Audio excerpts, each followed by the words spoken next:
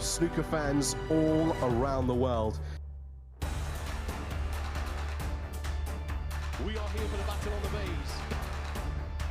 Quite simply, superb. It's just ridiculous. Absolutely ridiculous. What a shot that is.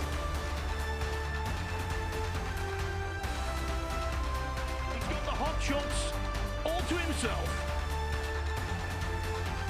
The break of a multiple world champion, exuding class. And that's a shot that again will live long in the memory. Hello, good morning. Once again from the Mattioli Arena here in Leicester.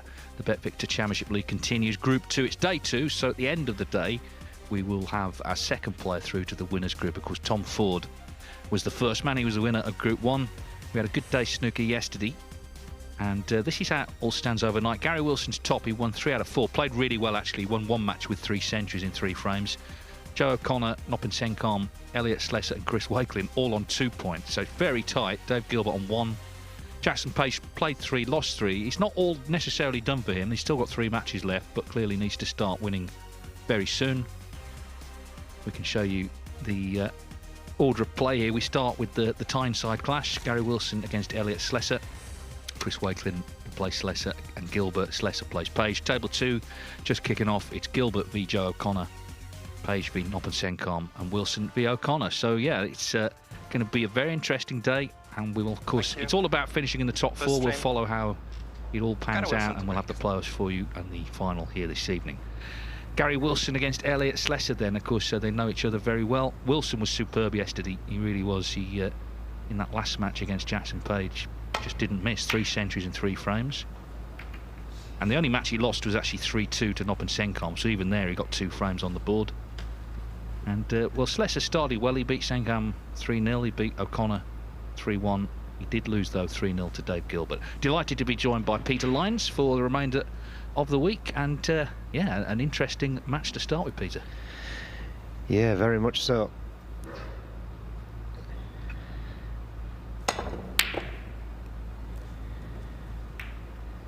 Used to be really good friends, this pair, and had a bit of a fallout, so possible needle match straight in. Well, it's pretty icy outside, and maybe we'll be inside as well. Yeah, there was a match, wasn't there, where they played in one of the home nations, and there was a difference of opinion. Sleser thought Wilson had played a push shot. Gary didn't think he had. It wasn't called. And of course, Gary went on and won the match and won the tournament. Interestingly, the 2 meetings since then have both been won by Sleser.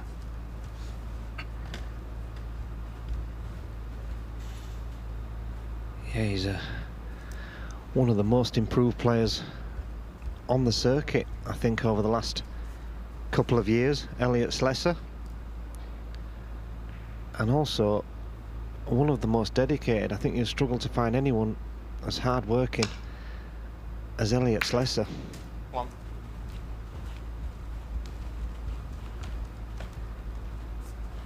He really, he's trying everything he can to win a tournament.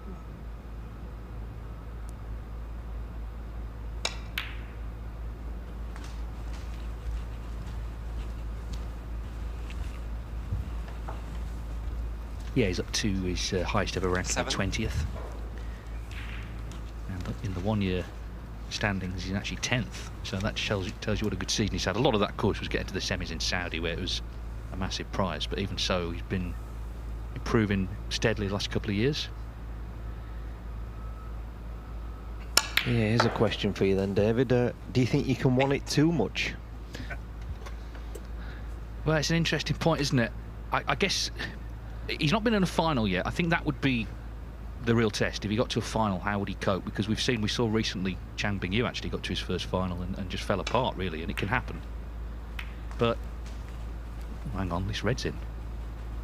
Oh, it's a disappointment. Yeah, I think he seems a very tough character.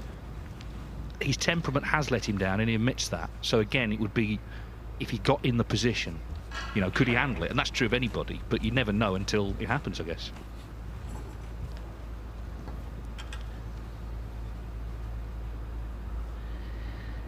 Yeah, I think the same could be said for Gary Wilson.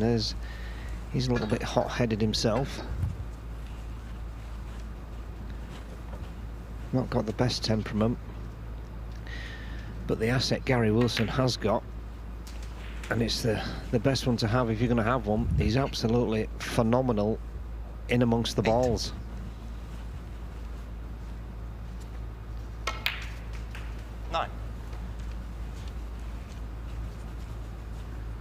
Yeah, he's had 30 centuries this season, 4 yesterday. You know, that was his first day, obviously, playing this year, and he looked like he'd never been away. Yeah, he probably hasn't. If I know Gary, he's probably been playing all over Christmas and the New Year. 16. He just absolutely loves being at snooker tournaments. 17.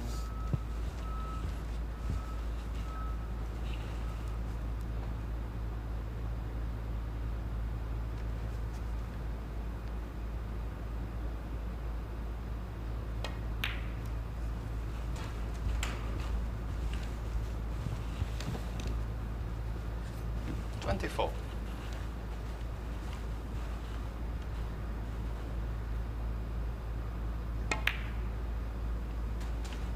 25.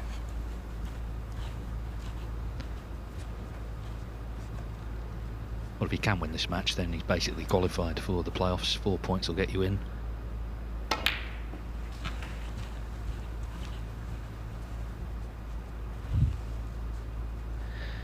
32. Yeah, if I know Gary, though, he probably doesn't want to qualify today. He probably wants to play in all 7 groups and qualify in the 7th. 33.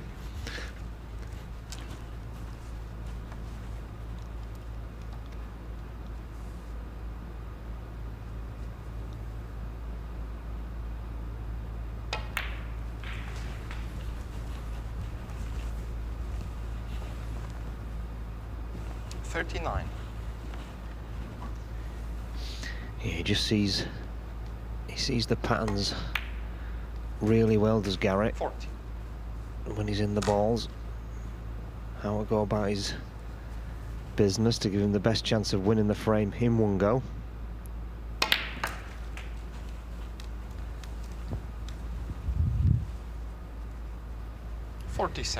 Yeah, I remember speaking to Gary, though, at the start of the season, and he was struggling in the rankings, and he was saying that he's developed a little bit of a snatch when he's trying to play with too much power, and he was really struggling with it, but seems to have completely turned that around. Well, I missed that one, so 45 in front. Another chance here for Sleser. Oh, that's not in. Oh, it is. Wow. Didn't think that was in on the way. Yeah, and I think he's hit the wrong ball slightly first and still potted it. Probably makes up for that unfortunate shot he played earlier. But that's... well, I didn't think that was going in either. But what a chance now.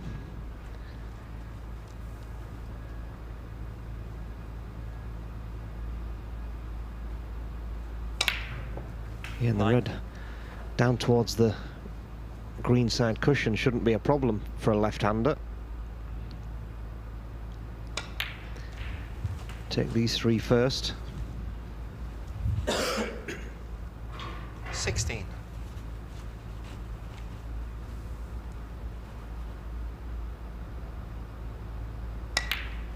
17.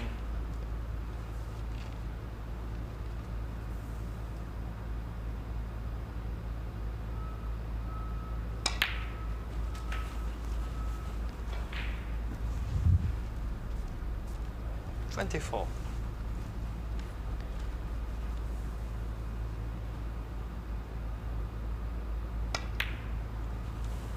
25. Yeah, could possibly leave an angle on the pink or the green off this last red to just drop in behind the last red. 32.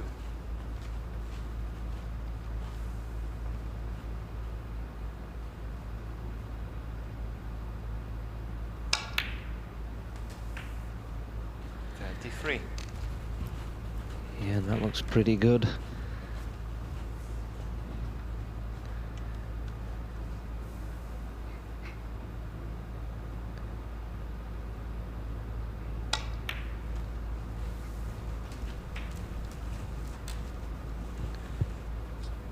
Yeah, he's just overdone it 36. a little bit. Having to stretch over for the last red, but shouldn't be a problem. Nothing to do with the white.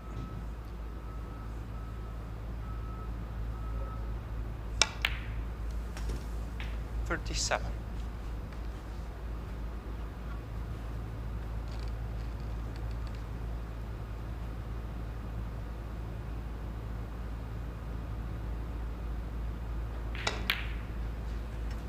Well, he wasn't lucky earlier when he knocked that red in, potted the pink. And maybe he was a little fortunate to pot the red that got him in here, but that's all fair in love and snooker. It's what you do 42. in either event. If the luck goes against you, how you cope with it within yourself, and when you get it, do you take advantage? And it looks like he's going to here.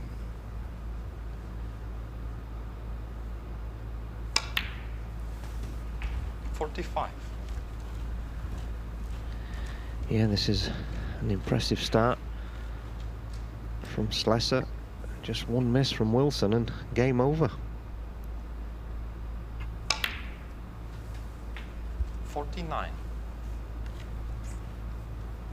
Well, he's still going to need the pink as well here. It's a bit of a stretch for this blue.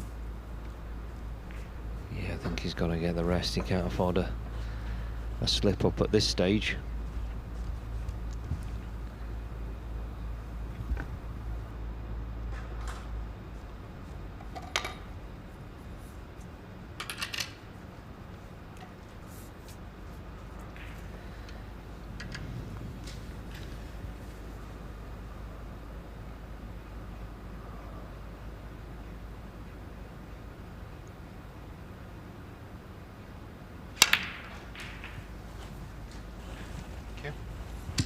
Well, it's been a very assured break, this.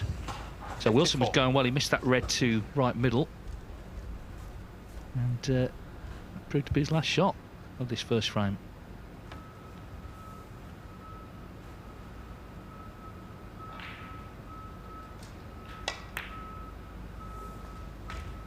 $60. Yeah, impressive stuff.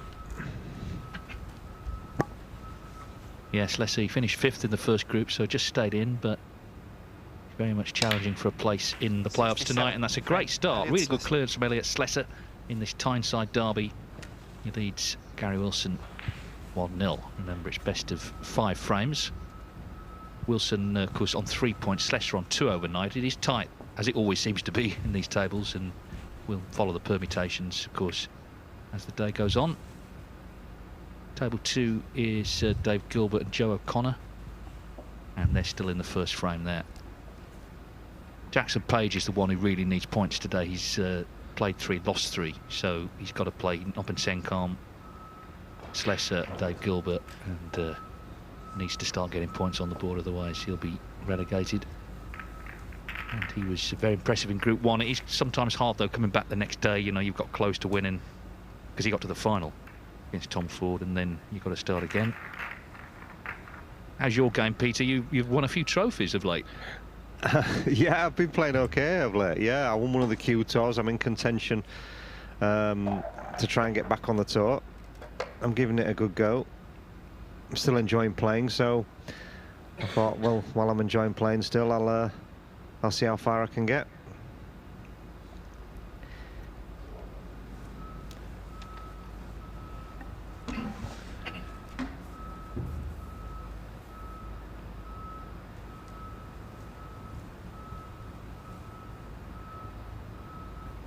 Sleser very keen to get frame 2 underway here. Thank you, second frame. Elliot Sleser.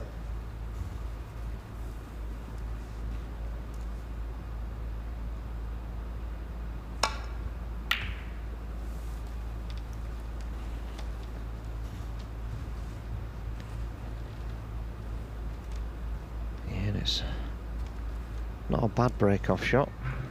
Got the white right under the bolt cushion.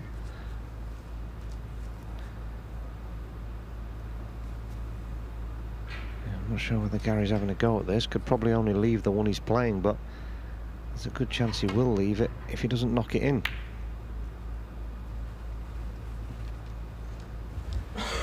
And he was close, he was right on the black, but has it gone far enough away so it doesn't cut?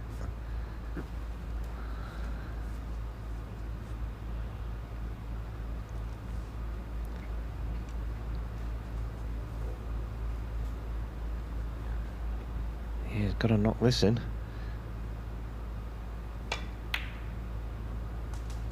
One. Yeah, absolutely no problem. Now, can he get onto the red just to the right of the black?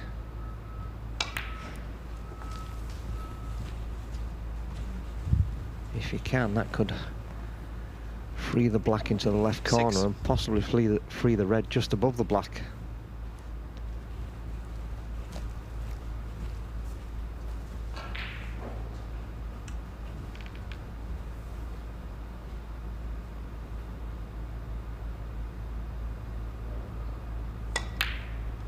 Seven.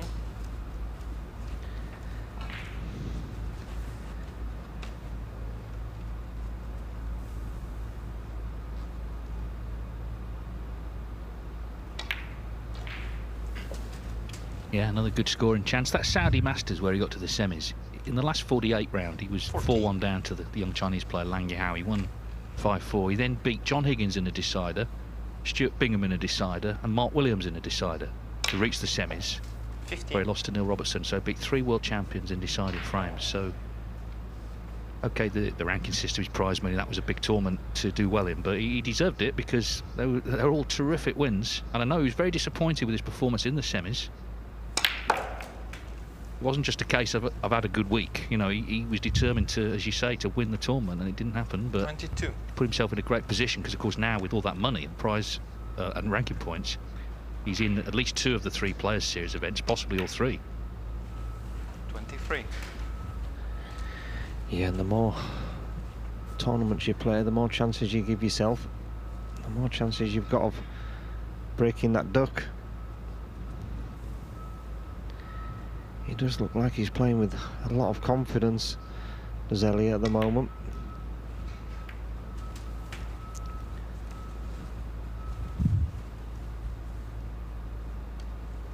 $30.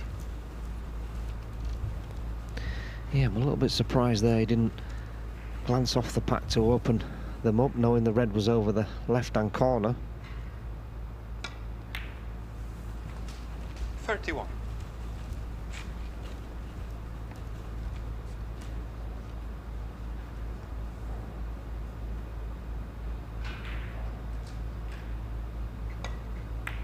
Doesn't really want to leave splitting the reds on the last minute. 36.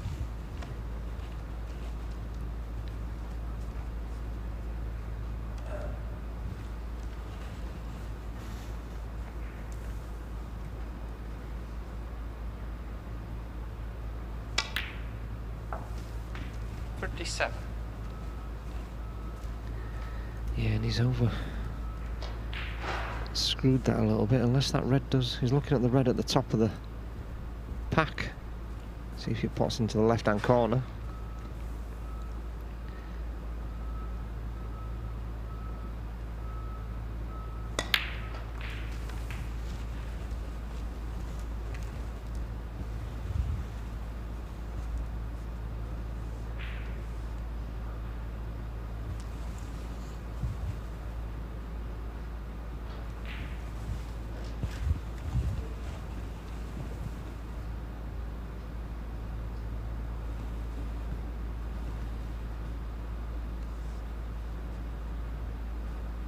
$43. Yeah, he's going to need one of those reds. They're still in the triangle. 44.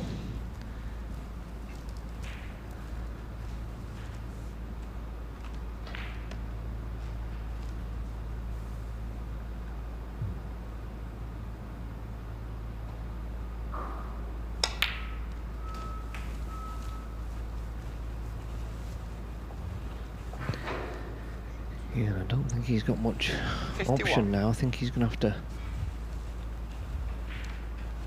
take the 2 open reds and then split the pack.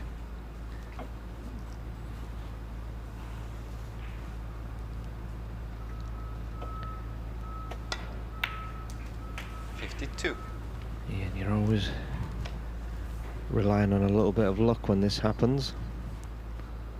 Although there only been 6 reds there, these should split pretty well.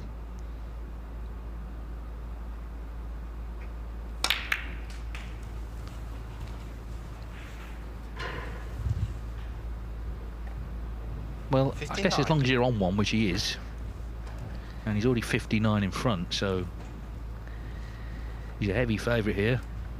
Yeah, there's no problems now. Red colour, and it's game over, 2-0. Yeah, and it was a dangerous red that Gary Wilson went for. From tight on the baulk cushion, and he's looks like he's going to be severely punished. Yeah, I mean, Sleser, he hasn't actually put a foot wrong yet, has he? Because in the first frame he broke down, he was a little unlucky when that red went in potted the pink. 65. And then he made the really good clearance. Yeah, no, I presume it goes on matches won and then frame difference, so he'd love to get a 3-0, I presume. Yeah, well, it's points first, and then it's frames won, and then least frames lost. So if that second metric, least frames lost, obviously if you win 3-0 in a match, that's in your favour. Also, Wilson has played a match more, so if Sleser does win this one, they'll both have played 66. 4-1-3, so they'll be, in terms of points level. Yeah, no, this is frame ball, this colour. I don't think there'll be any heroics. I don't think he'll be playing the blue into the reds at this stage.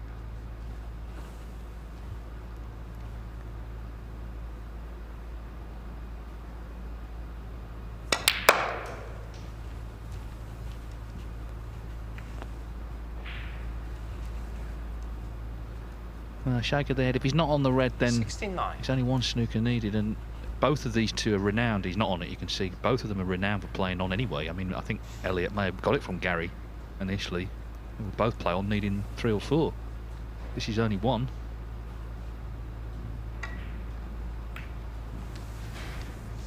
Yeah, well, Gary Sleser 69. famously won that, was it the semi-final with? Show you long, yeah. Yeah, from needing, I think, 3 snookers. The worst thing about that was, and you know, it's not his fault, it was a decider, but Show you long punched the air, didn't he? He thought he'd won. And you always kind of know the snooker gods will get you. Yeah, and it's nice to see Hugh Long playing good snooker again, because I think it took him a while to get over that defeat.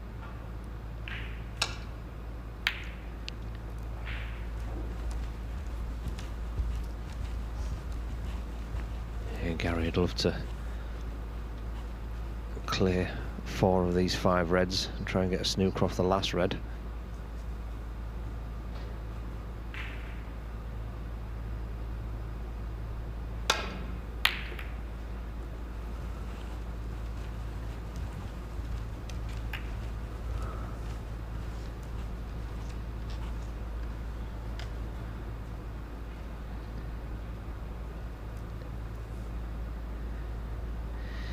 Yeah, even though your opponent needs a snooker, you're always a little bit wary in this position. You can't really afford to leave a red. Give your opponent a chance to pot some balls.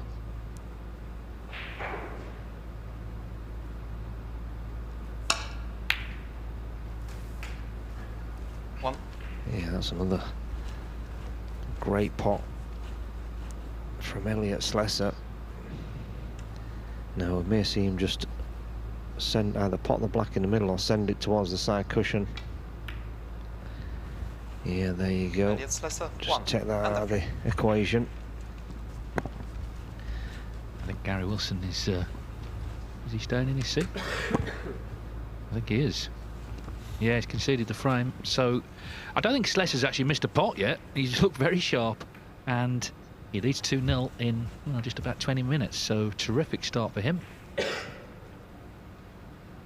We can have a look at table 2, where it's Dave Gilbert and Joe O'Connor. Joe O'Connor's won the first frame. Got to the semi-finals of the first group. Dave Gilbert came into group 2 yesterday. Of course, O'Connor's been runner-up in both the invitation and ranking versions of the Championship League. Dave Gilbert won the ranking event in 2021. I think Joe's probably on the list now of the best players not to have won a ranking event, seeing as some of the candidates have won in recent times. Yeah, and I'll tell you another list he's on as well. He is formidable at getting snookers. Yesterday there was a match with Sleser, actually. He needed 3 on the colours, he got them. Sleser actually won on the black, but Joe O'Connor, you've got to make sure you win the frames against him. There's a little bit of the Selby about him. Gilbert on just 1 point overnight, so he's at the moment in the relegation zone. But all that can change, of course. This is a chance here, good one. You can watch table 2 live on the Matchroom Multisport YouTube channel. But here, Gary Wilson just trying to get involved in this match. I mean, he was making the running in the first frame, wasn't he? He missed a red to right middle. Yeah, and he's not seen the ball since. Now, can Sleser knock this long red in? Very similar to the Gary Wilson one in the last frame. A little bit further away from the cushion, but it's one he's got to knock in if he's going to go for it.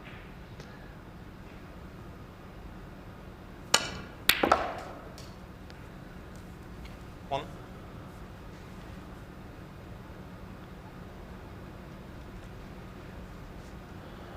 Well, that was an interesting way to play the shot.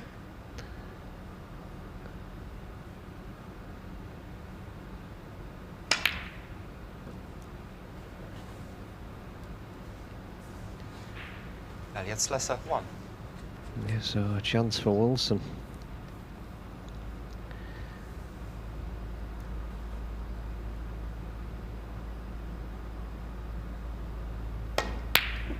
One.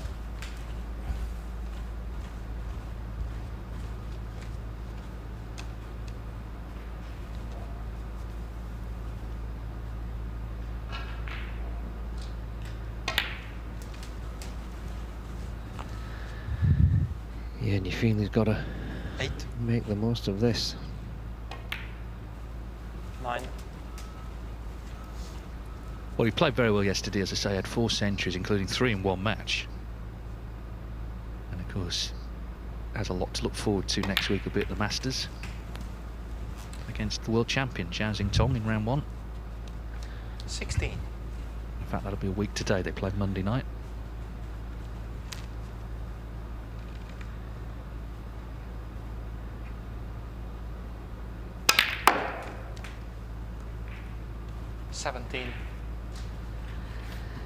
Yeah, that's gone wrong though, I'm afraid. Overhit that by quite a way. Gary Wilson, 17.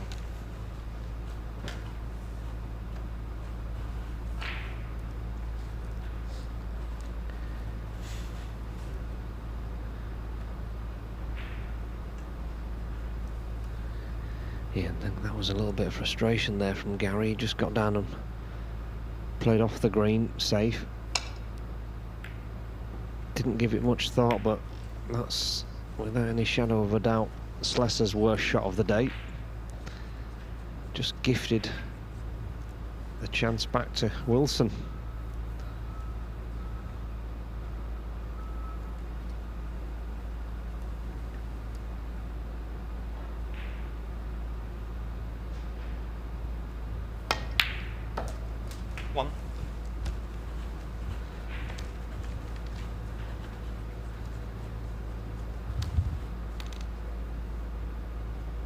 Yeah, not a certainty this black, and I'll try and get out for a red. Yeah, and there you go. That's what I was talking about earlier. They're the shots that Gary struggles with. Gary Wilson 1. When he's trying to generate any power, he's a little bit too quick with his backswing and doesn't strike it as cleanly as he should.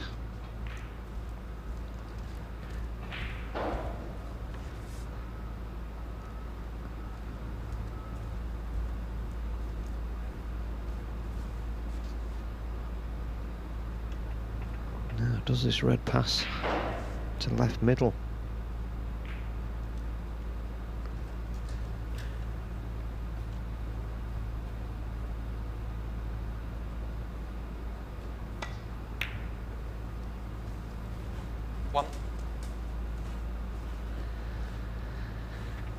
Yes, and I bet Elliot Sleser is astonished with the 2 chances he's give Gary that he's only got 18 points on the board.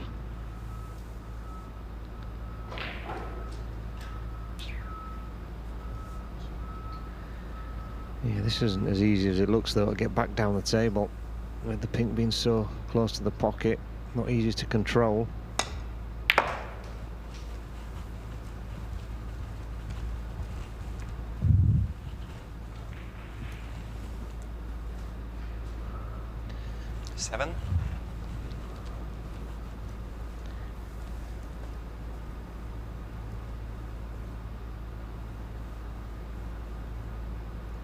Can he screw onto that red to leave the pink?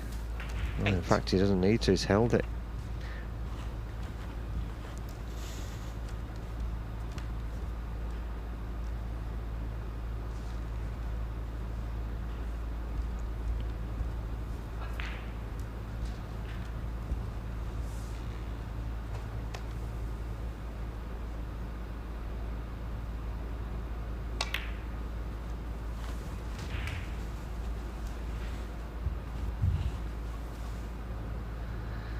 Yeah, still a bit of work to do here though, because the pink only pots in one of the corner pockets and the black's out of commission.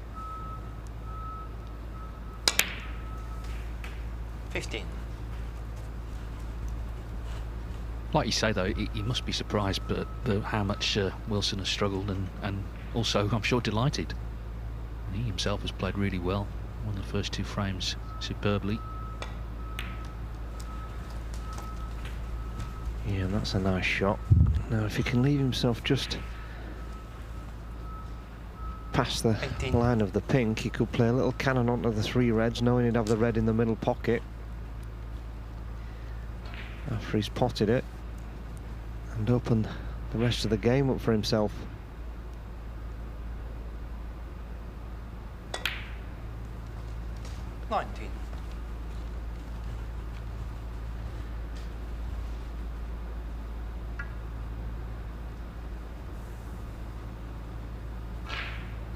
Just a delicate little cannon.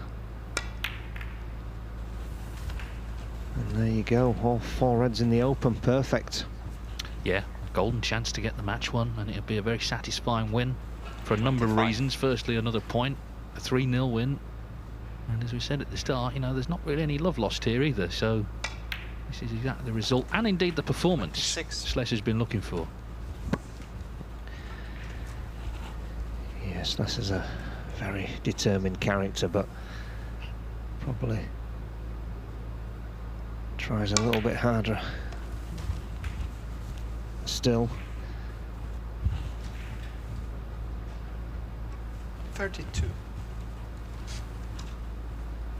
Well, if he does win this frame here, he'll go second, actually behind Wilson. Wilson would have won more frames 33 so far, but Sleser and Wilson looking good. Maybe they could clash in the final tonight. Literally.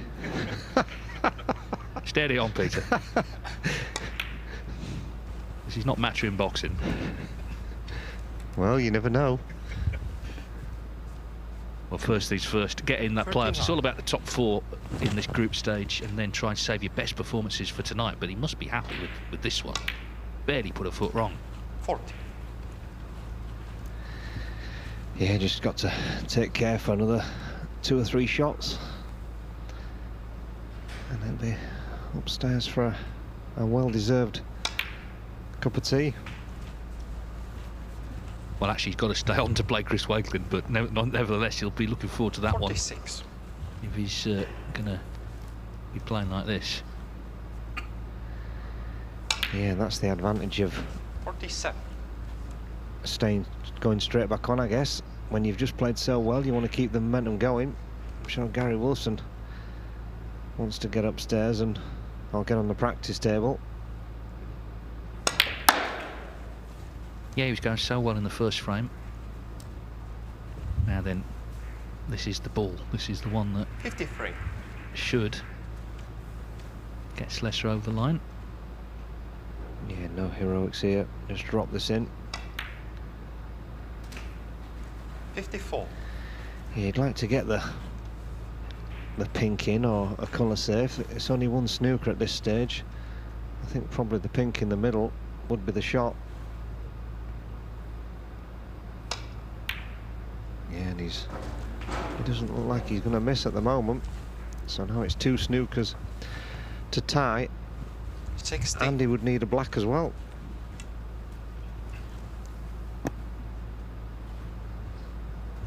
Well, he made that 67 clearance in the first frame, a 69 break in the next, a 60 here to lead by 43. 35 on, and it looks like Wilson is snookered as well.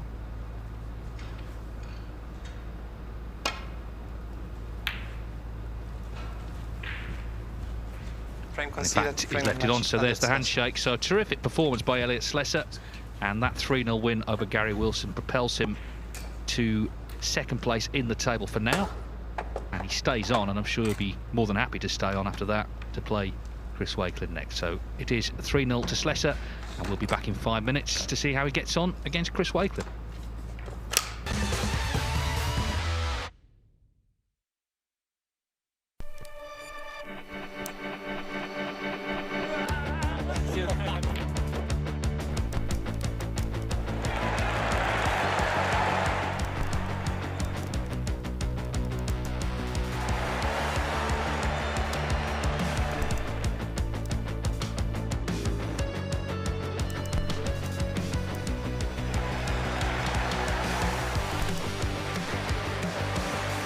Joshua Filler with an absolute dominating win.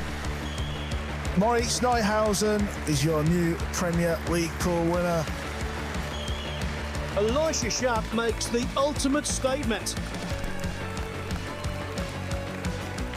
What a journey Paulo Biondo he's made to the pinnacle of a sport. Elisha Sharp has completed a terrific transatlantic double.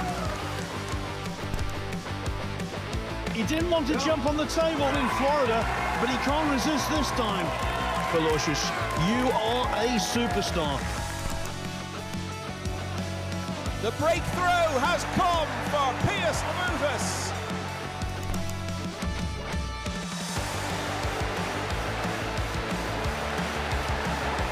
Team Asia, they've won the Reyes Cup again! David Alcade, it's your turn again, buddy. Can you believe it? An absolute nightmare for Tyler Steuer. Europe have won the Mosconi Cup.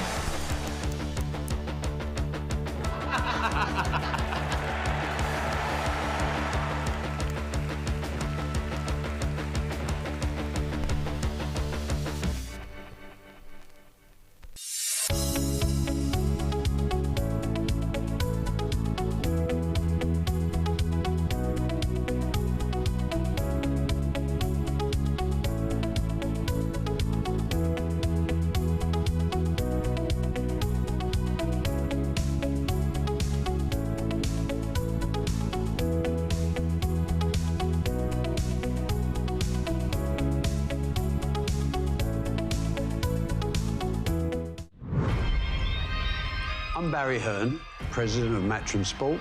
Talk to me. I'm Eddie Hearn, I'm the chairman of Matchroom Sport. My son and heir, I call him my project. He's good, but he's not yet great. I'm fucking watching you. We are the biggest sports promotional company in the world. Matchroom started as a £100 company and now worth north of £1 billion. Look at what the old man has done. I never wanted to work for my dad, but you have to play the hand you're dealt. Eddie, he has ego. It's a weakness, and I won't give up control until I'm sure he's ready. Boxing is an important element of the revenue stream, but only an element. We've got the greatest snooker player to ever play the game. The biggest profit earner is darts. There's no business that has the drama. I found out you knew about it. You're done. The ego. Jesus Christ. What is that? The aggravation. Oh, shit! We need fair judges next time. The most important thing for my dad is winning.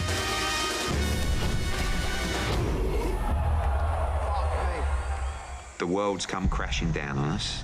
I mean, what's going to make you feel better? Please, could I get a packet of pickled onion Monster Munch? We need to talk about Conor Benton.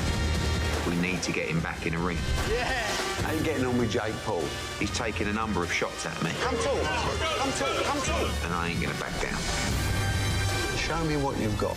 I'm going to make our company bigger and better than ever. Let's go!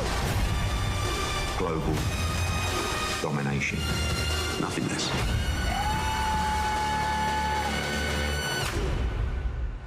I still don't understand why the shirt's off.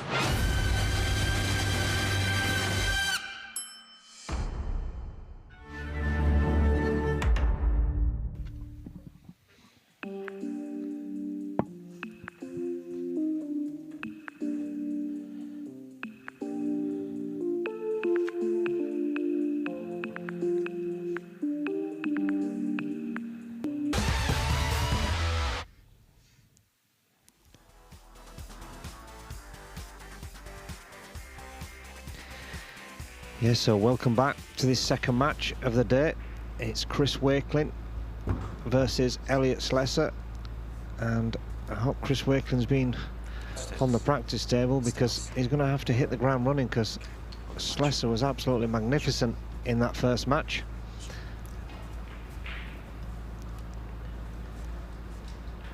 First frame.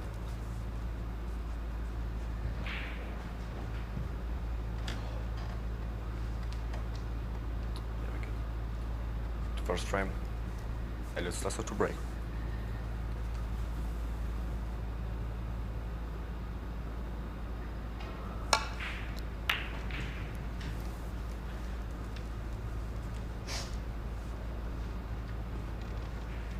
Yeah, it's a pretty good break off.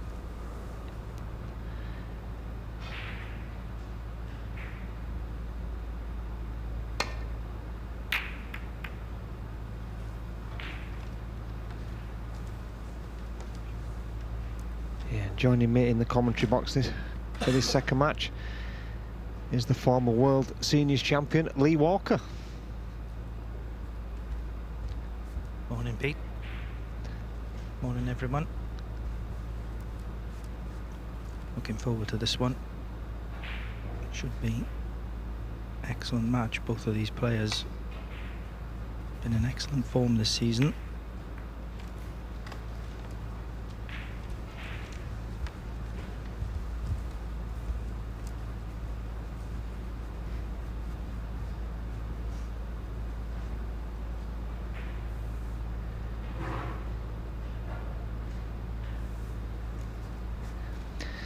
Yeah, he'd been a bit out of form, Chris Wakelin, and then he's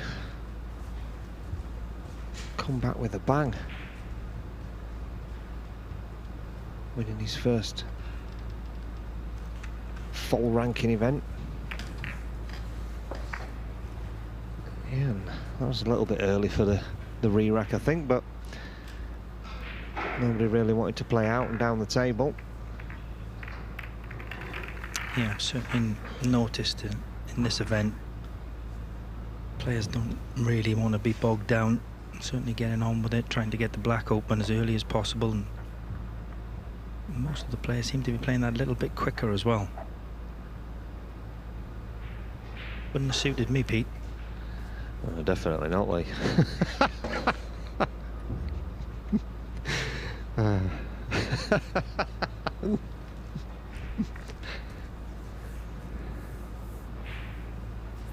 Do you still play much these days? No, not very much at all now. Little bit of amateur stuff, but no. I don't enjoy the practice anymore, if I'm being honest. No. Well, here's somebody that definitely enjoys the practice. Elliot Sleser. I'll tell you now, there is not a harder working player on the circuit than Elliot.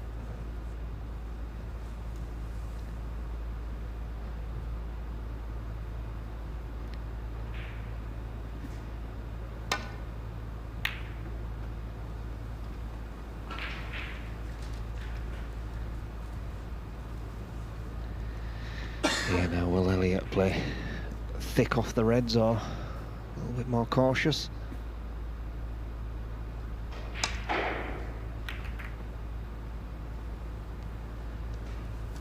probably sensible, doesn't want to take a chance pushing a ball towards the right corner pocket. Not normally Chris Wakelin's philosophy though. Yeah, he likes to get the balls open.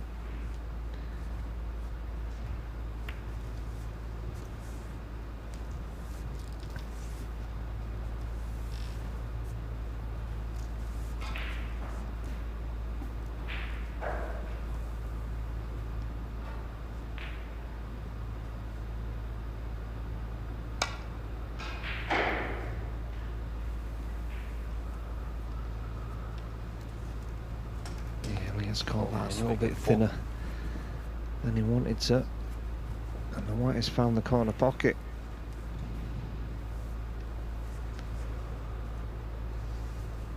Yes, it looks like Chris has already decided he's going to open the reds up again and try and get the white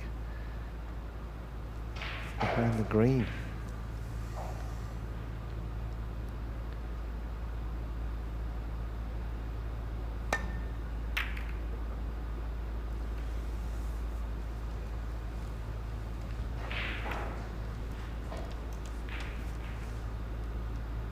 As I said, both these players have had a very good season so far. Chris, fresh off winning the Scottish Open, currently on the one-year list, number 7. He's Wakelin 4. Now has also had an excellent season so far. Semi-finalist in Saudi Masters earlier this year, one of the biggest tournaments on the tour. And he's currently sitting in 10th place on the one-year list, so definitely two in-form players.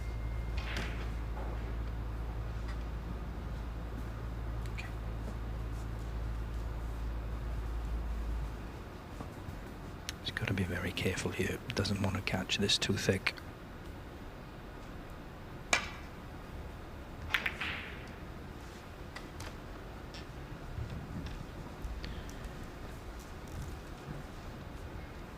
Catch it a little bit too thick, but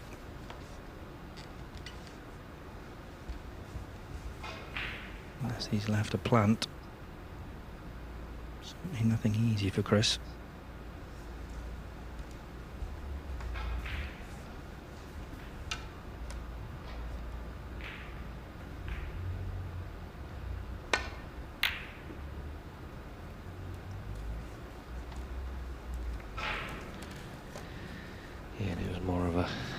Safety shot really than an attempted pop.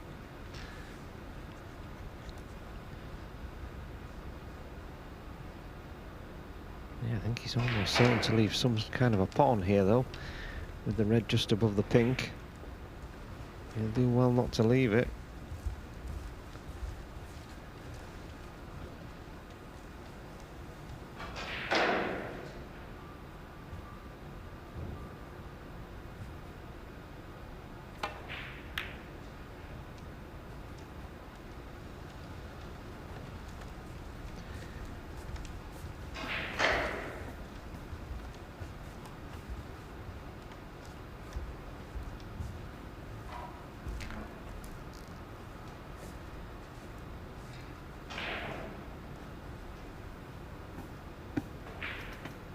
where the balls are now, though.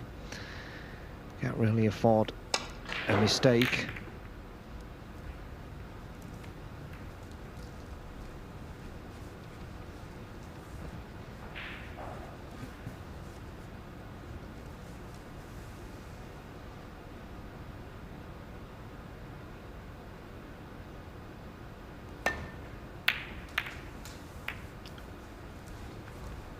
Good pot from Chris. Had to just concentrate on potting the red and trust a little bit to luck.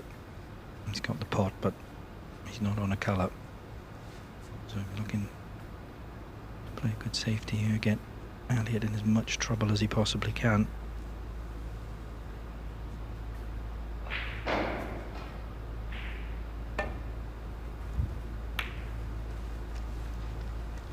Chris Wakelin, well. Yeah, now that is a pretty good safety, and I think it's probably forced Sleser into having to pot this red to the left-hand corner. Again, he's got to get the pot if he's going for it. For the miss, he's Wakelin 4. Yeah, I don't know what you think, Lee, but I think the pot is no more difficult than the shot he's actually playing. Yeah, you took the words out of my mouth, Pete. I think the shot that he's playing there to try and catch that edge of that red, I'd say the pot is probably slightly easier.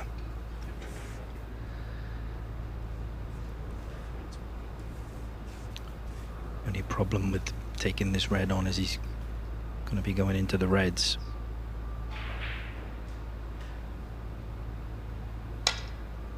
One more try. No, he's played that very well.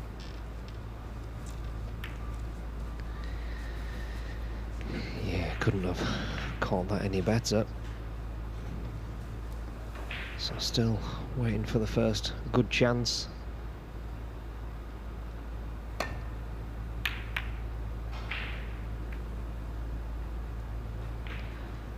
Don't want to clip the green.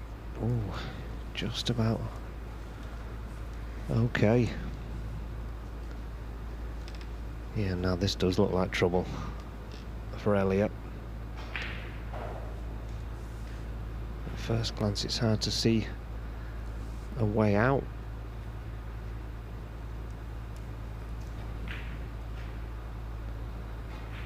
It looks like it's deep screw back to baulk and just trust to luck that you don't leave a red.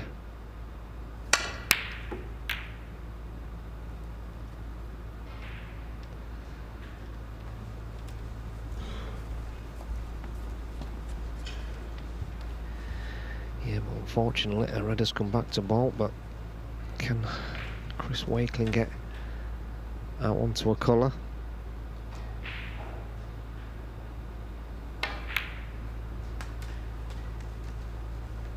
One.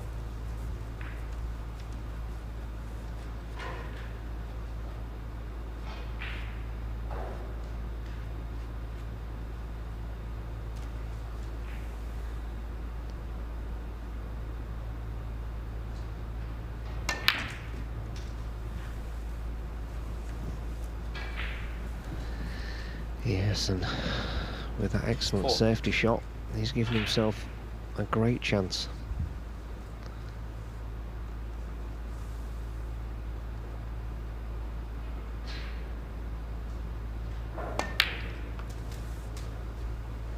At least 7 reds in the open with not much to do but control the cue ball.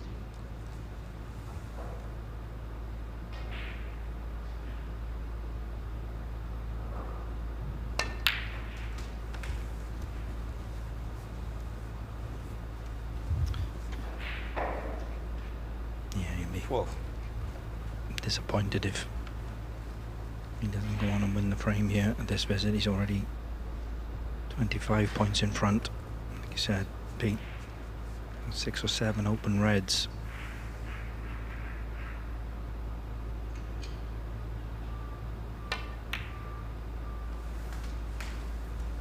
Excellent chance 13. to to go on and take this first frame.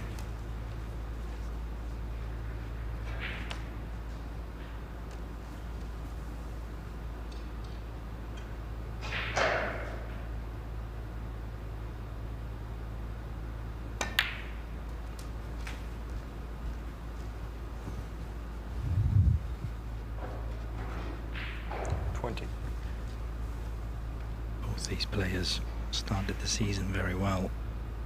Both got to the semi-final of the Saudi Masters, which is a massive tournament. Chris lost in that semi-final to Ronnie O'Sullivan. That was the match where Ronnie made 2 maximum breaks.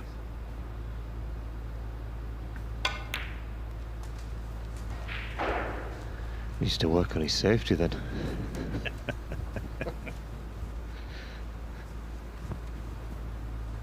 27.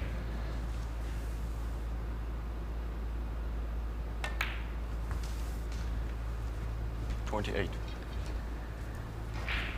Yeah, just a series of straightforward little stun shots to keep the ball under control.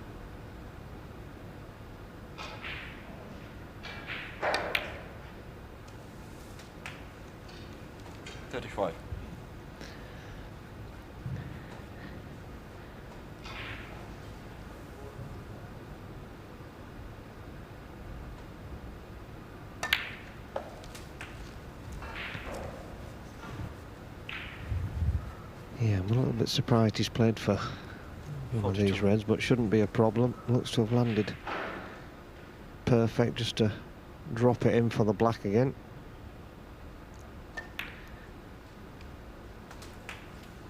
Oh, wow. I thought he'd missed it, and I think so did he.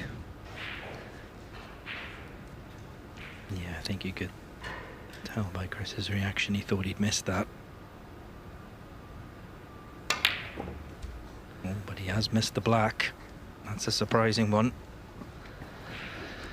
Well, and we saw Gary Wilson do a similar thing. He missed a ball 40-50 in front in the first frame, and Sleser cleared up.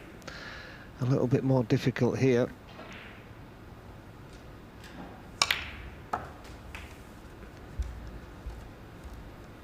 Well, taking the chance straight away to get the black back on its spot.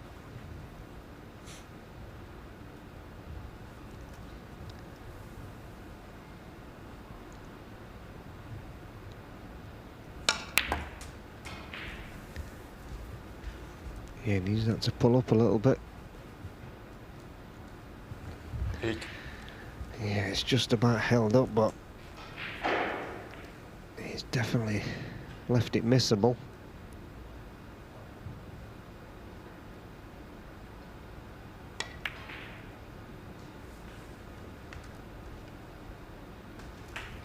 Nine. Wow. He didn't blow that in, did he?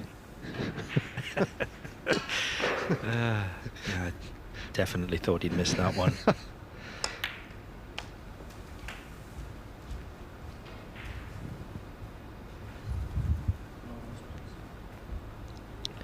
16. Yeah. I think he's one decent shot away from making this a frame-winning chance. If he can clear one of the 2 reds to the right and black pocket, should give himself a chance.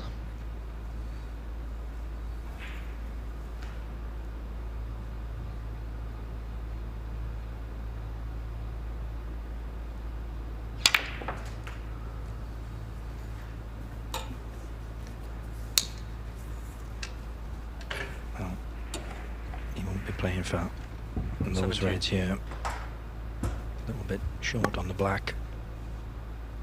So still got one Another red to be that he can play for.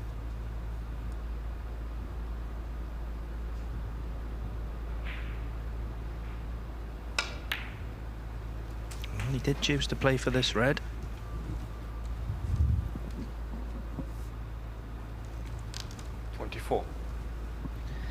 Yeah, I think this is one of the aspects of Elliott's game that's improved a lot. He's decided he's just going to go for the game whenever he gets chances. 25. And like you just said, Pete, now getting rid of that red certainly opens it up.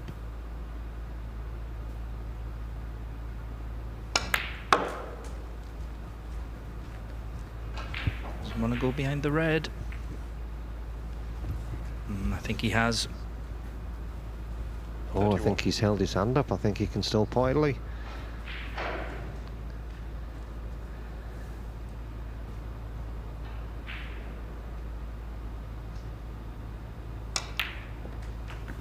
That was 32. Nice little run of the ball there. Could have easily finished behind that red.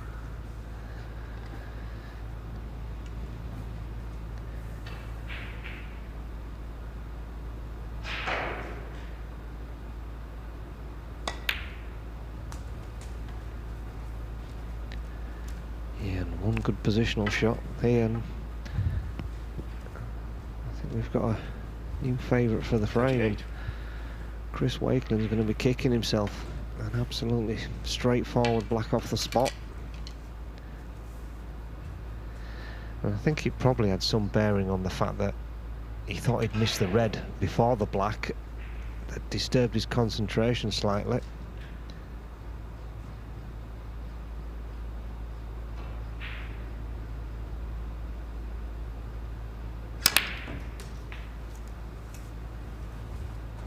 Yeah, and that's just about perfect.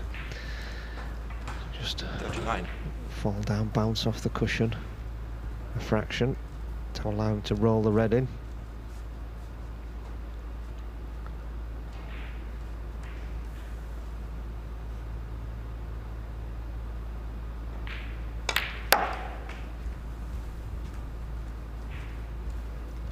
Doesn't want to go straight on this red. And that's what he's done. 44. Yeah, I think he's just misjudged that slightly, and I think most players there would bounce that off the cushion a fraction rather than try and drop it straight down there.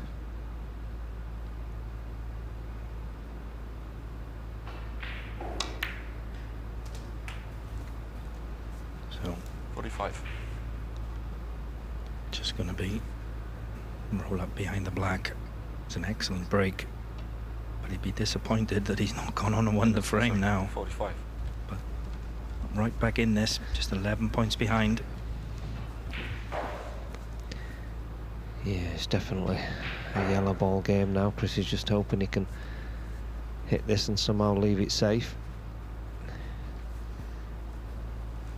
Do you think he'll go one cushion or three?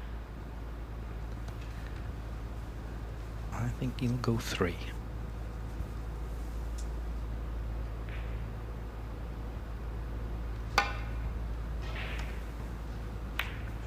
Yeah, very good shot. Yeah, perfectly played. Yeah, be absolutely delighted with that one.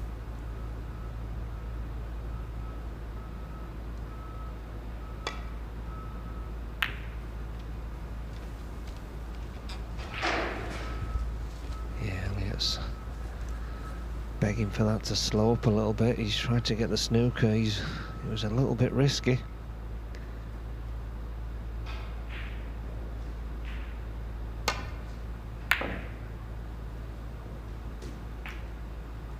One of yours, Lee? No, I would have got on the green, Pete. Yeah, correct, I know. Yeah, I know, don't you worry.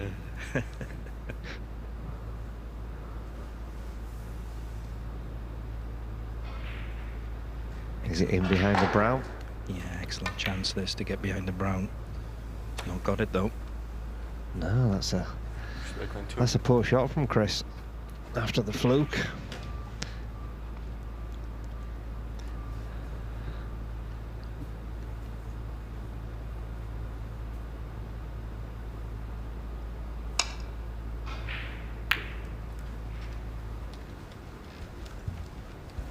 That's a poor shot as well from Elliott.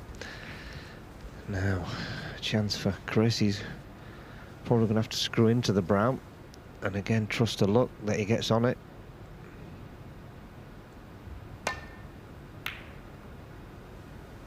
Well, what do you think about that? Yeah, the way he was queuing up, I thought he was playing safe. Obviously, the only thing I can think of is he didn't have the angle to play the cannon on the brown, but it looked like he did. Yeah, certainly. Well, only time will tell, I guess, whether it was a good choice or not.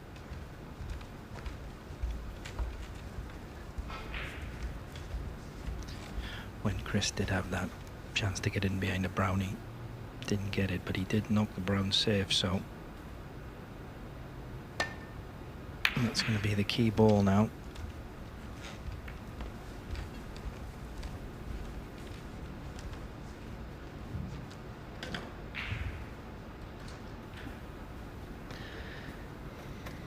Yeah, this is a little bit awkward for Elliott. If it's dead straight, he's got to avoid the double kiss if he decides to play safe.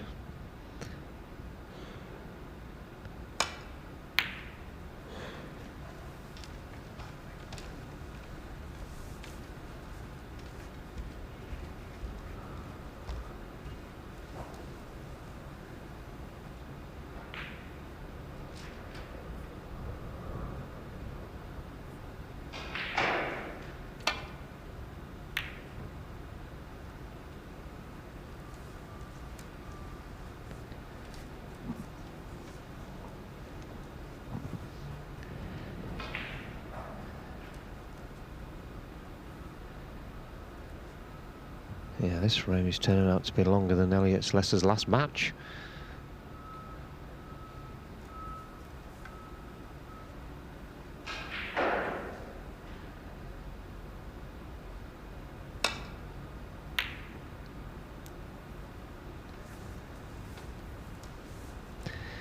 Yes, I think it's a dangerous game playing the safety shots with the green down this end, because if you do leave a shot to no, the white's going back down the other end, back towards the next ball, the brown. I think Chris is trying to get him in behind the black here, off the side cushion.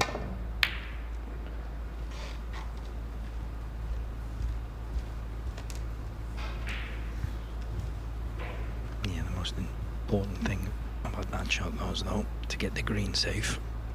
And that's what he's done.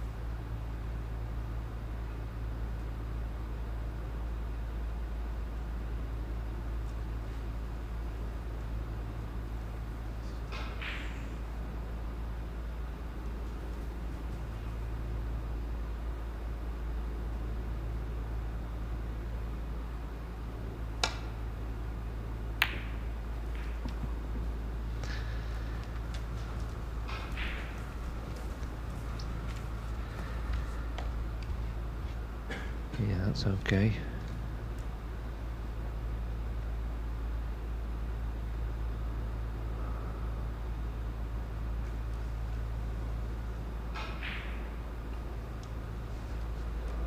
Yeah, this isn't a straightforward safety shot for Chris.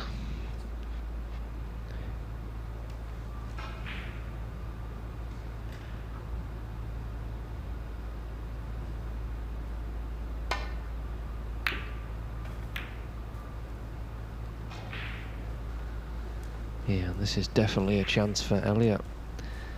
The white's going to be going back down towards where the brown is.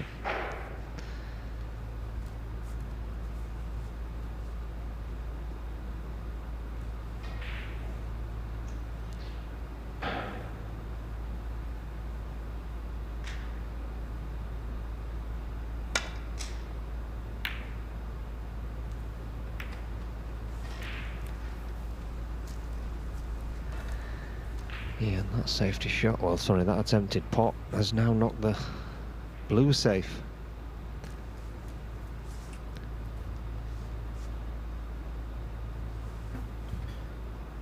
Yeah, it's bad news for Elliott more than Chris. Chris 13 points in front. If he can get the green and the brown. He won't need that blue.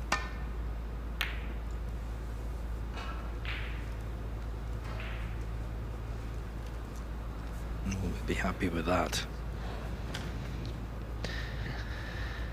Yeah, very happy. He's got to be very careful now. Got to try and knock this green towards the side cushion, I think.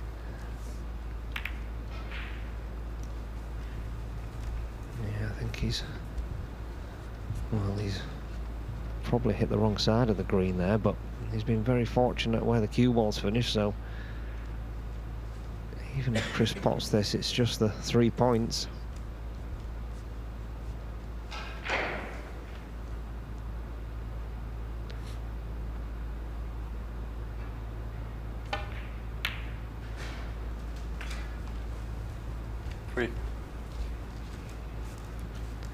So when you play this, got to try and get that brown safe.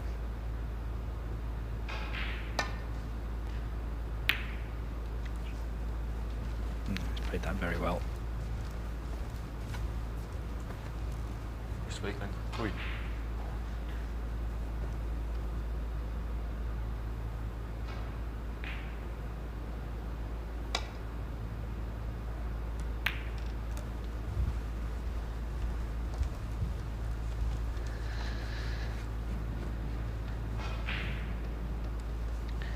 Will he be tempted by the double?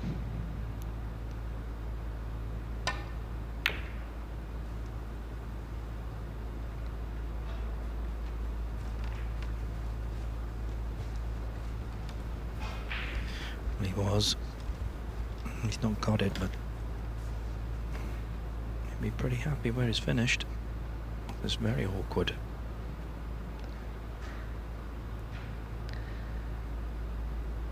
Yeah, I'm just wondering whether Elliot's contemplating trying to send the brown down the other end of the table, screw off the side cushion and just nudge the blue out a fraction. Yeah, I think that's a pretty good choice. That black. Basically blocking most of that pocket. He's not played it. Maybe he did play to knock the blue out, but he's got the brown safe. That's the main thing.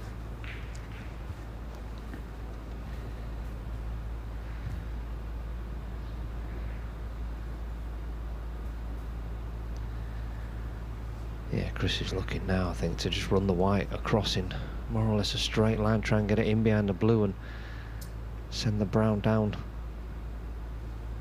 hoping that it's going to get covered by the black.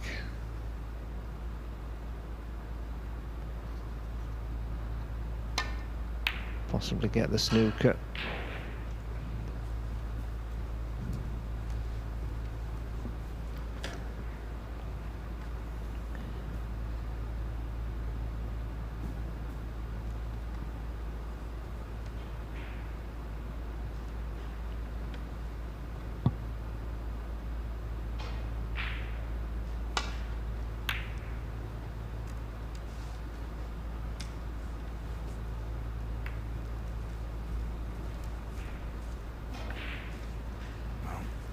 Has nudged the blue into a much better position for Elliot.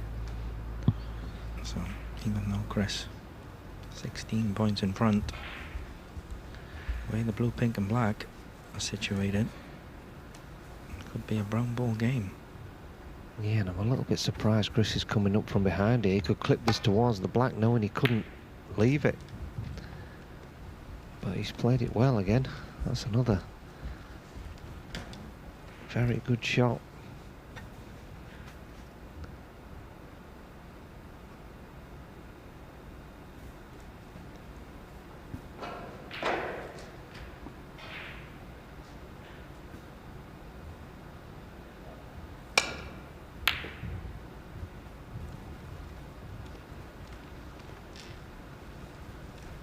Now has Sleser got the snooker? I think he has.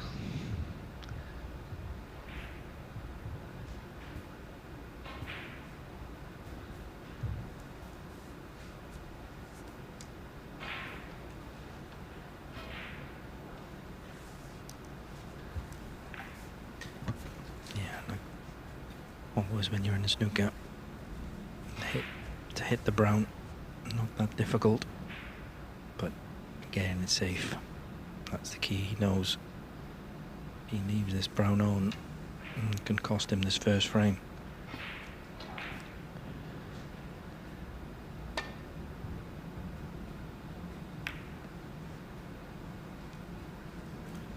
And he has left it, and this is a great chance for Elliot Sleser to go on and pinch this first frame. Yeah, needs a good shot to swing it round the angles.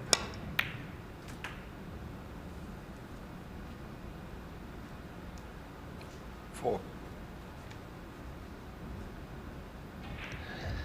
Yeah, and that's just about as awkward as it could have been. I'm not even sure where he's left that, if he can even attempt the blue into the green pocket. It could be going in off, so it might have to be another safety.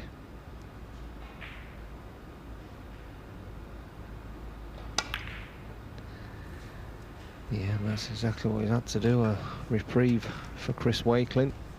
It is Sleser. 4. Yeah, that couldn't have finished any worse there, I don't think.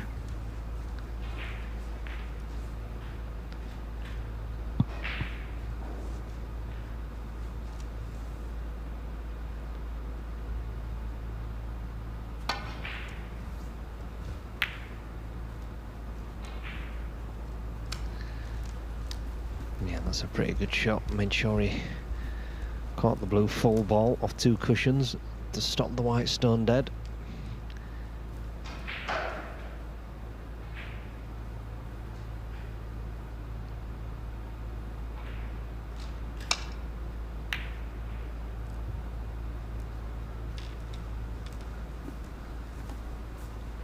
Now then, is there a chance that he could possibly screw him behind the black? Would he risk it?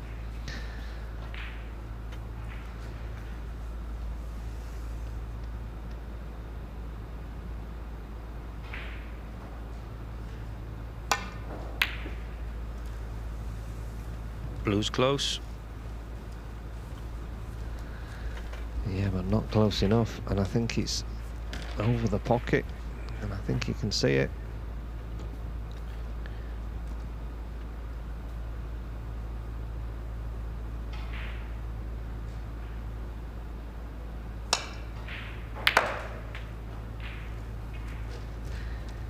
Yeah, the only trouble there for Elliot was the blue was so close to the pocket and he had to catch it so thick he couldn't manoeuvre the white out onto the pink.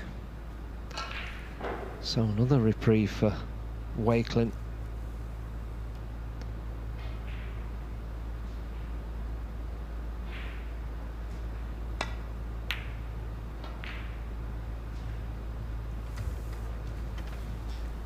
Well, I'm not sure about that one. Lee, what do you think? Yeah, I think that was maybe a little bit of frustration from not getting on the pink or the blue from last time, but Chris Wakelin. It's Chris Wakelin who has eventually won this opening frame and leads by 1 frame to 0.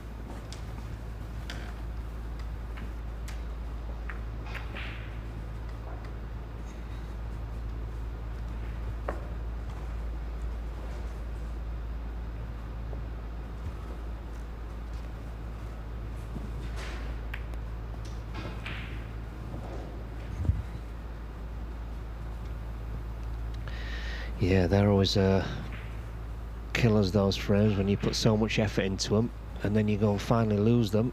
I think that's why Elliot's gone out to compose himself. I don't think he'll be happy with his shot choice there at the end. Well, Chris Wakelin, he made a few mistakes, but he'll be delighted to take a 1 frame lead. Yeah, I think it was just a little bit. He had a chance on the brown, didn't get on the blue, and then he had a good chance on the blue, didn't get on the pink, and just think a little bit of frustration there.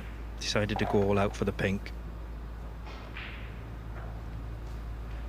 Can tell you as well that Dave Gilbert has just levelled up 2 frames all against Joe O'Connor on table 2. Yeah, and I think that's a big match for both of them too. Whoever wins that match could get themselves up the group slightly. I think they're currently 5th and 6th in the group at this stage.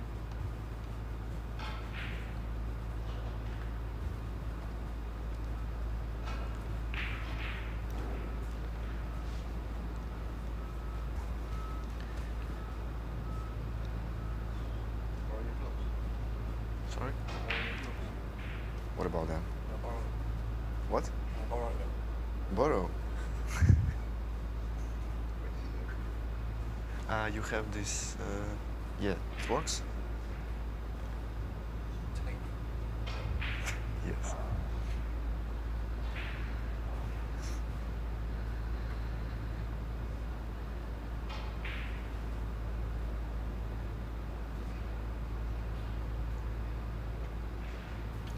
I think that's hand warmers he's got there, Ben, is it, do you think? Oh, I'm not sure. I was just trying. Yeah, well, judging by the fact that he's blown his hands, he obviously thinks it's a little bit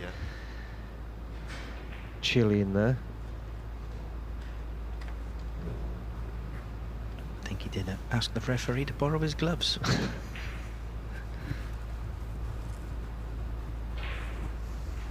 And hat and scarf. Second frame, Chris Wakelin to break.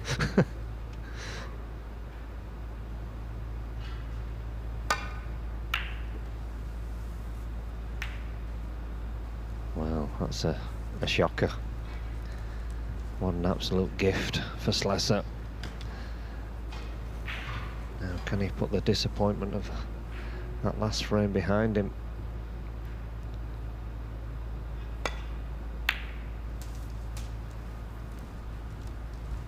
One.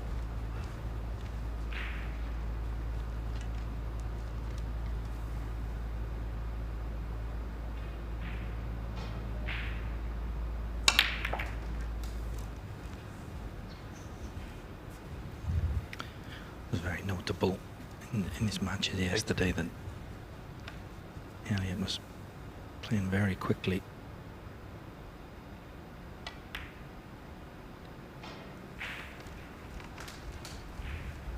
Fine.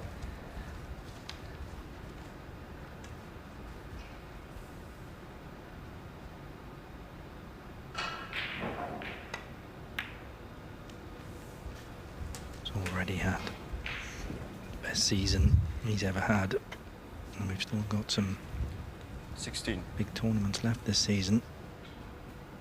As I said earlier, he's currently 10th on the one-year list, so 17. he's definitely in the Grand Prix and looking very good to be in the Players' Championship. And also have an excellent chance to get in the Tour Championship at the end of the season as well.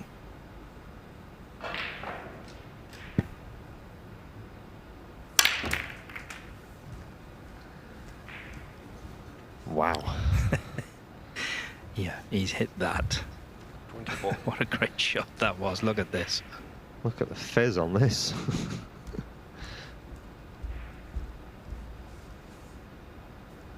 Yeah, that was a beautiful shot.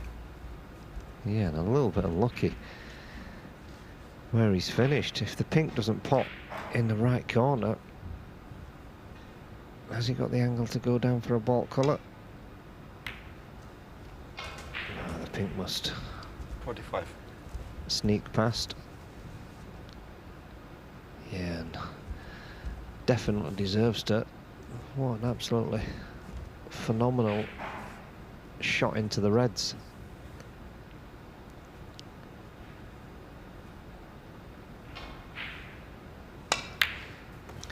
Yeah, there was just that little bit of a gap in the reds.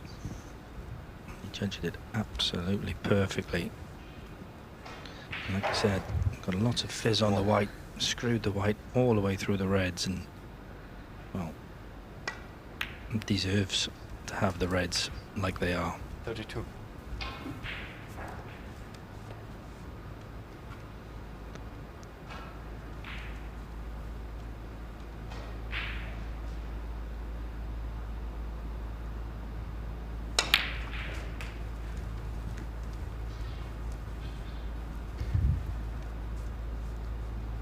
39.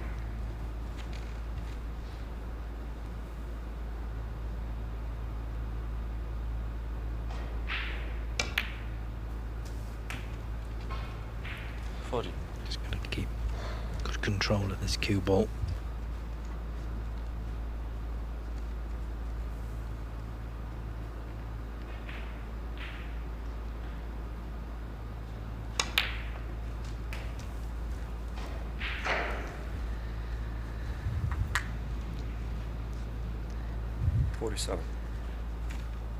Yeah, I think this is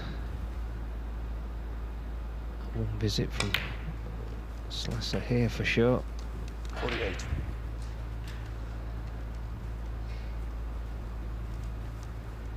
And the perfect response to losing that last frame.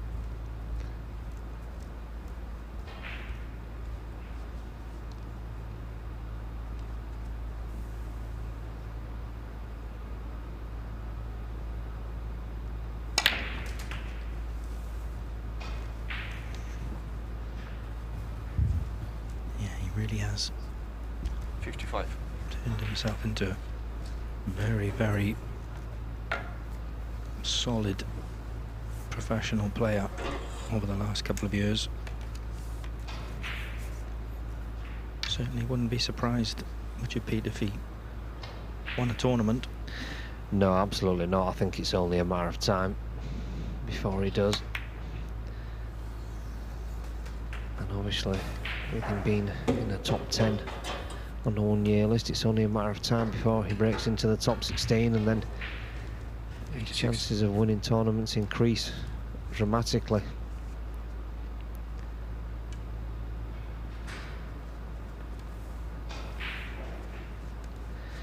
Yeah, but deserves everything he gets, Elliot. He's a very, very dedicated player, very focused on what he wants.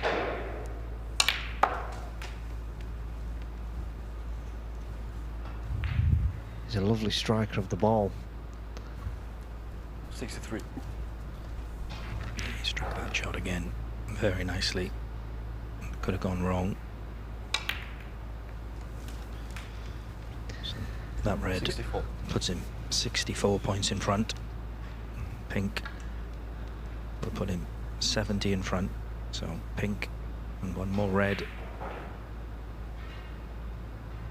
That should be enough. Oh, and just as I say that, yeah, it's a horror shot. A complete misjudgment from Elliot. 70.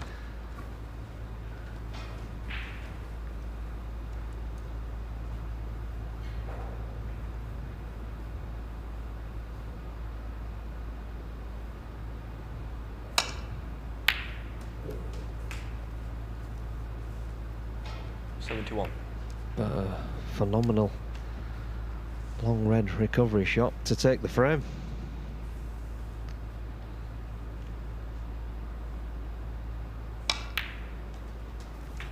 maybe he just wanted a little bit of long pot in practice, Pete. Yeah, correct. 73. Yeah, this has all come from Chris Wakelin's terrible break-off. 74.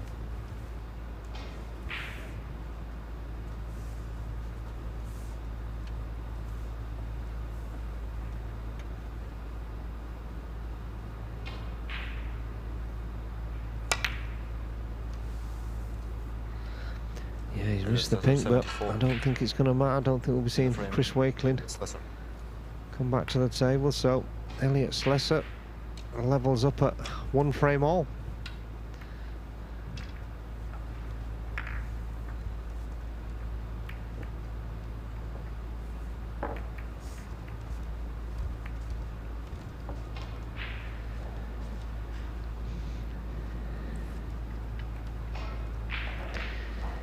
Yep, so we'll just drop in on table 2, this really important deciding frame between Joe O'Connor and Dave Gilbert. And it's O'Connor that's in amongst the balls with a pretty good chance.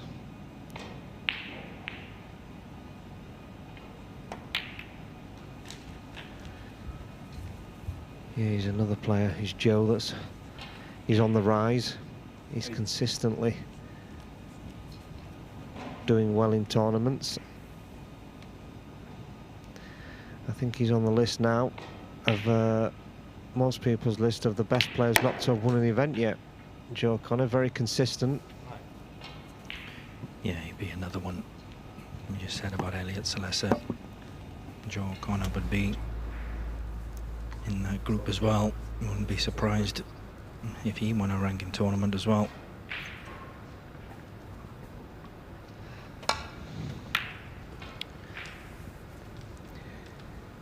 Sleser breaking off in frame 3 and a much better break off. So it's just a straightforward dump shot onto the black cushion for Chris.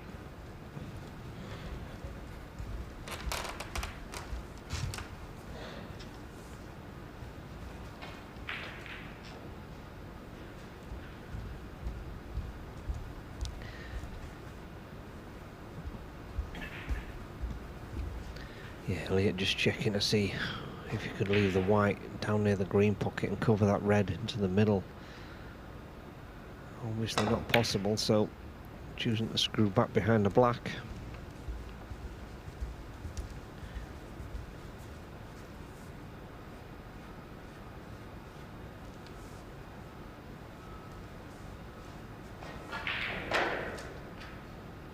Will you be at the Masters next week, is it, with Mark?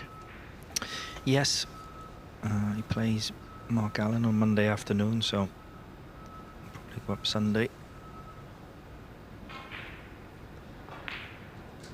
Absolutely fantastic venue that now, Pete, the Masters.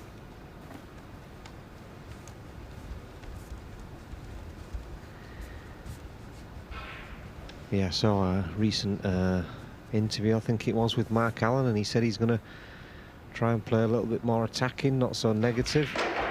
He has got himself a little bit bogged down in the last couple of seasons as Mark, which is a bit odd really, because considering how good he is when he is in amongst the balls and how good his scoring is.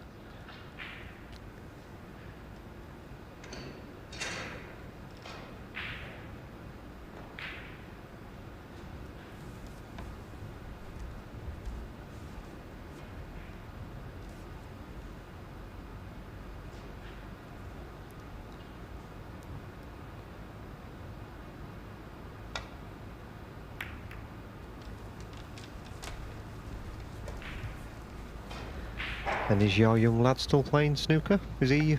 I saw him at the home internationals. Is he still playing? Yeah, he's still playing, yeah. Plays 4 or 5 days a week.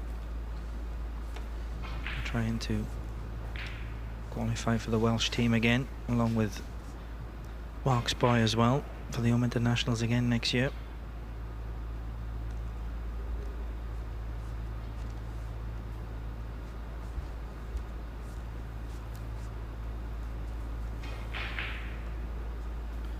Can take this red on to the right hand black pocket.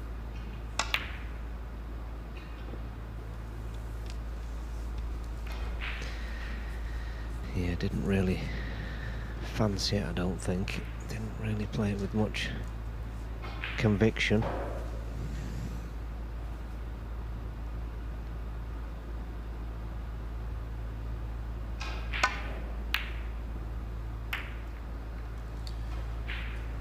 Mind you, that is another terrible safety shot from Chris Wakelin. Another complete misjudgment.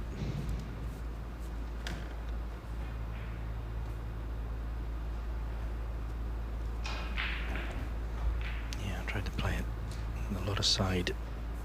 Like you said, he's misjudged it, but I think he's been a little bit fortunate. He has left this red on, but good cueing over the green, and it'll do very well to get on a colour. Yeah, but he's also awkward, Lee, because I don't think he can really leave it there. I think he's got to move it. I don't think he can play safe any other way, so he's going to have to just pot it, I think.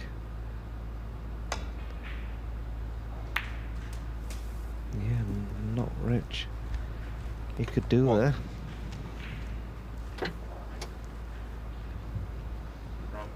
Wrong.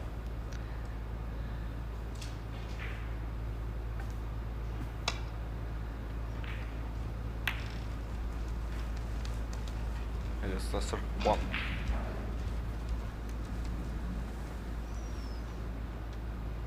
Yeah, Elliott's created a little bit of a target there with the green and brown.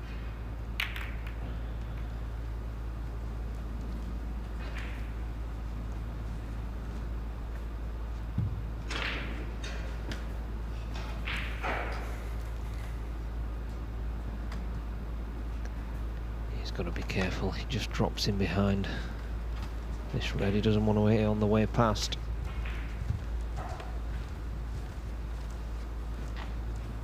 As I think Chris will take this red on into the middle.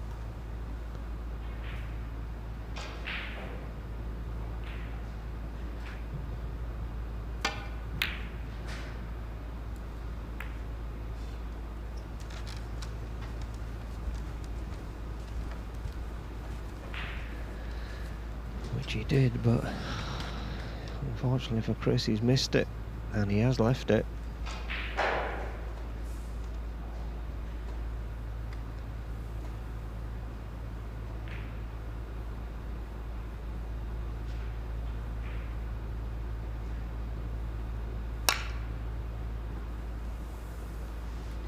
Yeah, albeit not easy, but yeah, there's a couple mistakes from Chris that just slightly got away with. It could have left that a lot easier than that. Difficult. The red on the black cushion. Had to avoid that. Try and get on out for a colour. So a couple of little bits of fortune.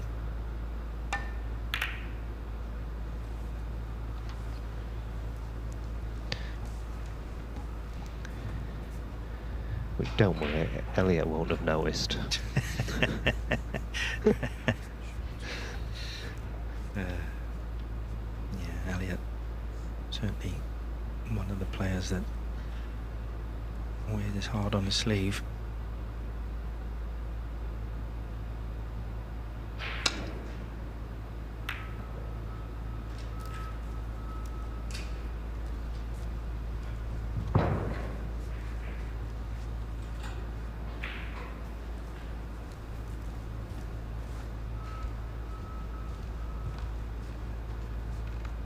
Chris coming around to have a look to see if the black pots,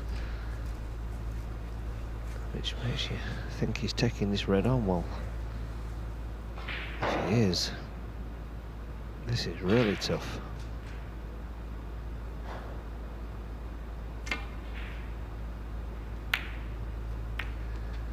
Yeah, and he's hit completely the wrong side of it. Now, has he got away with that again? Can he see the red just above the black?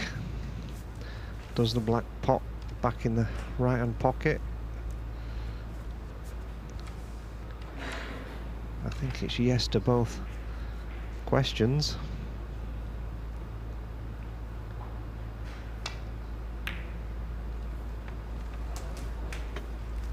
One.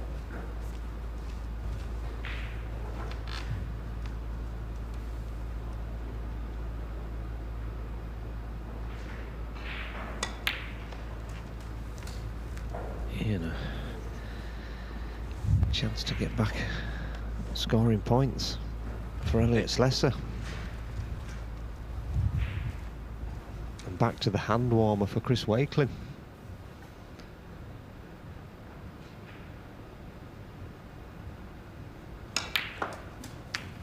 Yeah, it was a very tough red that Chris took on. This is a pretty decent chance for Elliot Sleser. Yeah, he was in a bit of trouble there, Chris Wakelin, but that can't have been the shot from there, surely. Trying to drop that red in full length of the table 16. from tight on the bolt cush.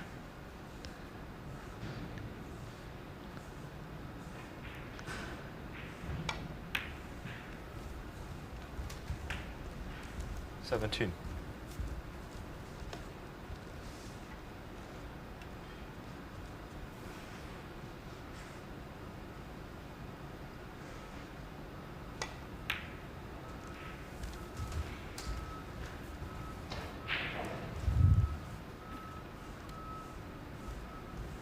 $24.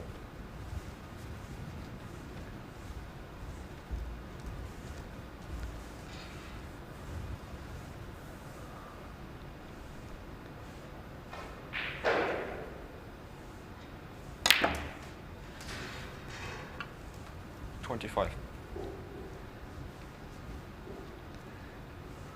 Now, can he just drop this black in and hold for the red into the middle?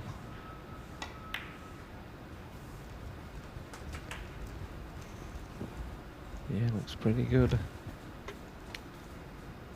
Can tell you as well that Joe O'Connor did go on and win that frame and match against Dave Gilbert on table 2, making a 106 break in the last frame. 33.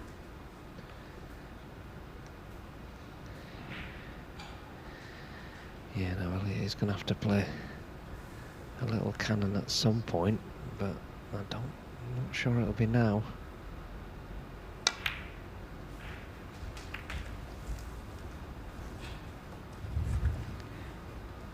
Yeah, he's tried to just nudge them, but needed a little bit more, but couldn't really risk giving it any more on that shot, so he's going to have to move them again.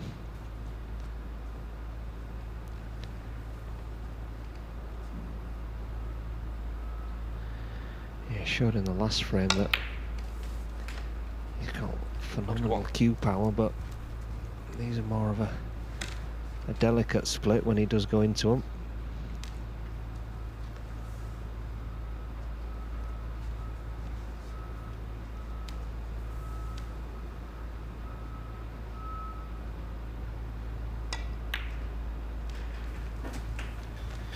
Yeah, I'm not sure if he tried to get the angle to go into the reds, but he certainly didn't want to be playing for this red into this pocket. Still fancy him to get it, but he's just wriggled in. 49. Yeah, that's 2 or 3 that have sneaked in. Now it's a little, surely it's a little cannon on the right hand side of those 4. No, in fact he's gone he's hit the wrong side, I think, but he's come out okay. 56. He does strike that absolutely magnificent when he's playing the black off spot to get the reds moving.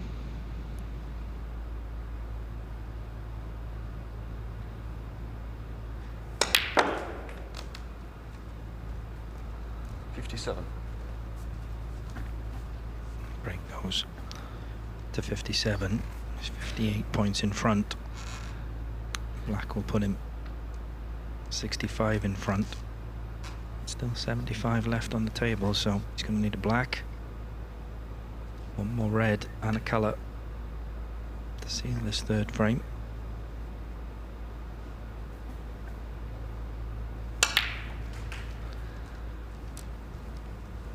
I'm not sure what cue he uses, but he's got some serious power 64. In it. Yeah, he does strike those screw shots very well.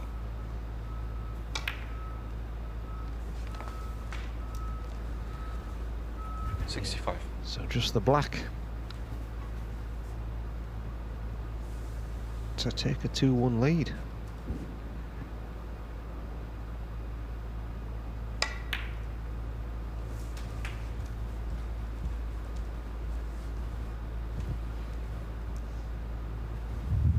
$72.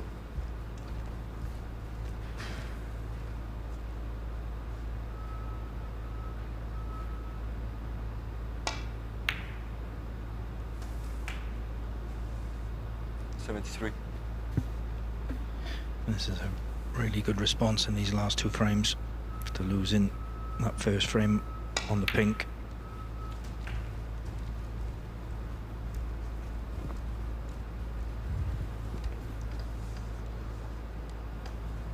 79. Yeah, and although Chris Wakelin won the first frame, he hasn't really got going today at all, as of yet. He's going to have to find something quickly, because Sleser means business.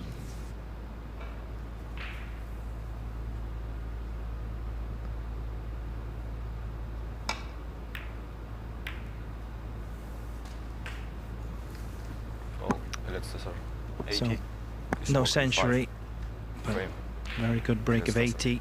And Elliot Sleser goes 2-1 in front. Yeah, and he's looking very, very good when he gets down the black end of the table. He's scoring very well. I think he's at a 60+ break in every frame he's won today.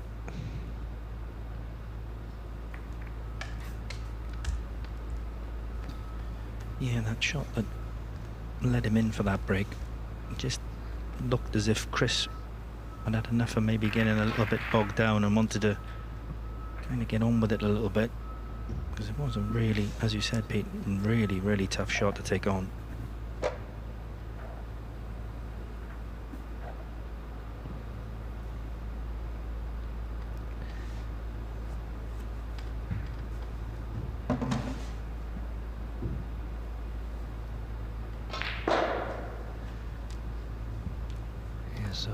Chris Wakelin to break frame 4.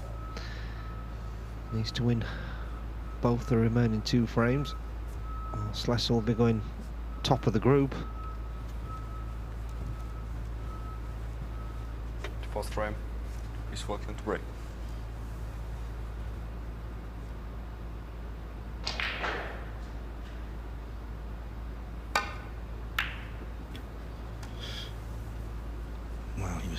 He's almost hit the blue again.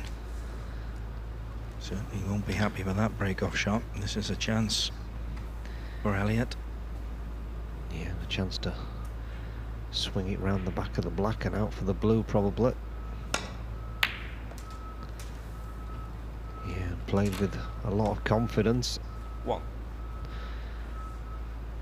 No thought of missing it. Played outside baulk for a baulk colour and back down the business end of the table straight away.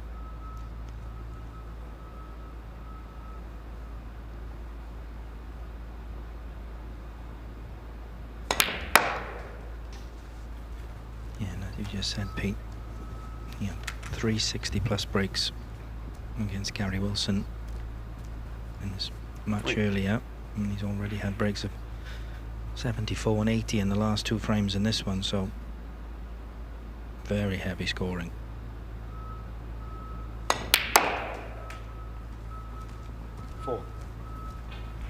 Well, I think more importantly as well, he looks like he's cueing well. That shot again was struck magnificently.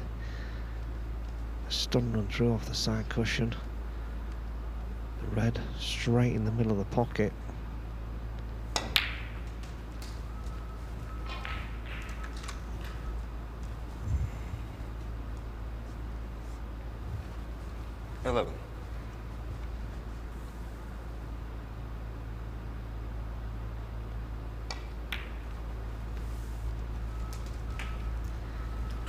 Yeah, now is it into the reds? Can he just hold for the one closest to the right hand pocket? Just stun slightly above the first one. I think he's playing a little cannon. Oh, he's played it well.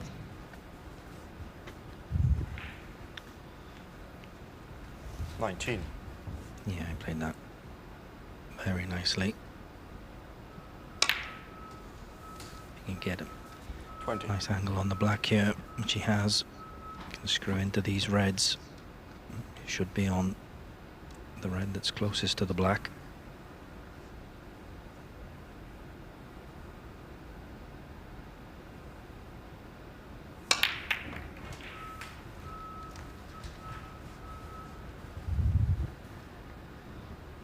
A little shake of the head. 27. He is on this red. Yeah, I think the only trouble here is that if he's slightly off straight, He might have to run it through towards the black cushion, which he doesn't really want to do, and he doesn't want to have to force it too hard.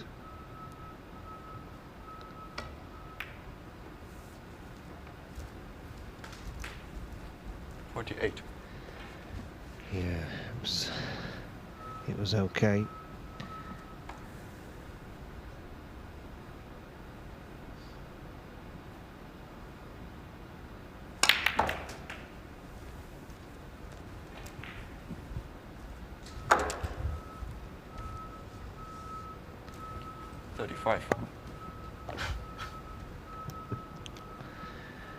Yeah, this is an important shot. I think this is possibly a frame ball. 36. He doesn't look like he's going to miss. I don't want to curse him, but yeah, he's looking very good at the moment, very confident, like you said, striking the ball superbly well. Didn't mean to cannon that red, but I think he's okay. 43. I think this red will still pot. yeah, and there you can see all those other 5 reds. They all pot. 44. So this is game over.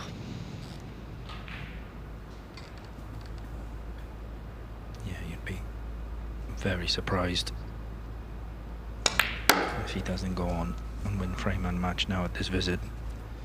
And since Chris potted that pink to win the first frame, I don't think he's potted another ball, Pete. 50. Yeah, I don't think he's played many good shots to warrant himself getting any safeties, not being up to scratch, and he's missed a couple of pots. He's just not been at the races, but Sleser's 57. severely punished him. Yeah, and a couple of bad break-off shots, one that hit the blue and one that nearly hit the blue. 58. Look like they're going to cost him 2 frames.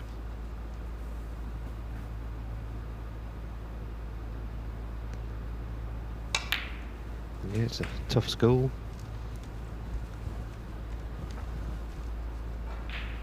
$65.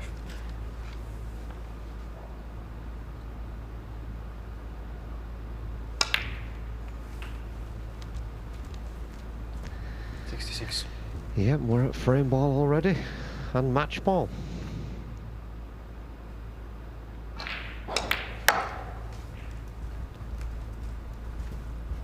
Well, Elliott has definitely set the 71. The benchmark for today. Can anybody stop him winning Group 2? Because he's almost certainly, I presume, guaranteed his place in the knockout later on today.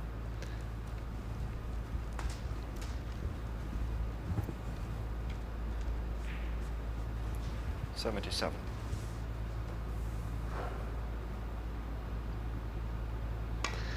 Yeah, the only thing he hasn't given us so far is a century. 78.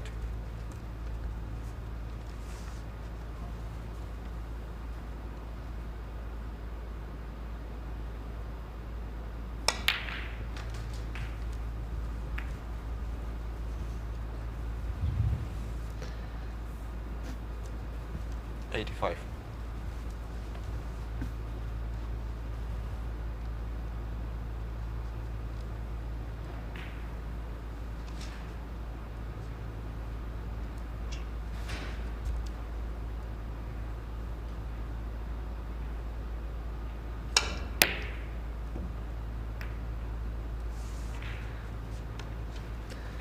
Yeah, so still no century, but it's a comprehensive 3-1 victory for Elliott Sleser. He's definitely the man to beat at the moment.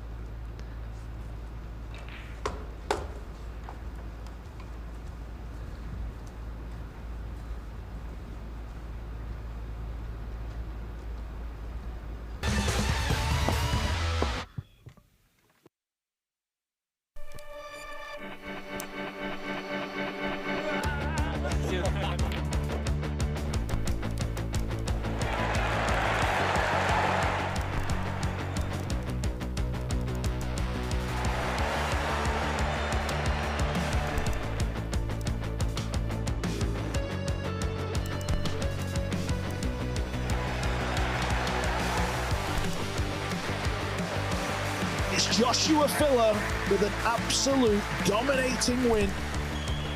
Maurice Neuhausen is your new Premier League pool winner. Elisha Schaap makes the ultimate statement. What a journey Paulo Biondo he's made to the pinnacle of a sport. Elisha Schaap has completed a terrific transatlantic double. He didn't want to jump on the table in Florida, but he can't resist this time. Aloysius, you are a superstar. The breakthrough has come for Piers Lamutus.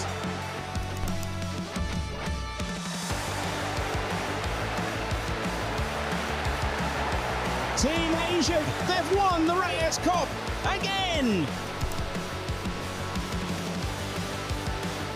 David Alcade, it's your turn again, buddy. Can you believe it? An absolute nightmare for Tyler Steyer. Europe have won the Mosconi Cup.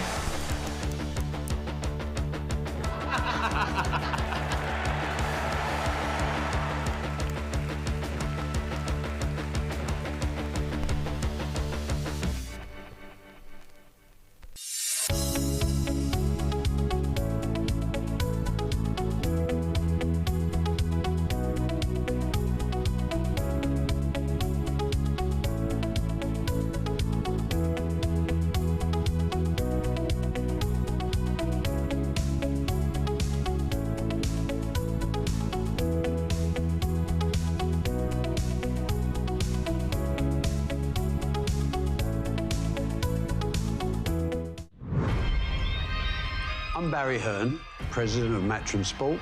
Talk to me. I'm Eddie Hearn, I'm the chairman of Matchroom Sport. My son and heir, I call him my project. He's good, but he's not yet great. I'm fucking watching you. We are the biggest sports promotional company in the world.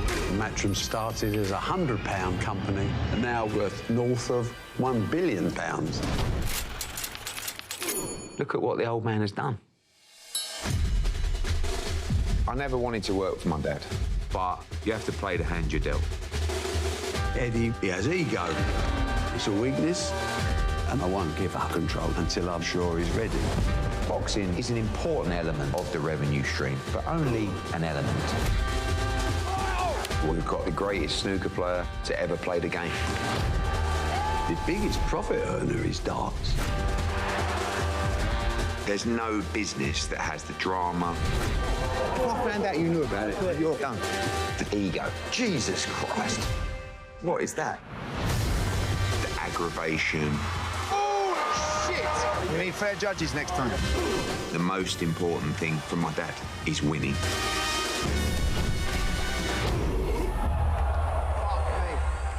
The world's come crashing down on us. I mean, what's going to make you feel better? Please, could I get a packet of pickled onion Monster Munch? We need to talk about Conor Benton. We need to get him back in a ring. Yeah! I ain't getting on with Jake Paul. He's taken a number of shots at me. Come talk. Come talk. Come talk. And I ain't going to back down. Show me what you've got. I'm going to make our company bigger and better than ever. Let's go! Global domination. Nothing less.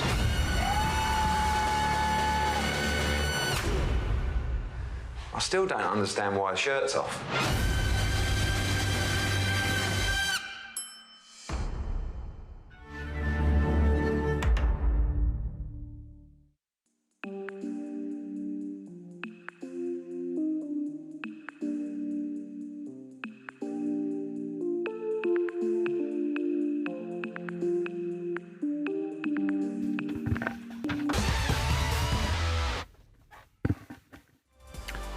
The action coming thick and fast here in Leicester with Chris Wakelin and Dave Gilbert about to play the next match at the Mattioli Group 2, of course, of the BetVictor Championship League. Wakelin coming in off the back of that defeat at the hands of Elliot Sleser. So Chris Wakelin actually in 5th place in the table at the moment. Of course, it's the top 4 who qualify for the playoffs. He's still got 2 matches left, including the one to come. Sleser, though, looking really good now, 4 points out of 5, so he's going to qualify. Gary Wilson and Joe O'Connor both on 3, so be surprising if they missed out now. So it's starting to look like a bit of a battle for the last place. Noppin Sengom on 2 points, because he's currently in action on the other table against Jackson Paige in the first frame there. Gilbert on 1 point, so he really needs to win his last 2. So this is a big match coming up for Wakelin and Gilbert. Whoever loses it could well be heading for relegation, or certainly no better than 5th. Interesting thing I think about this match, they played 5 times before. It's actually 5-0 to Gilbert, including round 1 of the World Championship 2021, where he won 10-4. But of course, Wakelin of late has been the man in form. He won the Scottish Open just before Christmas. He made a maximum here on the first night, first frame last Friday. Wakelin to break. Could do with winning this match, though.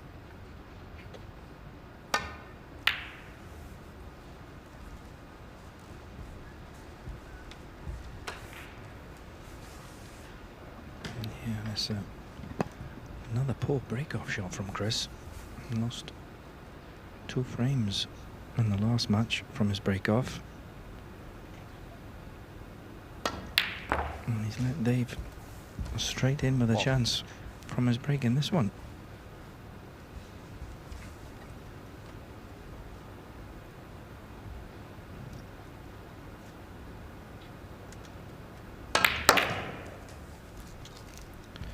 Well, took the chance to go into the reds. He couldn't have really hit it much better. Didn't really split the reds that wide, but he's got 1. He's nudged a few out as well, so he's okay.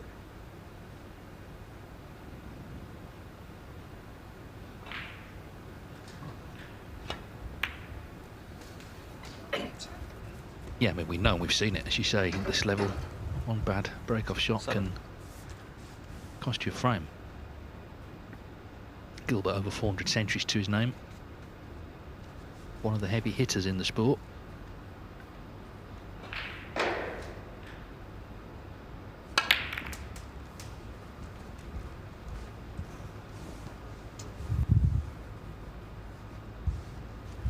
Lost 2 deciders yesterday, didn't he, in the first session, so that was a disappointing start. Then he did beat Sleser 3-0 actually, which is looking like a better win now. Was unable to continue, lost position there. 14. But yeah, he's the only person to beat Sleser so far.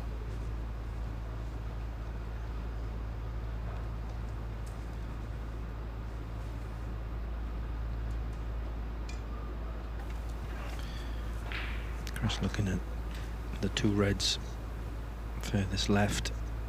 Try and make them into a plant. And he's got it.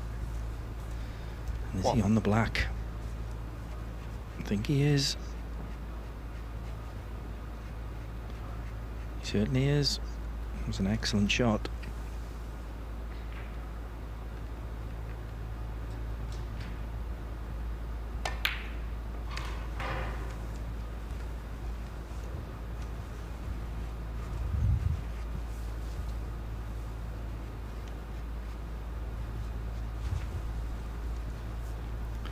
Some red covering the black spot, so it goes on the highest available spot, which is the pink.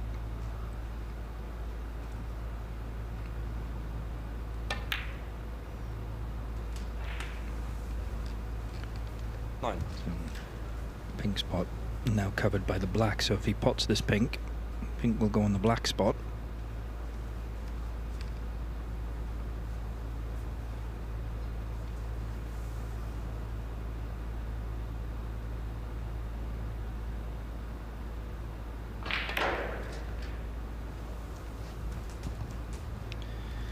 But he's nudged the black, so now the pink spot is available, and the red that he would have been on is now going to be covered, I think.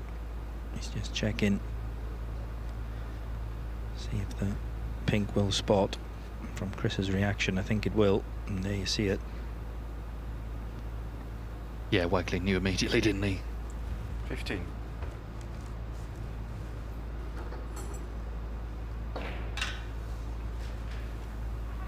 I think he's taking this red on, and this is going to split the reds everywhere. This has got to go in.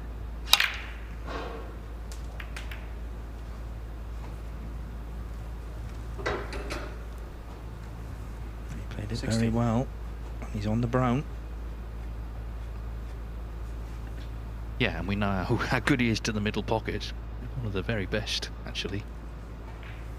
Hopefully that's not jinxed him.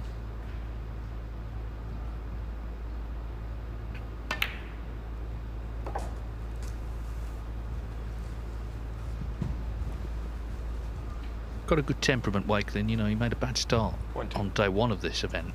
Lost his first 2 matches, but didn't get down on himself. Won his next 4 to qualify for the playoffs. As I said at the start, he's currently in 5th, so could really do with winning his last 2 matches. 21.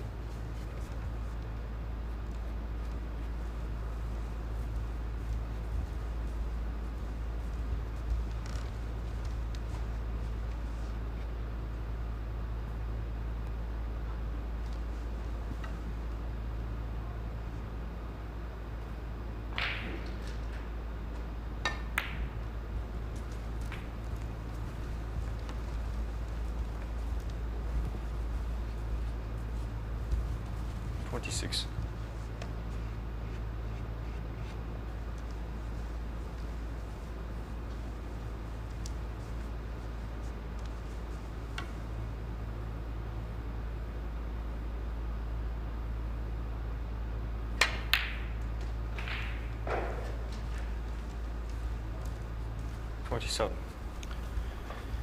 Played that nicely. So, pot in this pink. Get the pink back on its spot.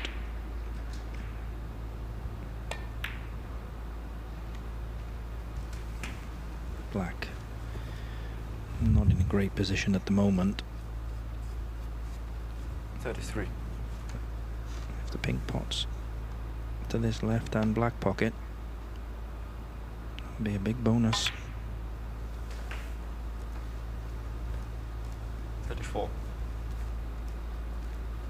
Yes, slightly overhit that. Shouldn't be a problem.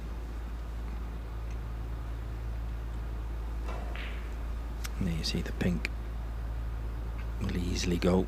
So just lost that cue ball slightly here, so might have to play a little cannon just to hold the cue ball.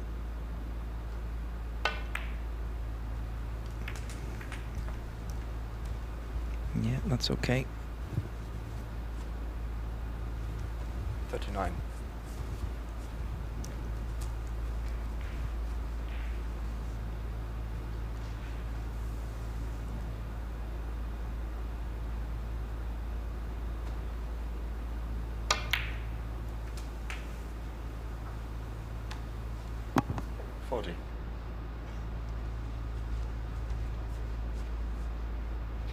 Well, the bad break-off shot is a distant memory now anyway.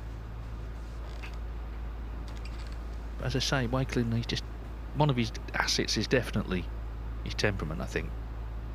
He seems a very calm character in general. Of course, he has worked with someone on the mental side of the game and life in general as well. 45.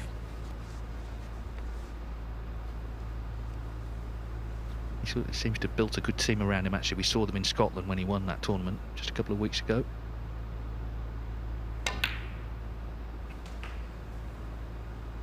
.46.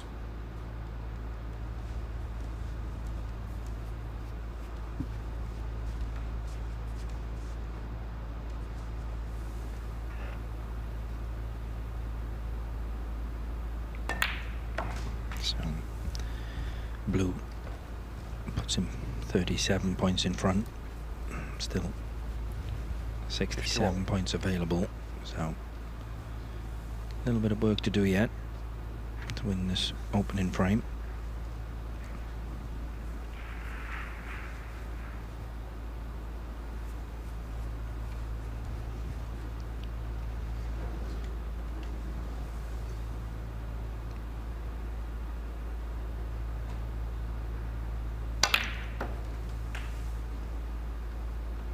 52.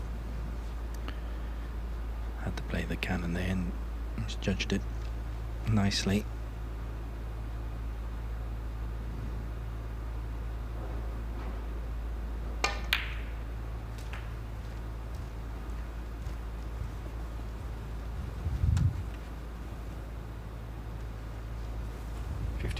So 44 points in front. Red 59. And pink will put him 51 in front with 51 available. So just pink and one more red. And that should be enough to secure this first frame.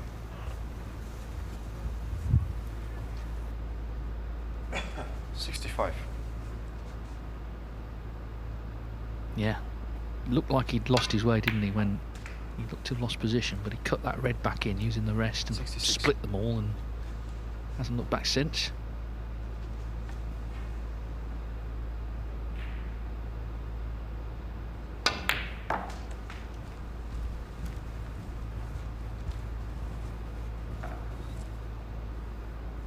$71.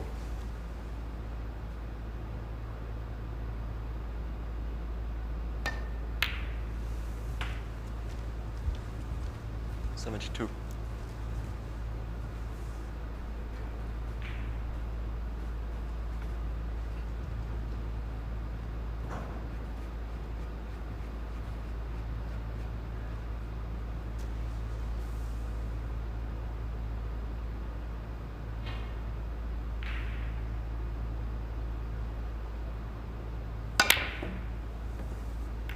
So the break ends at 72, but it's more than enough to secure the opening frame. Dave Gilbert had the early chance, it didn't come to much. And Chris Wakelin, remember, in 5th place as this match begins, has secured the opener. I'll tell you, Noppin Sengarm's had breaks of 57 and 80, so he's 2-0 up on Jackson Paige, who looks set to be relegated. I want to say hello to big snooker fan Kelly Barker, who was watching, I think at work, but anyway, we'll gloss over that, Kelly. And she tells me that the first snooker match she ever went to was 29 years ago today, and it was the final of the Charity Challenge, Stephen Hendry against Ronnie O'Sullivan. It's already good with those two, but Stephen Hendry led 8-2, Ronnie levelled at 8-all, and Hendry made a maximum in the decider. So you can kind of see why she stuck with snooker. If that's your first match, what a treat. Yeah, the only problem is expecting every match to be like that then, no. Yeah, amazing time, the 90s, of course, for Stephen Hendry, and then Ronnie O'Sullivan, of course, still going strong. Hopefully he'll be in the Masters next week. He's due to play Neil Robertson.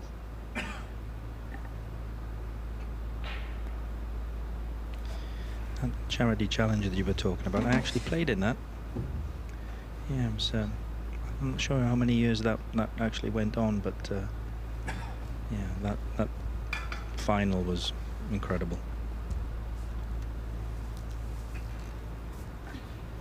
Yeah, just very briefly, it was a tournament where the players, there was prize money, but they represented a chosen charity as well.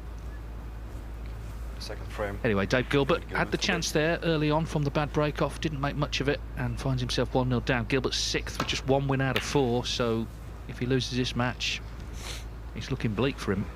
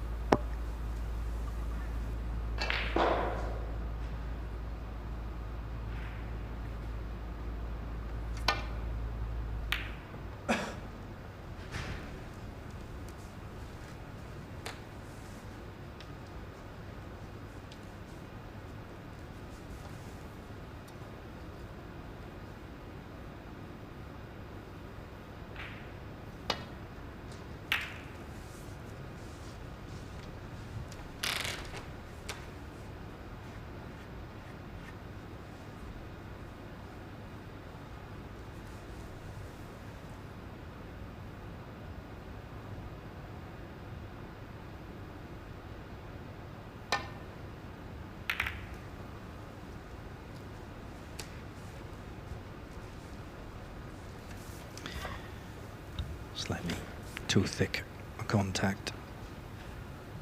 He's left this red, and Dave can play for the black.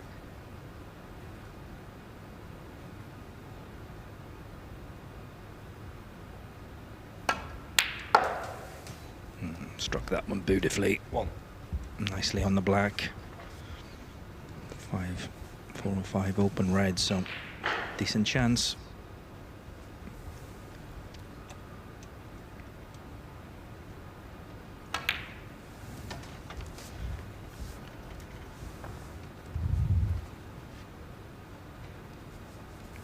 Eight.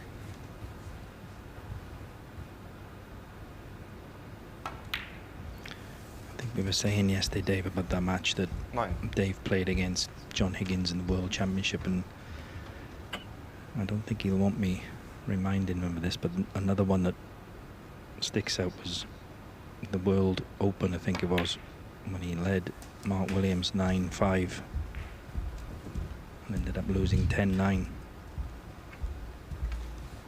That's right, yeah, and the thing about that, you will. It's not like you don't get a shot. You'll have chances in all those frames. You did have a chance to win 10-5, I remember. So these are kind of always on the record, aren't they? Unfortunately.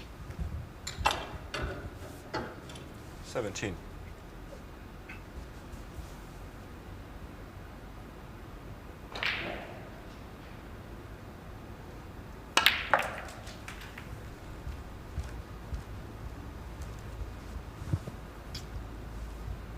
Well, he's got the red to right middle.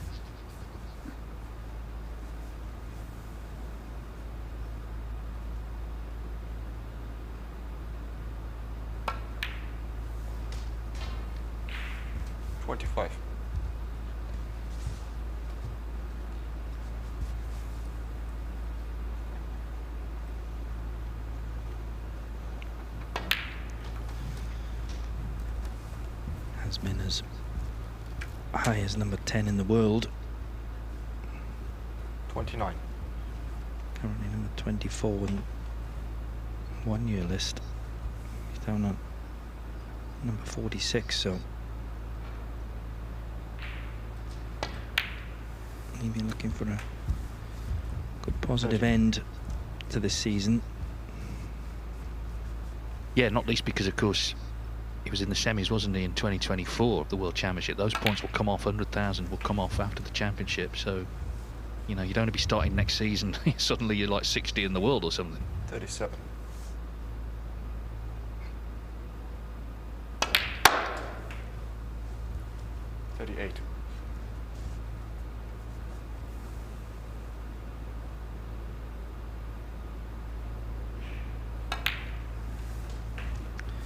Yeah, you would always think that Dave Gilbert would be far too good for that to happen, but you know, we need a few bad results,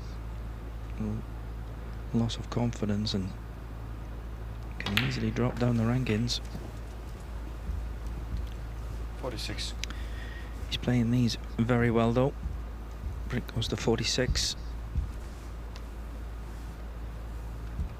Just coming around to have a look. I think both those reds are available into the right hand black pocket.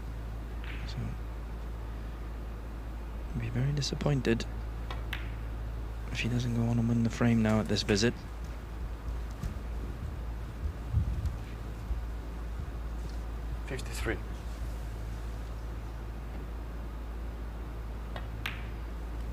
He's a nice player to watch, Dave, isn't he, when he's in full flow? 54. Absolutely, yeah. He plays a nice open game. He's got a lovely cue action, very elegant. Seems to just struggle a little bit with enthusiasm for snooker. It seems to come and go. Of course, he has got his own club, 61. Which he's doing well, I believe, in Swaddling Coat. Potters. Yeah, I've been there a couple of times. Nice club. 62. So, one more red required after this black, and he's emphatically levelled the match.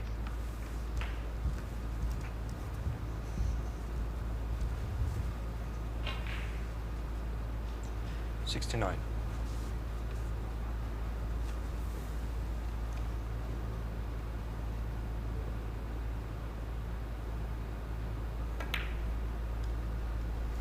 Oh, but it's not there. Wow. So there's still 75 on here. That could 69. Be huge. Not over yet, this frame.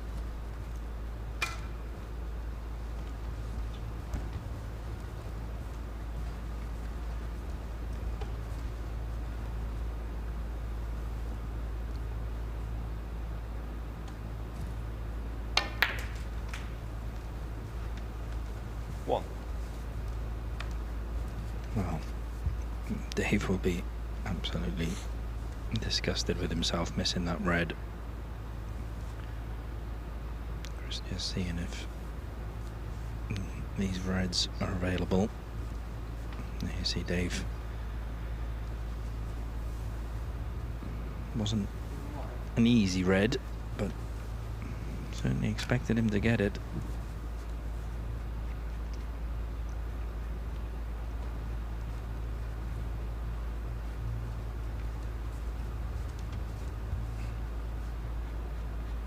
Well, these are the frames that crush you if you lose them. Frame that he had all but one out of his hands.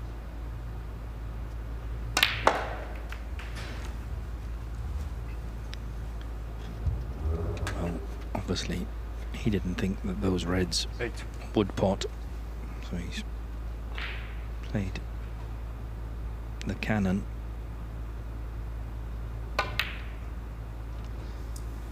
And Dave Gilbert will be very relieved.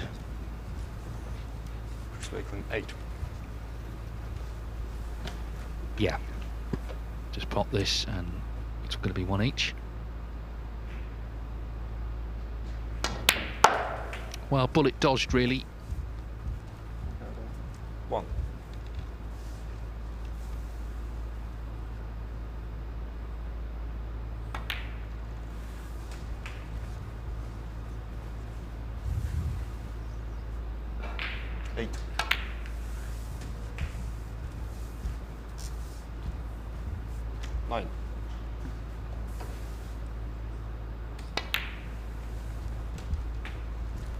One thing in his favour, he's won quite a few frames because, of course, he lost a few 3-2s. So this is actually the 10th frame he's won. So in terms of the frames won, which is the next metric after 14. points, he's actually won more than Wakelin.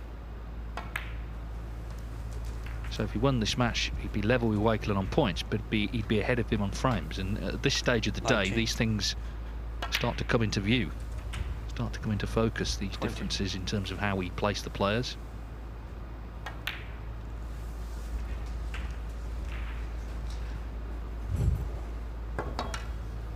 27.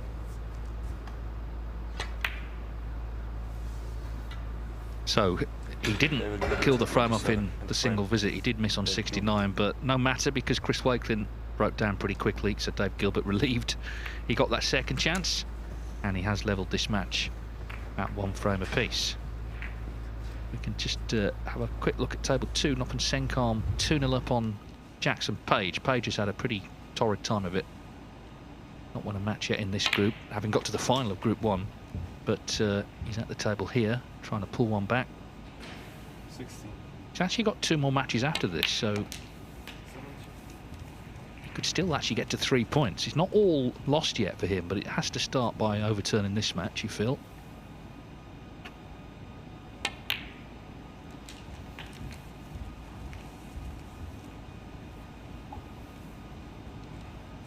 And this is still the second match of the day here. The first was quite lengthy. Joe O'Connor beat Gilbert 3-2.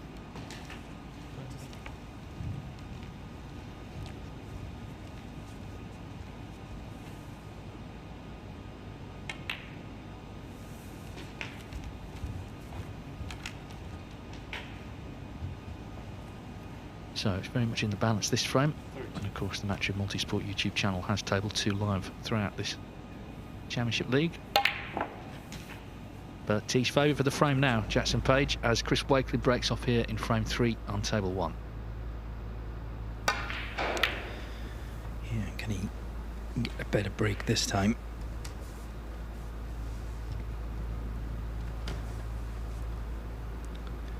Well, certainly got a better cue ball.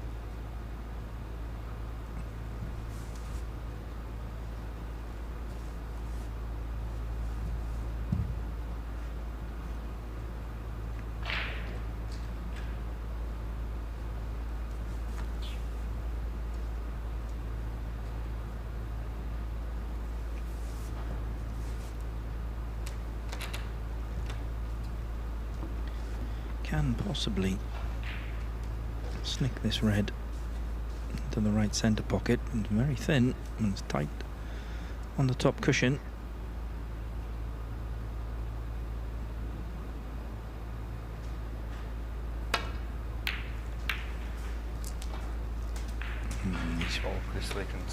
Badly misjudged that one. It was a very tough shot, but at first glance, has he left anything?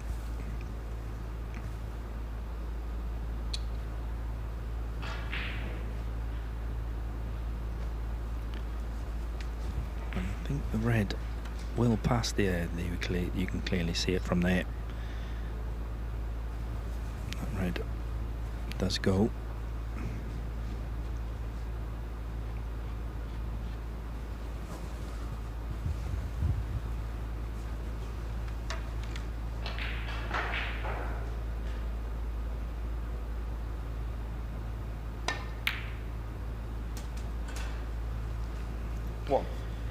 And by the way he's played that, the black will also pot, so I thought for a minute Dave might have got away with it, but he certainly hasn't. He's nudged that red away from the black. 8. Black now available to both corner pockets. 9. 3 or 4 open reds, so decent chance.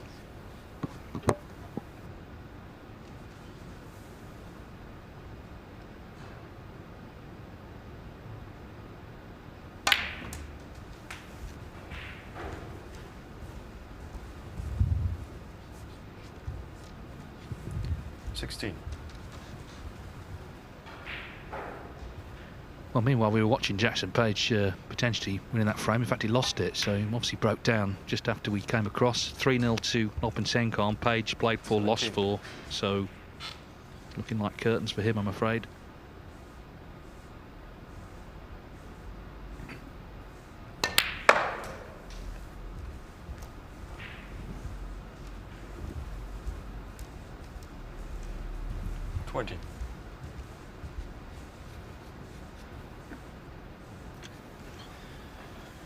Chris started off the season by having a run to the semi-final of the Saudi Masters.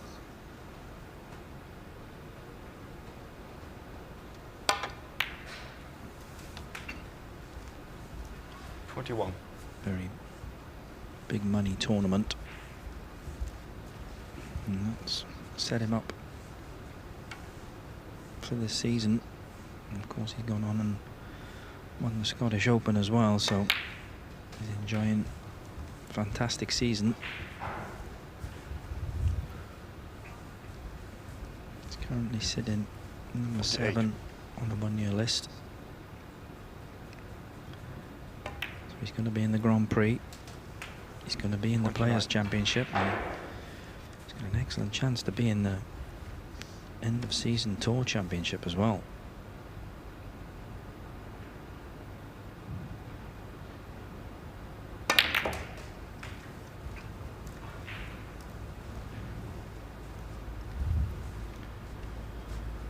Played that pretty well. 36. It's not ideal on a red, but he can pot this one into the left-hand middle pocket.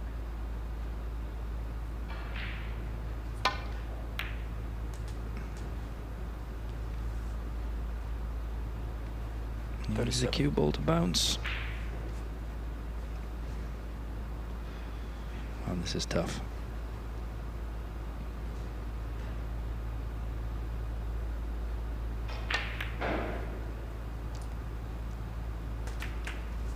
It's a very good pot, but is he on the red to the middle? 44. No, if he's not, he's very unfortunate. So it's going to be a long red.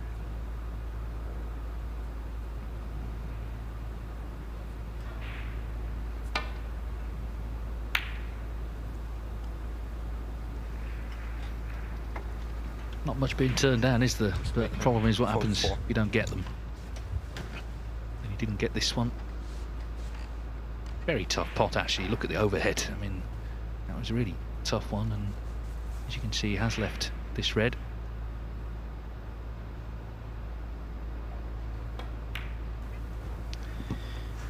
Yeah, Chris took on an even more difficult red than that against Elliot Sleser earlier. I think he's just said to himself, I'm going all out attack. I think as well in this format, because there's so many frames to play, so many matches, you don't want to get too bogged down. You know, you don't want to sort of tire yourself out. You want to try and be fresh if you get through to the playoffs tonight, to sort of win the matches that really matter, the knockout matches. Yeah, I think certainly in the match against Elliot, the first frame was a bit of a drawn out frame. It's quite clear that Chris had decided he wasn't going to get bogged down. Unfortunately for him, though, he took on a few, didn't get them, and it cost him the match.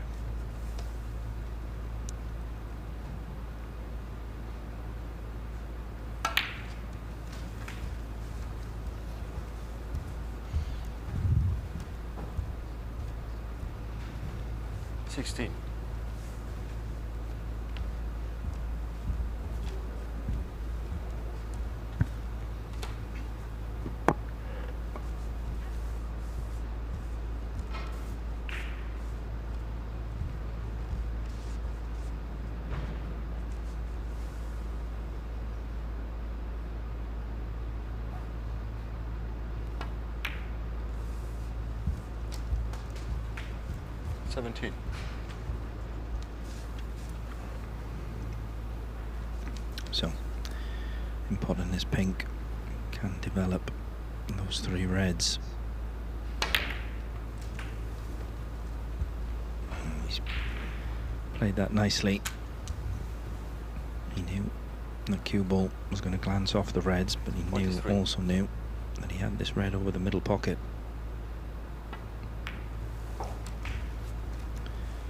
And he's opened up those four reds very nicely.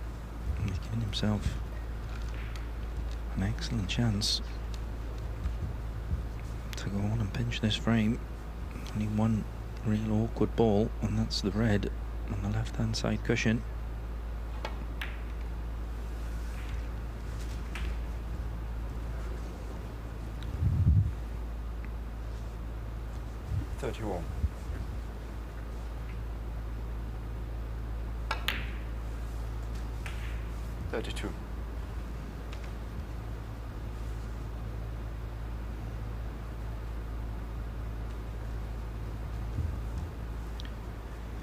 Just trying to work out how he's going to get to that red.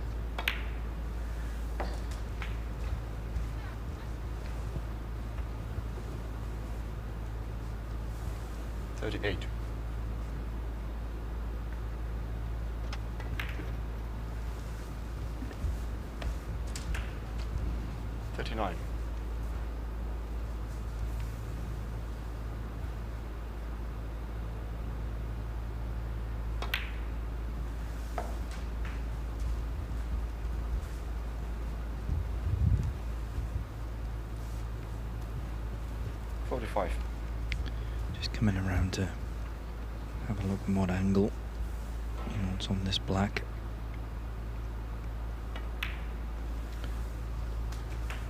If he's got the angle, could play. I'm not sure if he's got the angle to play to screw this off the cushion and get that red out from here. And that's what he's tried. And he's played it very well.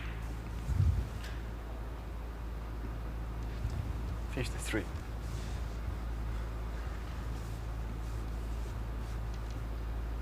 Well, of course, in the last frame it looked like Wakelin might clear up and steal it. He didn't get very far in that endeavour. Here, Gilbert was well behind. Wakelin took the long red on. And Gilbert has leapt into action. 54.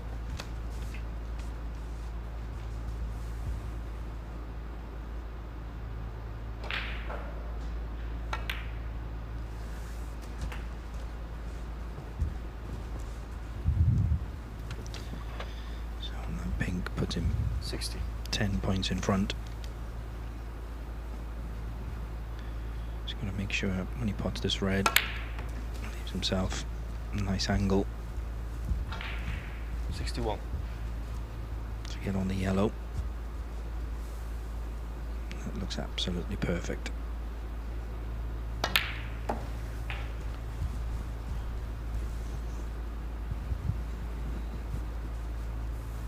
65.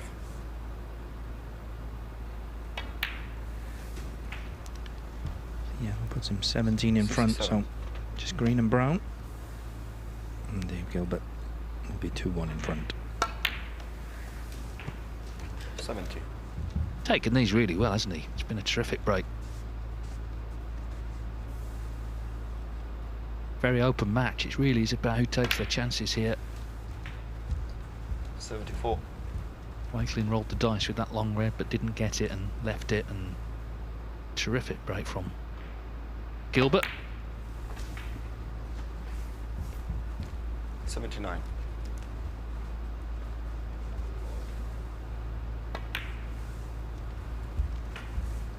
$85.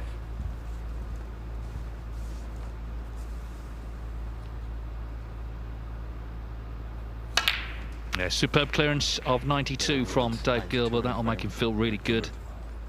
And he takes the lead in this match at 2-1. And as I said earlier, he's got plenty of frames on the board already. So although he's only got 1 point, if he does win this match, he's suddenly looking good again. Noppen Sengam, of course, though, with the 3 points, sorry, with the 1 point he got from that 3-0 win over Jackson Paige, he's now gone to 3 points in the table. So this is the stage of the day where you sort of start staring and staring at the table and working out the permutation. Sengam's actually gone third. Obviously, Gilbert would only go to 2 points, but he would go above Wakelin in 5th, so that would push Wakelin into the relegation zone if he were to lose this match. But anyway, it will all... the mists will clear as the day goes on. Just to say, they've just started table 2. Gary Wilson and Joe O'Connor, the latest match there. Wilson on 3 points in 2nd place. O'Connor in 3 points in 4th. There's not much between them. They've both got 11 frames, as has Noppen Sengam in 3rd. But Wilson's lost fewer frames. He's lost 8. Sengam 10. O'Connor 11. So that's how tight it is in terms of the placings.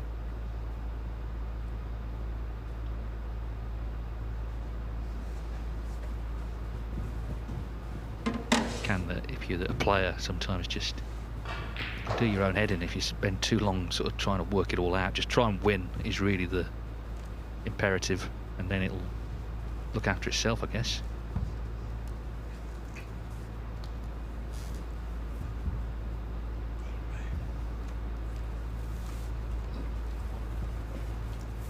First frame, David Gilbert to break. So Gilbert with that lovely 92 clearance has taken a 2-1 lead here. Remember, he's never lost to Wakelin. They played 5 times in various events, this included, and it's 5-0 to Gilbert.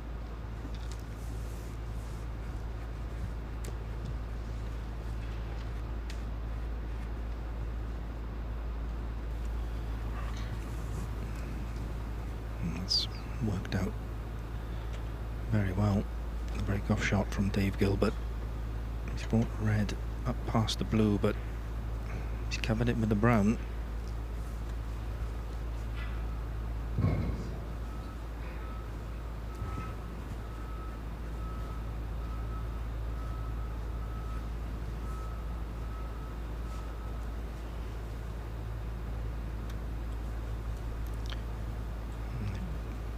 Chris plays off the edge of the pack. He's going to be very careful here.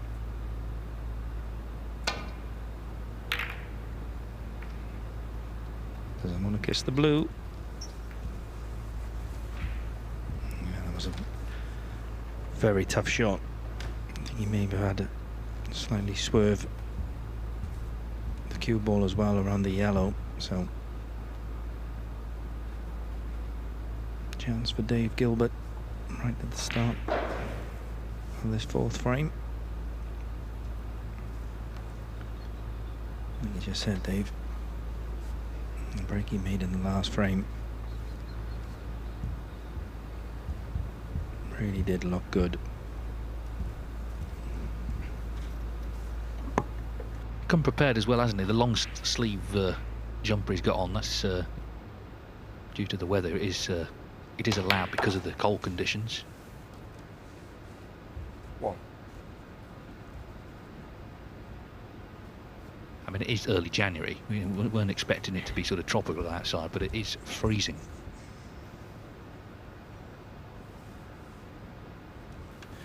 Yeah, I did see Chris in the last match. I think he's got hand warmers with him.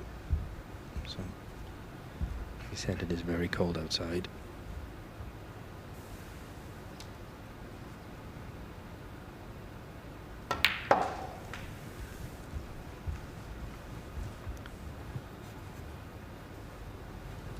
Six. Black, a little bit out of commission at the moment. Blue's on the spot. Pink is open. He'd love to get that black into play as quickly as possible.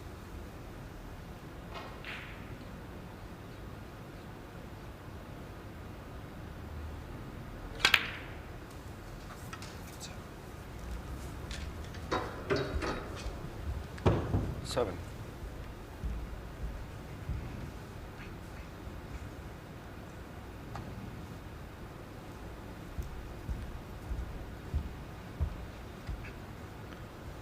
Doesn't want to be dead straight on this pink. I'd like to have had a little bit of an angle.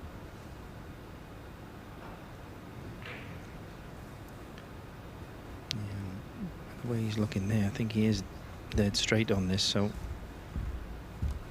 he's going to judge this well to land on this red.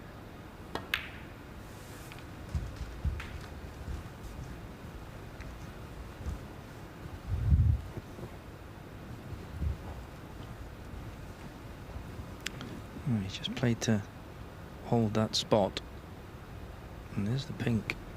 I'm going to cover this red.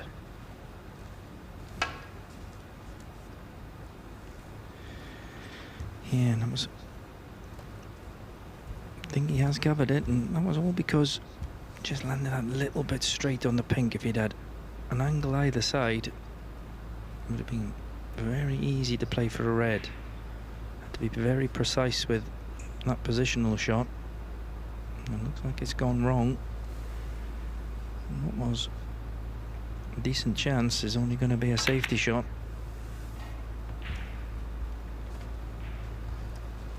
David Gilbert, 13.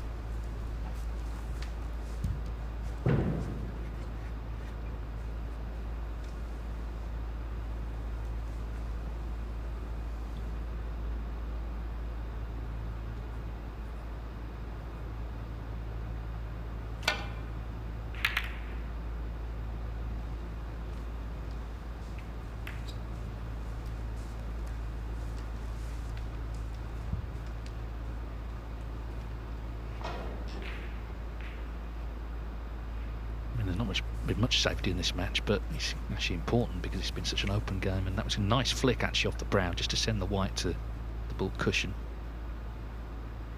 Nice for Chris, that is.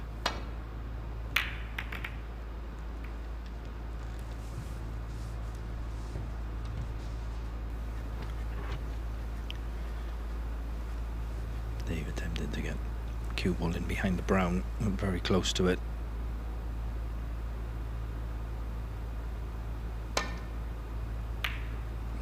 See a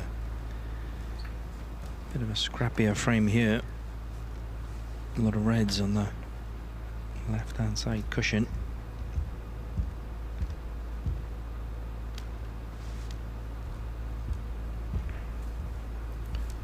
Chris has left a shot at this red for Dave, and looks like he's taking it on.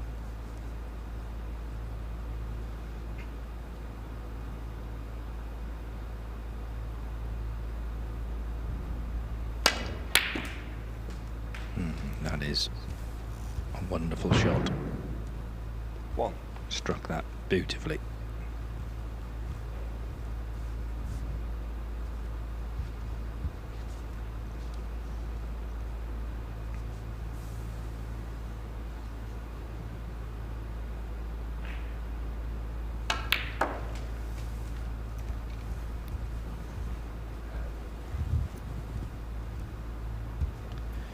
25. Played that nicely as well.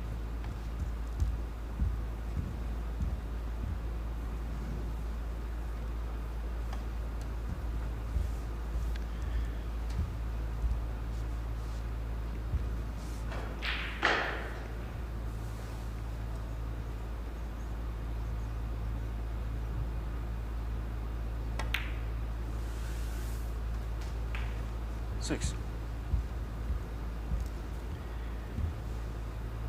They're just coming around to have a look if those two reds could be made into a plant.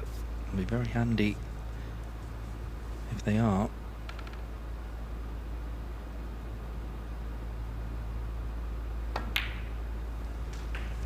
Obviously he thinks that he can make this plant. 13. Just try and point his tip to the part of the red that he'd like to contact. Yeah, and that's now 14. Opened the other red as well. Slightly awkward queuing.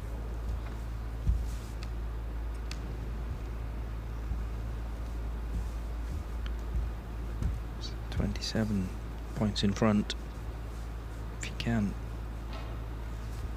take 3 or 4 of the open reds, he's going to be in a very strong position with the way these reds are situated on the left hand side cushion.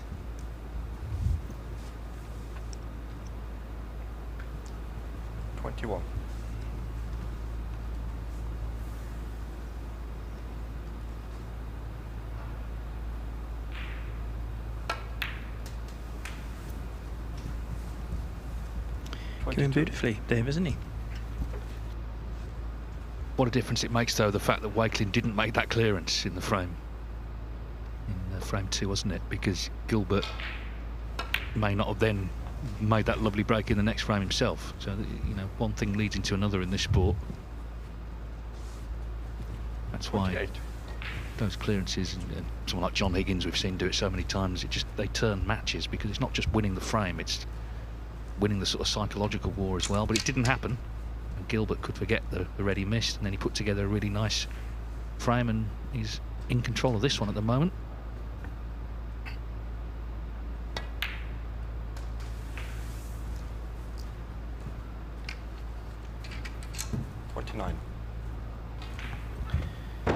Judged that nicely. 42 points in front.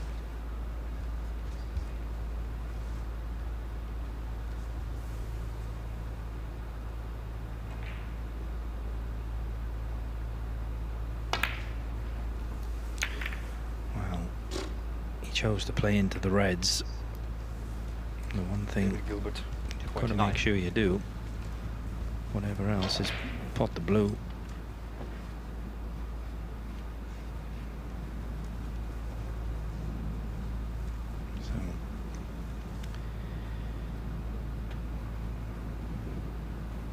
Not left anything easy for Chris.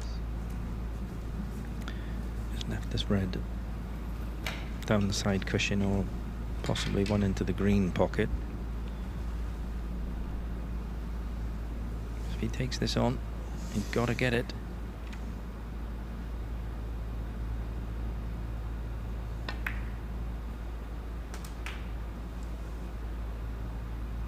Well, he has got it, but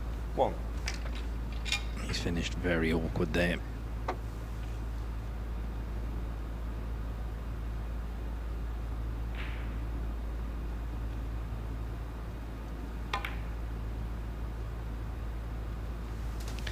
Oh, he's played that very well. That's an excellent shot.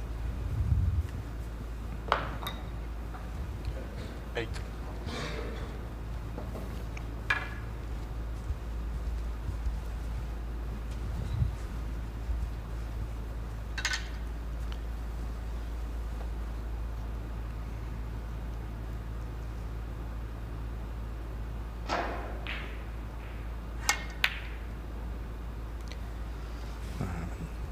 The good red down the cushion, And then a very good black.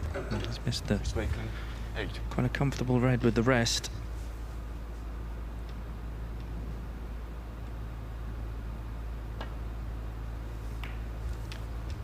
So 34 points. Dave Gilbert in front, but the way these reds are at the moment, that's a pretty good lead. Chris Wakelin did get another chance. At the moment, wouldn't expect him to win the frame in one visit.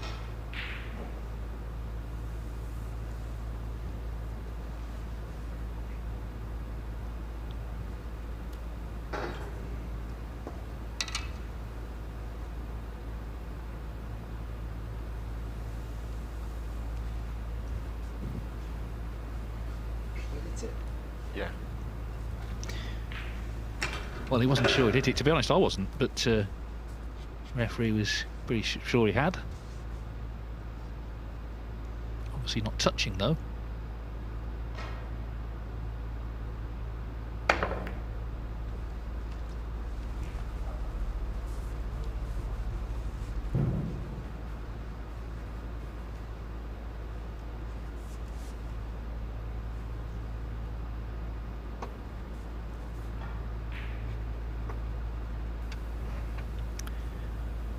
Shot there, covered the red to the left hand black pocket. Dave doesn't really want to play off these reds on the left hand side cushion, but I don't think he's got much choice.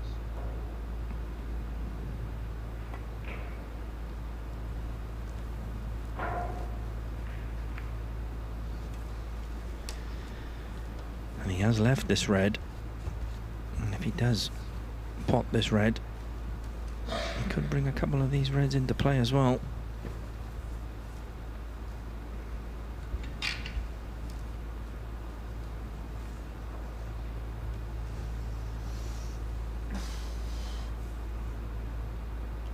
Bit of a stretch.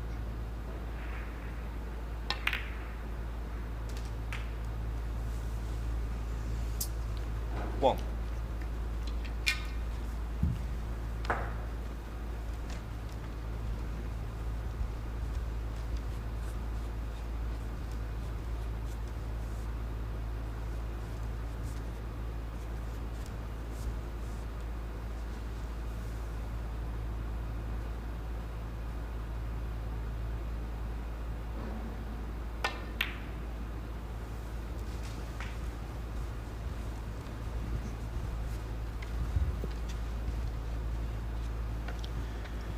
Seven.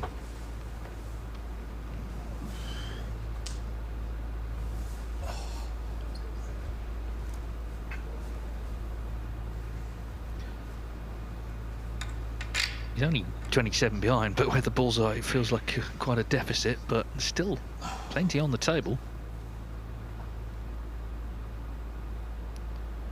Could play pot the red, screw into the two reds, and that's exactly what he has played. 8. And it couldn't have worked out much better than that.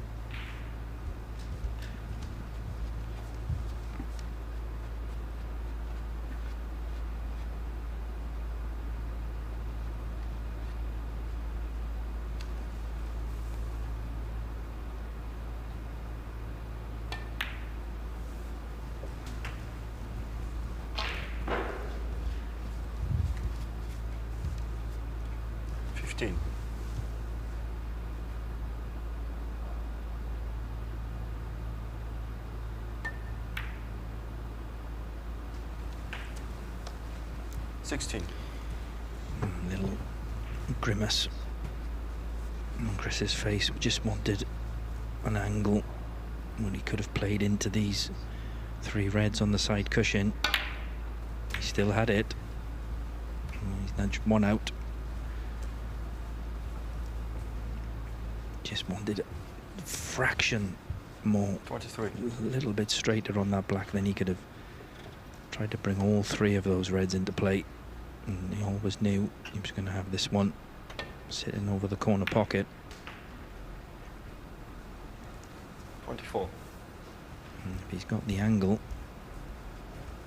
he could play the same shot again, or could possibly get an angle off the red to play into the two reds.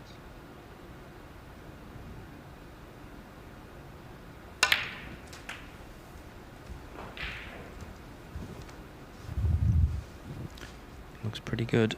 31.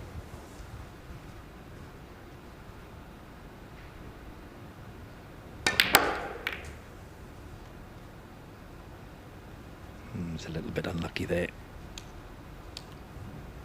32. Right back in the frame though, just 2 points in it.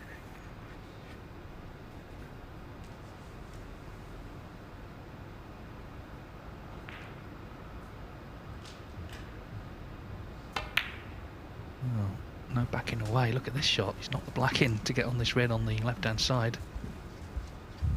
Beautiful shot. I did say he was good in the middles, didn't I? 39.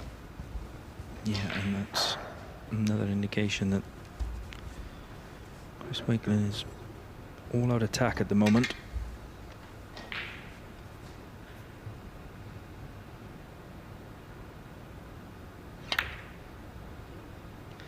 Oh, but after that, excellent black. And it looked like he could possibly Wakelin, 39. pinch this frame. He's missed the red with the rest.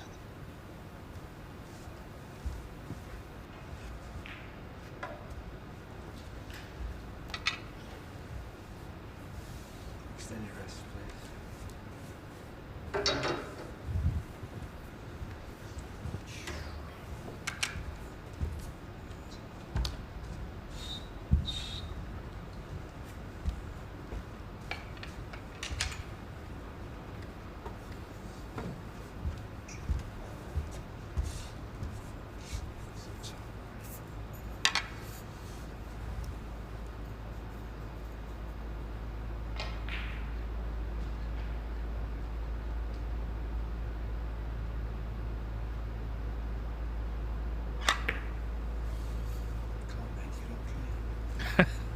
Well, you can't make it up, can you, he says.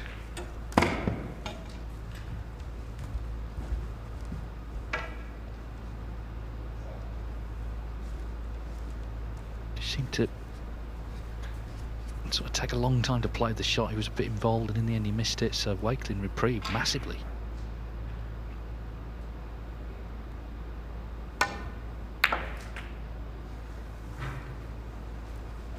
One.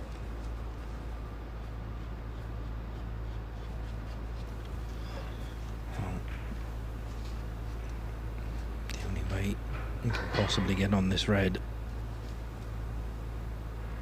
I was going to say it was from the black, but it's going to take some shot to pop the blue, go in and out of bulk and get on the red. If that's what he's looking at.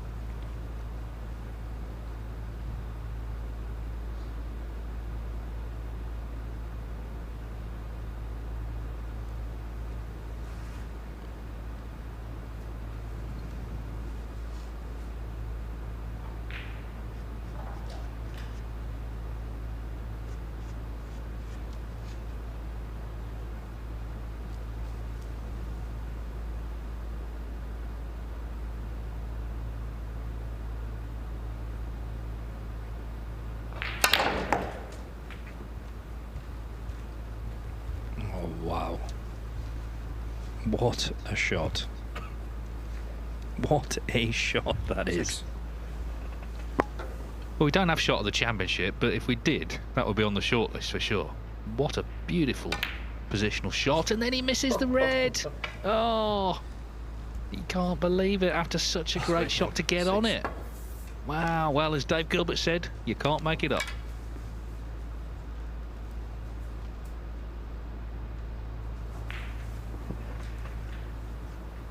Well, the blue, well, like you said, if there was a shot of the championship, there's no need for any other shots.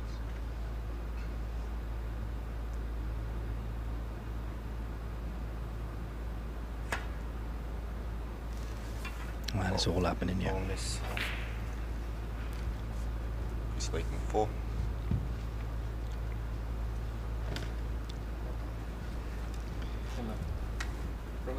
Whoa. Sorry. So, Chris telling Dave to play from where the white has stopped. And referee just thought he wanted it replaced.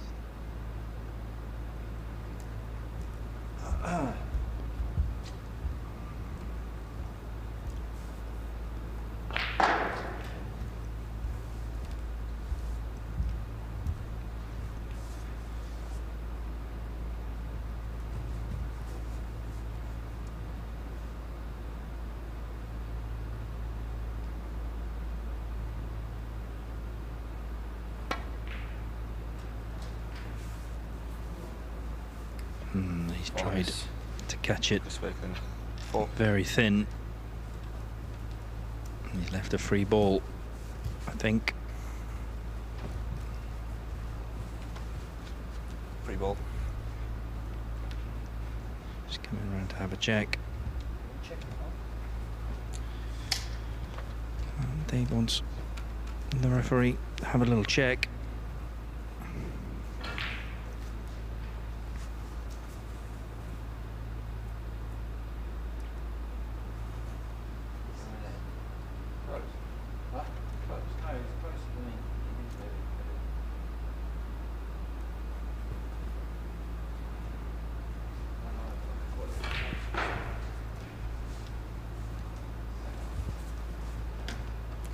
It's the free ball. You agree?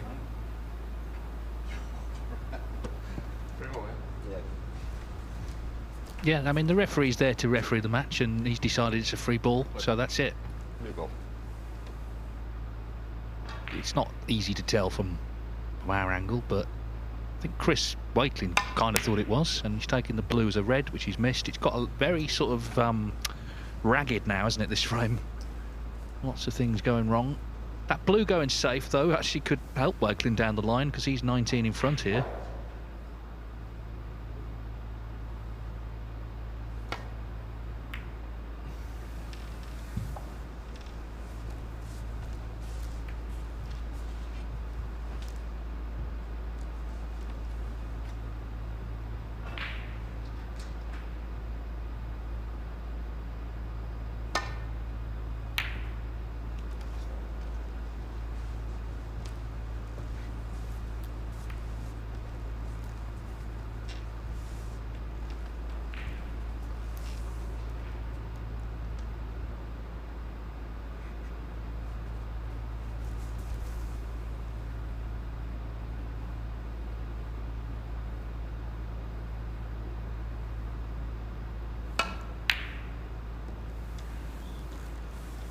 I mean, that obviously wasn't easy, but suddenly they're just not going in. Very tense frame. Big match as well. These two battling to stay in this Championship League, maybe get into the playoffs.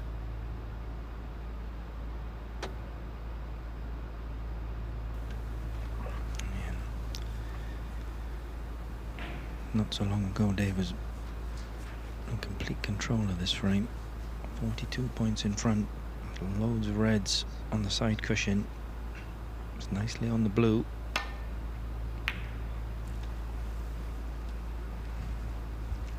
Well, I thought for a minute that that was going to sneak around the back of the blue. I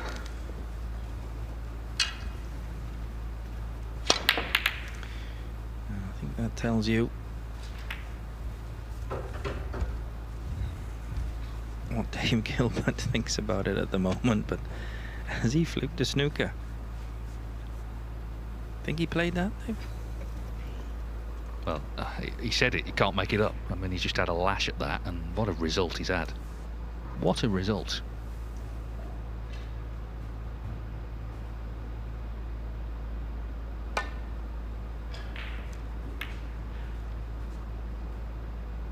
And what a result. Oh, I thought that was in.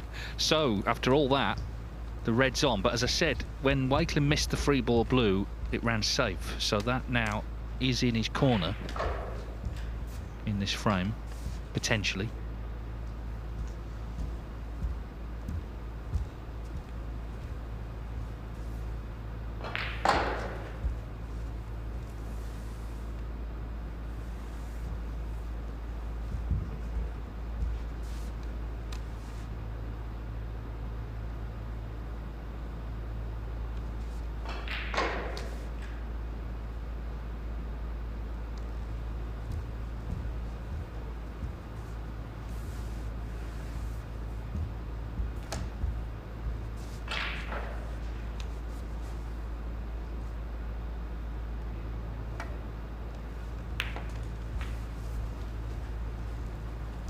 One.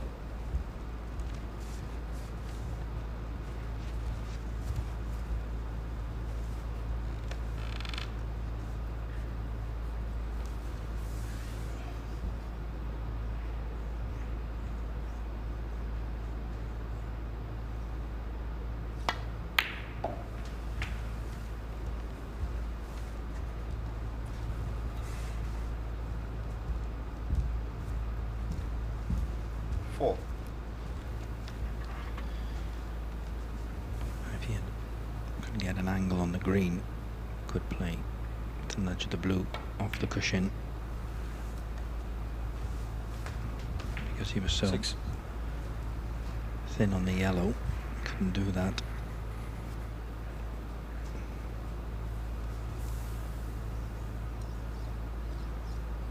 Decided to try it off the top cushion though. And that's what he tried.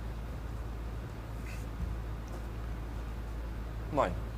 Well, that is a lovely bump on the middle pocket. He's got a nice angle. Pop this brown in the middle. He's going to be going towards that blue.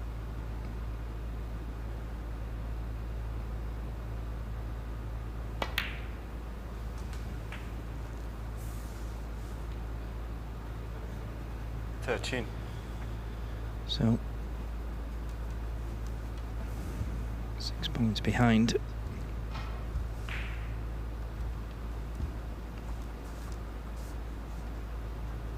If he takes it on, could be a match winner.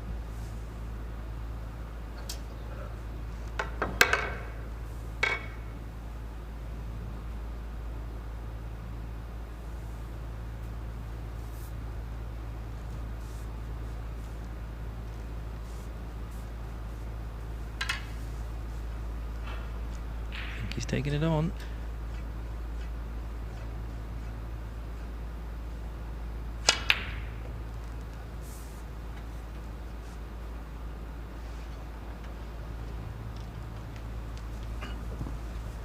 Yeah, it was very tough. He didn't get too close, and he's left Wakelin with blue and pink to take us to a decider. Been a very interesting frame, entertaining, albeit a lot of mistakes and things happening.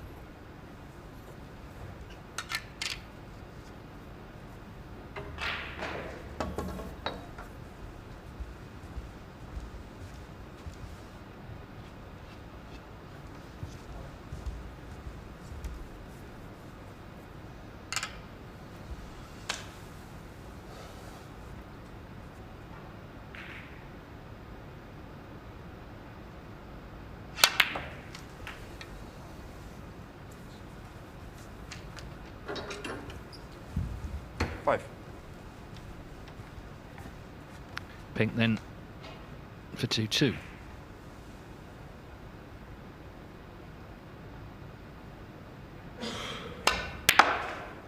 Chris Wakelin wins a very dramatic frame to level this match. Gilbert at one stage really was in control. The reds all awkward and he had a good lead, but a lot happened after that. Took on that very tough blue with the rest, but missed it, and no great surprise the two players are leaving the arena before the decider. We'll be back for it, but let's have a look at table 2. Joe O'Connor 2-0 up on Gary Wilson. O'Connor's had breaks of 50 and 81 there. Wilson at the moment in second place in the table, O'Connor fourth. They've both won 3 matches though, and indeed this is the last match for both. So obviously if O'Connor does win He'll go to 4, be guaranteed a playoff spot. I think Gary Wilson will be very unlucky to miss out, but it will, for a couple of hours, be out of his hands.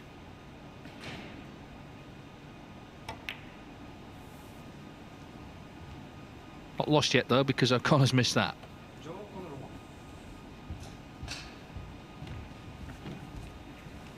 So we've of course still got, after the decider between Wakelin and Gilbert, we've got Elliott, Sleser, Jackson, Paige, which will be interesting, I think, because Sleser's already qualified and Jackson, Paige can't qualify.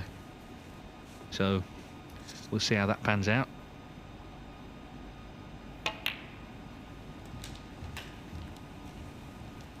Just looking at the table, I mean, you can stare at this forever if you're not careful, but even if Paige, because you've got another match after that, even if you won them both, be on 2 points, yes, 8 frames, but Chris Wakelin is already on 2 points and 9 frames with the 2 he's won against Gilbert, so can't see how Paige can avoid relegation now.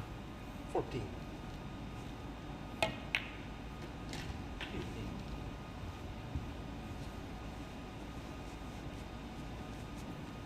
This match here, Wilson O'Connor, the last match on table 2 until 4:30.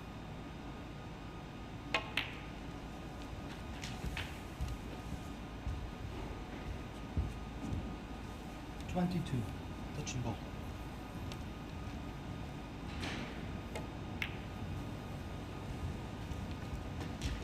23.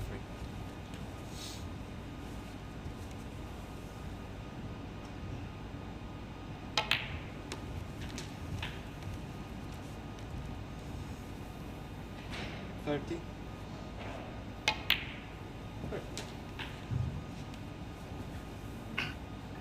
Not missing anything on table 1, we're just waiting for the players to return. In fact, they have returned, so let's go back to the action here. 2-2 between Chris Wakelin and Dave Gilbert. It's been an eventful match, this. And there's one more frame to play. 5.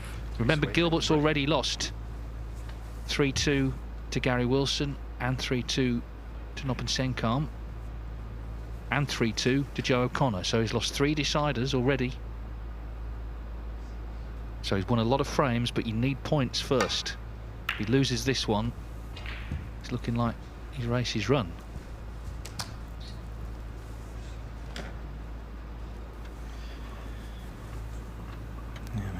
Again, Chris Wakelin struggling with that break off. He caught the blue there.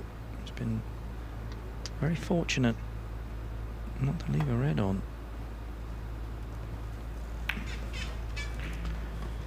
Dave will know this match should have been over, though. 42 points in front in the last frame, nicely on the blue. Reds all tied up on the side cushion.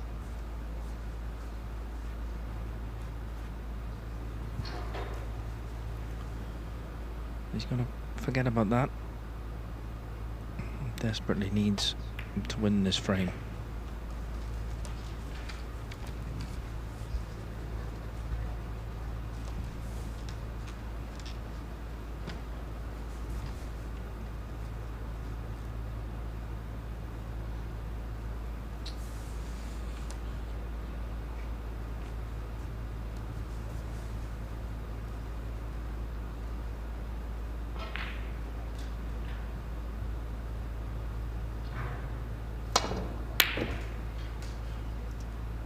Another excellent long red.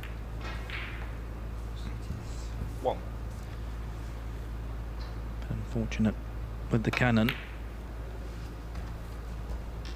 David Gilbert, 1.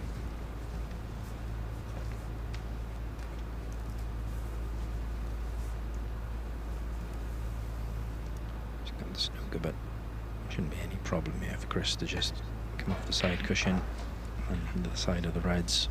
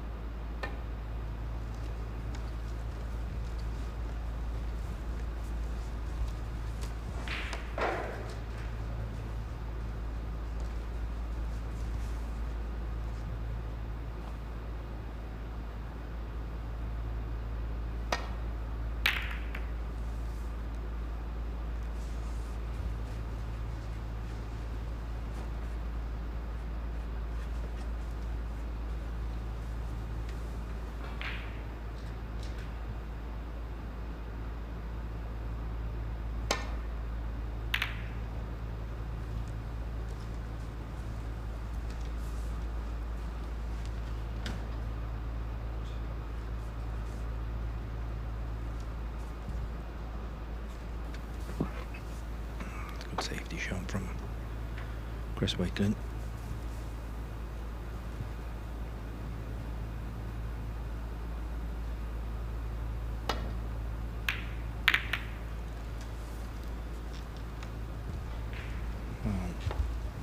Dave's misjudged that. No. What has he left?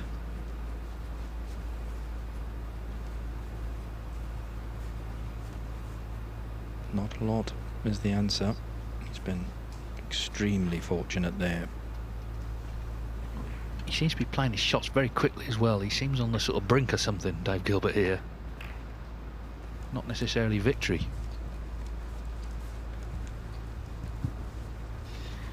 Yeah, I still think he's thinking about that last frame. He knows he should have won it. He knows this match should have been over.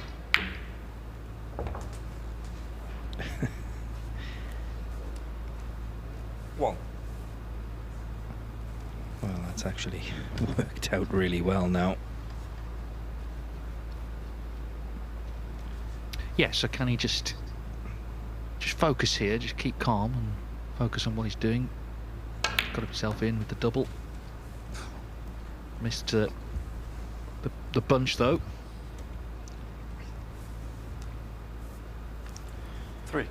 Yeah, that shot won't make him feel any better. And he's looking at this plant.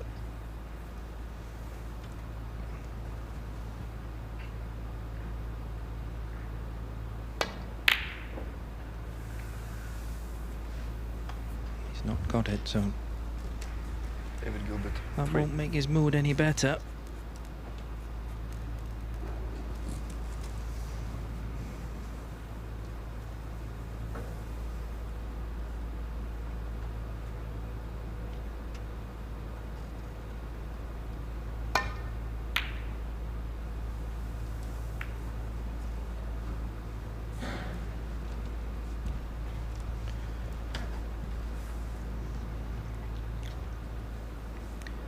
Decent safety again from Chris. Similar type of shot. They've taken this red on. No. That's a pretty good shot.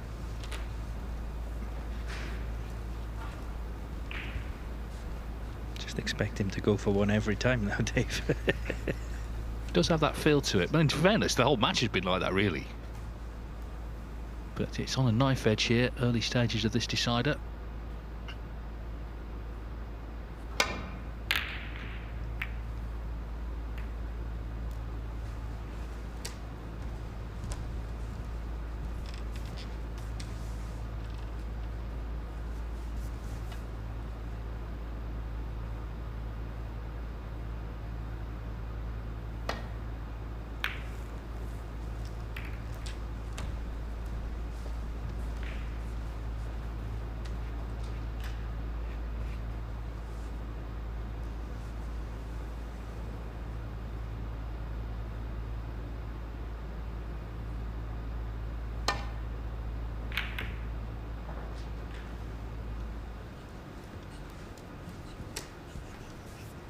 It's always a worry to see the black go over the pocket, because if the reds start gathering round it, then this frame could last forever.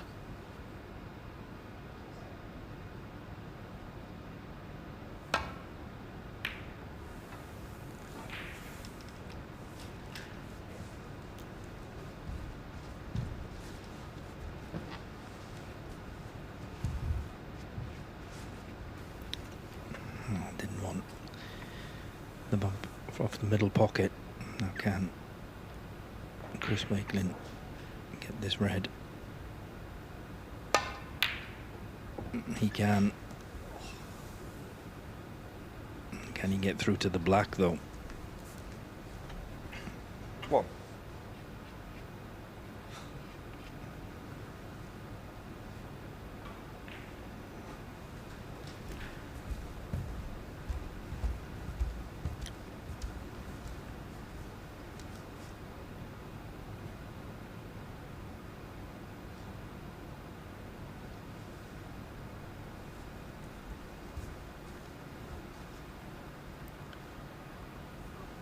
By the way, he's looking at that.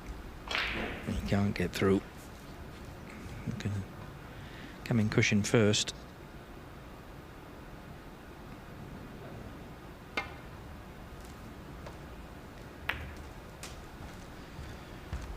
he's played it very well. 8.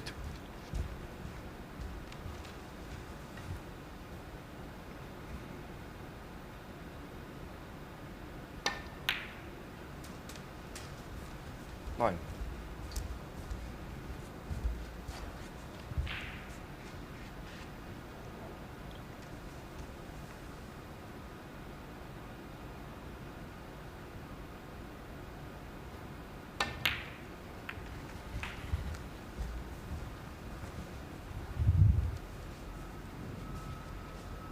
Sixteen.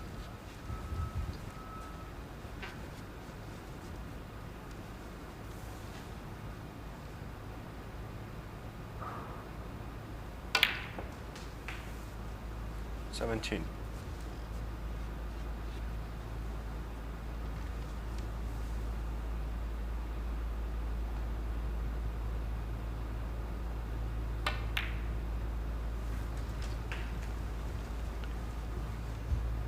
The red that is closest to the black.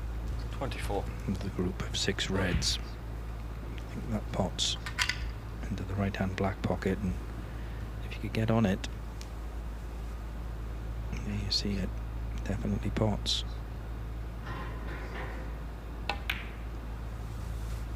If it pots that one, 45.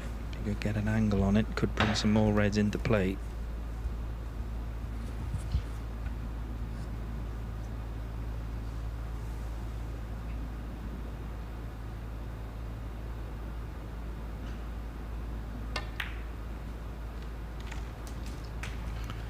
Oh, has he lost the cue ball?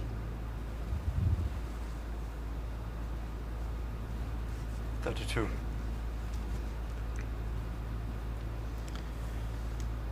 And he chance the double.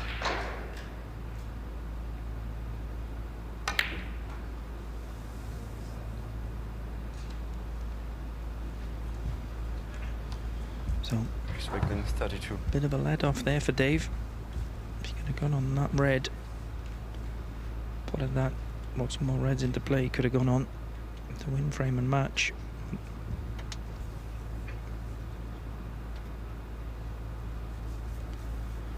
Maybe a possible double here for Dave as well. It's the only one he could leave.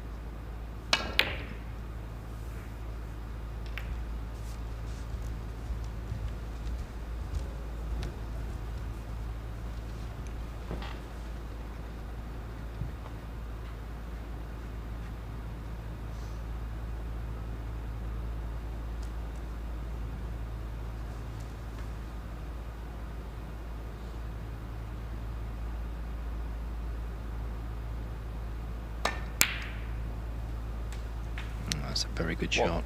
Struck that one beautifully. No. Pot the yellow. Can he get into these reds? He's got too much.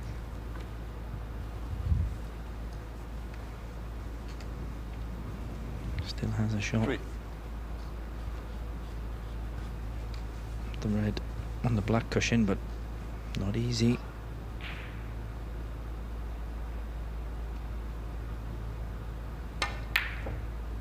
Yeah. Just had to play it with a little bit more pace than he would have liked to get out for the black, and that's the reason why he's missed it.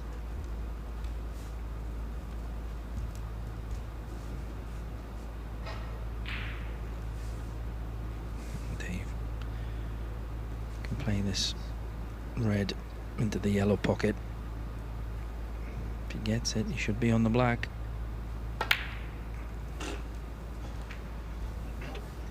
Well, he knew immediately that he hadn't got it. He's kind of walking a high wire at the moment, Gilbert. This is the thing I was saying about Wakelin. One of his great assets is his temperament. You know, he keeps calm. Gilbert is struggling to do that, clearly.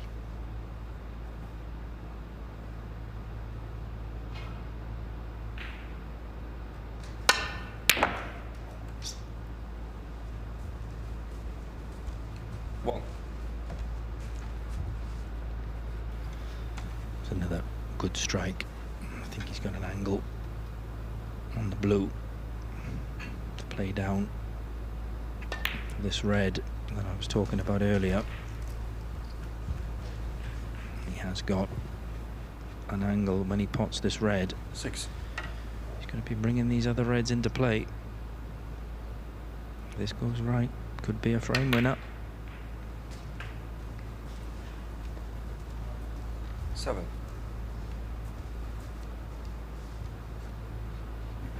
And he's also got a red and the brown safe, so he's holding all the cards here, Wakelin.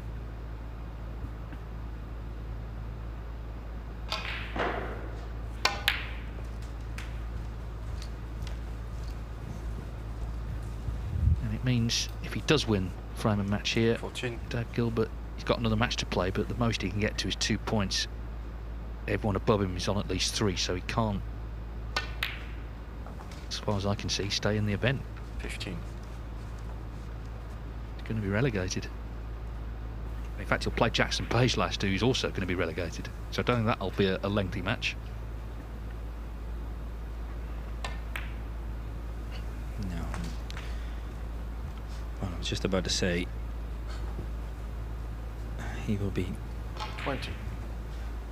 Devastated after being in such a good position in the last frame, and just when I thought this match was all over, Chris Wakelin has played a very poor positional shot. 51 in front, and he wanted red, colour red.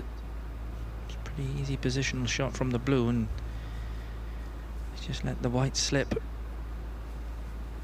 And the only way you can see him carrying on this break now if he doubles this red.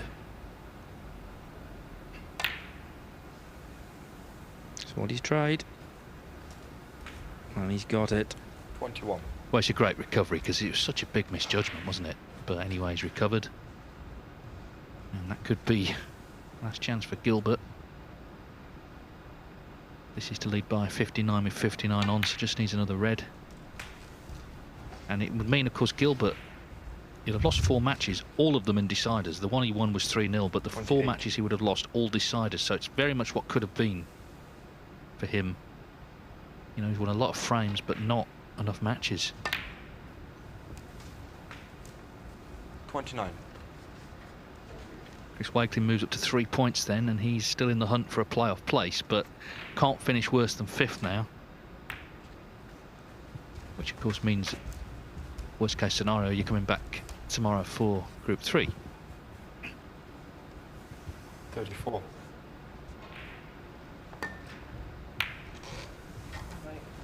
Dave Gilbert shakes hands with Chris Wakelin, and Gilbert heading for relegation. Chris Wakelin still in the hunt for a place in the playoffs. A dramatic match. It's been won by Chris Wakelin 3-2. And when we come back, it's Elliot Sleser against Jackson Paige.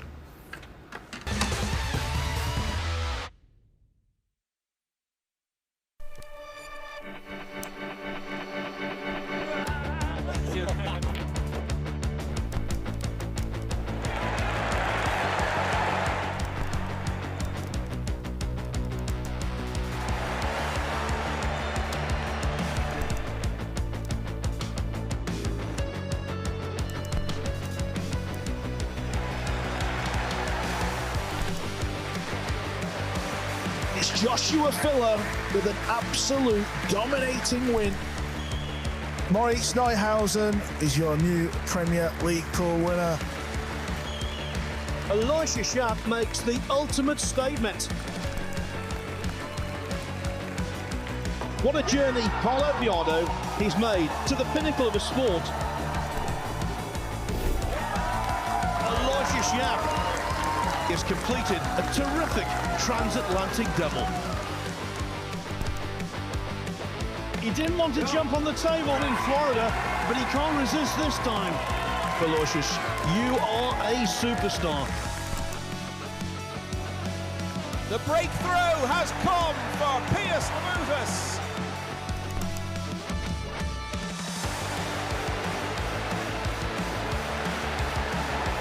Team Asia, they've won the Reyes Cup again. David Alcade, it's your turn again, buddy. Can you believe it? An absolute nightmare for Tyler Steuer. Europe have won the Moscone Cup.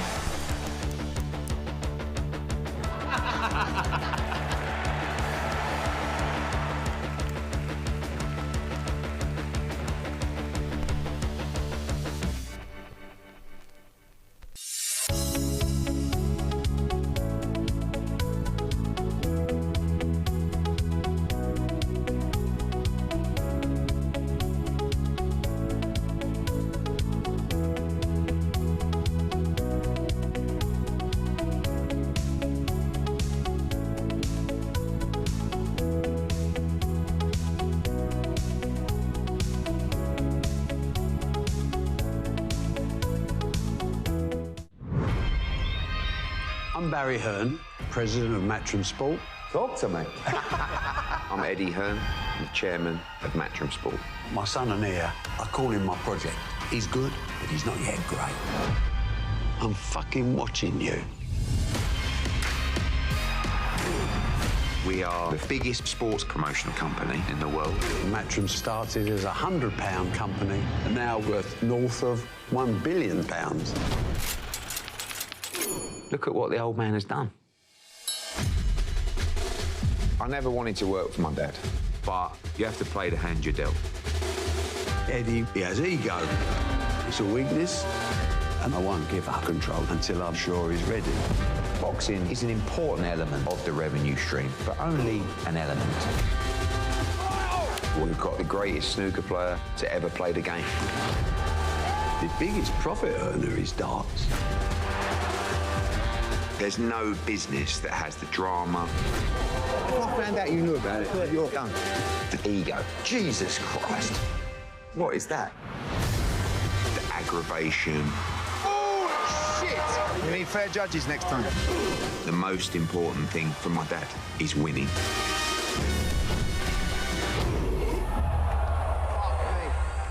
The world's come crashing down on us.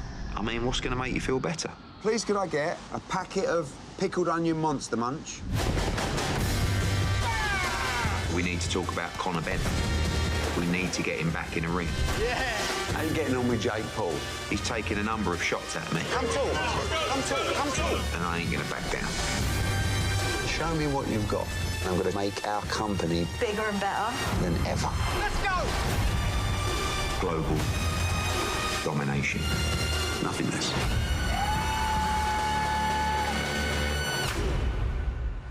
I still don't understand why the shirt's off.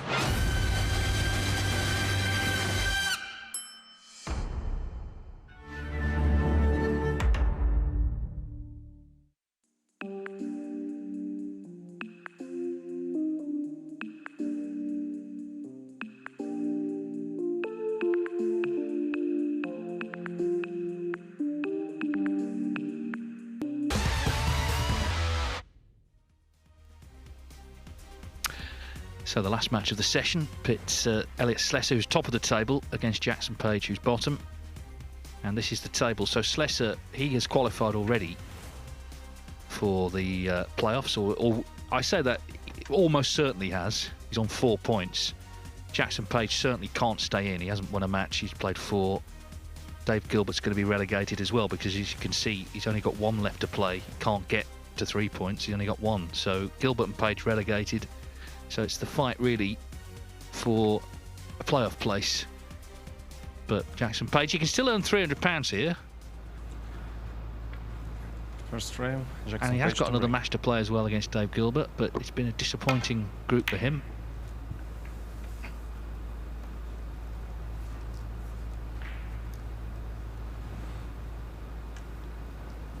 Yeah, I'm sure Sleser has qualified because, of course, Chris Wakelin and Noppin Senkom, they're both on 3, but they're playing each other, so they can't both get to 4.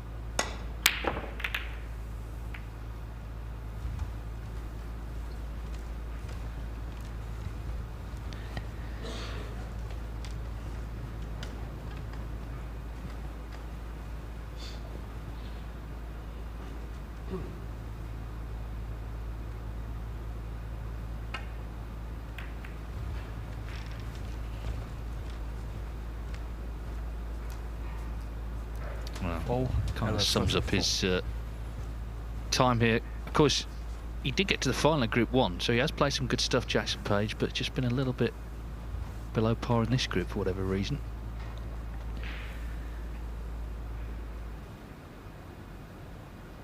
Sleser's played terrifically well, though. Not so much with that one. Yeah, I think Jackson Paige likes to go for his shots under normal circumstances, so I don't think he'll be turning much down now he knows he's out.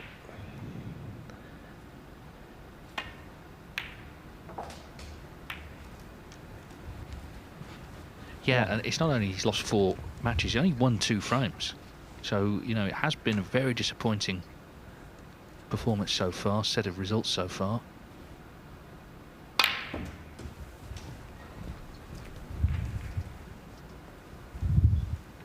Say that though, I mean, he lost 3-0 to Gary Wilson last night. Gary made 3 centuries. You know, he's not like he did much wrong, really.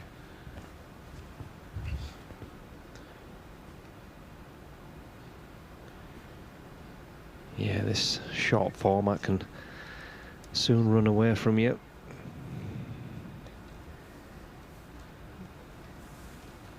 You could always nick the highest break prize. Is there a highest break prize? Yeah, it's £500, so, you know, worth having.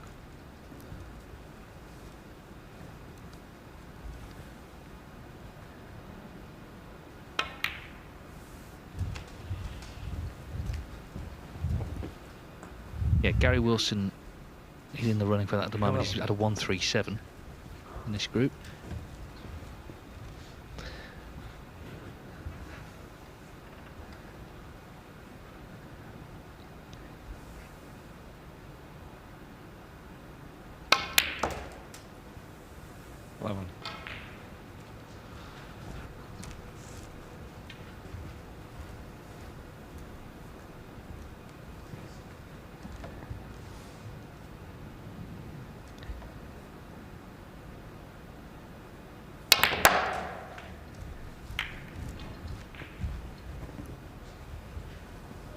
Yeah, that's a little bit unlucky. He struck that 16. blue. Lovely, he has got a red into the left centre, but it's at quite a narrow angle.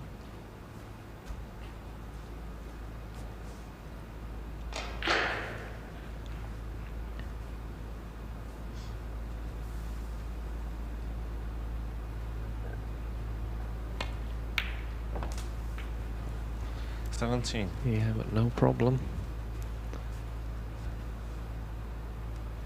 I'm a little bit surprised he's not having a look at the black here. Play a thin clip on the black and go into the reds.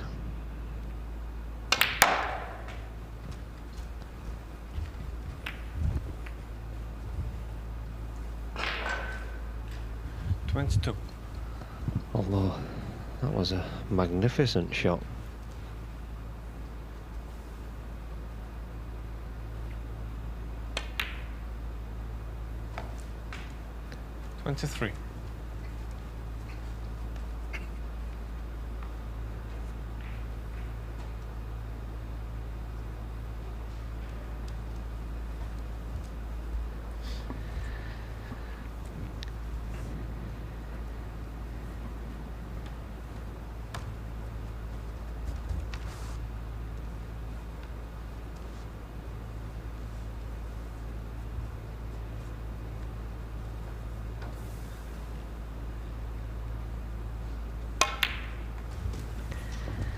Yeah, the reds are spread nicely, but they all seem like they're blocking each other. There's a little bit of work to do to make this into a frame-winning break. 27.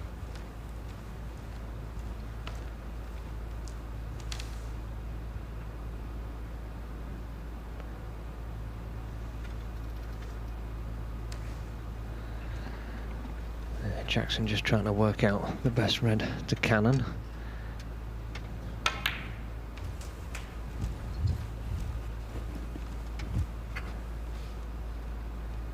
That's a 3.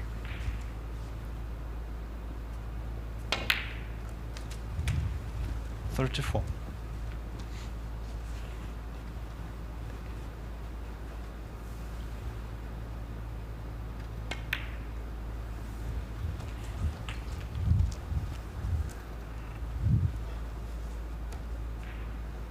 $40.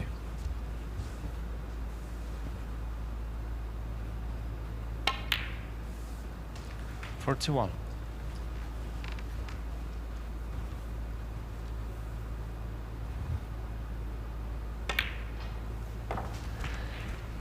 Yeah, very fluent player when he gets into his stride. 47.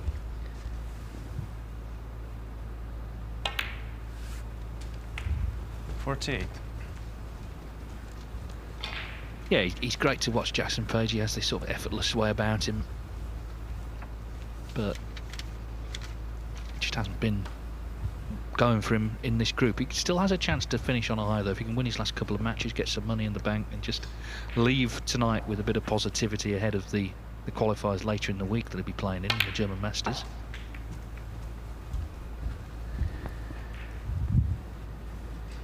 Yeah, and he's landed a 54. A tricky draw in the German Masters. I've just been talking to him. Possibly Jimmy Robertson, very good player. So yeah, he'll want to try and get a bit of confidence before then, but he's played a poor shot there to land not really on a red. Yeah, should have probably gone into those reds. Left it well the last second and 54. Didn't really get the angle on the pink to get anything moving. Yeah, he's not scored this season. He's only had 3 centuries all season, and 2 of them have been here. So, you know, in the first half of the season, made 1 century break, which in this era, it's not going to yield you many results, really. Yeah, when you're not renowned for your safety play, it's your scoring that has to be good, and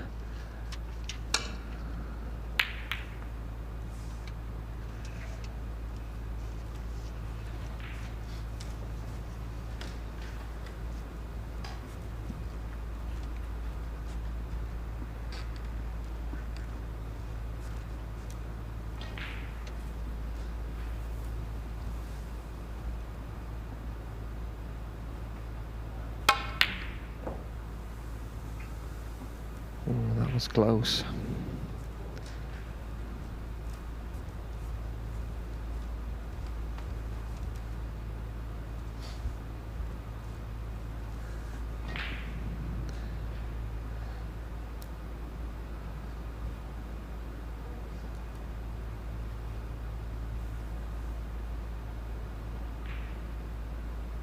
Yeah, not a great deal of options here for Elliott. Can't see the red on the left-hand side cushion, which he'd like to get back in play, trailing by 50. Don't think he can see any of the 3 behind the pink.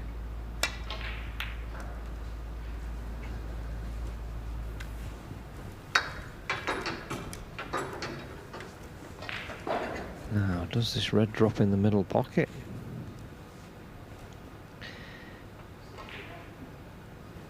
If it doesn't, which it clearly doesn't, I think Jackson will just leave it alone.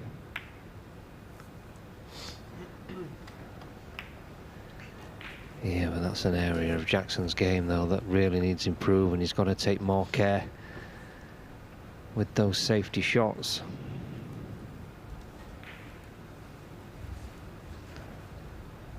Leading by 50, you don't want to gift your opponent a chance.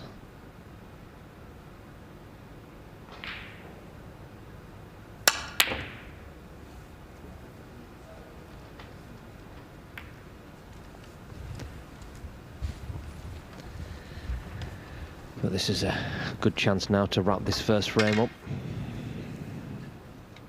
Yeah, it's a perfect example, this, of what can happen in this format. Elliott Sleser's already qualified and Jackson Paige is relegated, so it's not quite the same sort of match as it would be, say, if it was the first match of the group. Sleser may be already starting to think about this evening and the playoffs.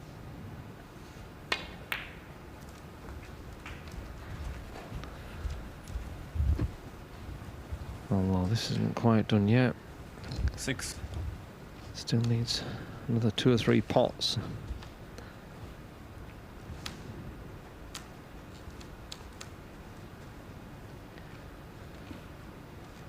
Doesn't want to cannon that red on the yellow side cushion.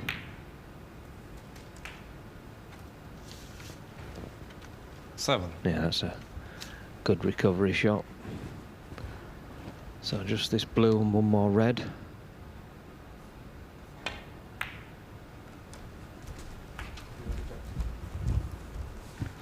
I think Alex Lester's already conceded because he does need a snooker.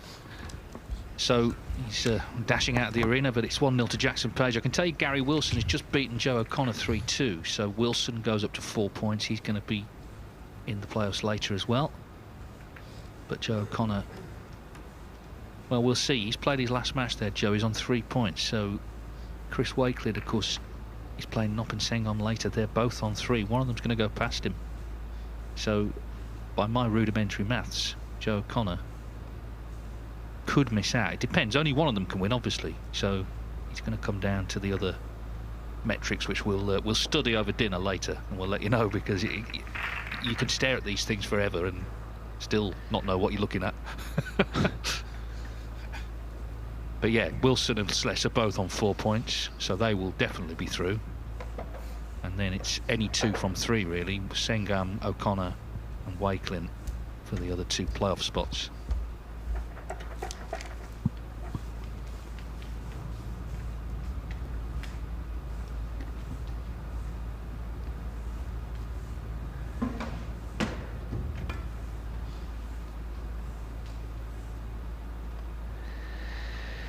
You know, just talking to Elliot in the players' room there, and he said he was desperate to try and get through today because the second frame can only play 1 more group maximum with the qualifiers being on.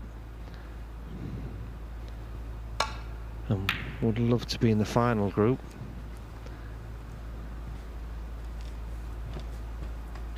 Yeah, it'll be another more evidence of a sort of general step forward he's taken in his career. If you could get into the winners group, there'll be some big hitters in there, I would think, and a chance, of course, to win the whole thing, get his first trophy as a professional, get in the champion of champions. It's all, you know, positive if you can make it through.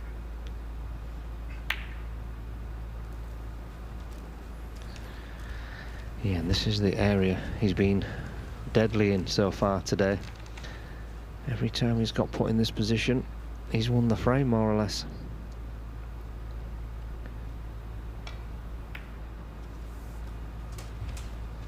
One.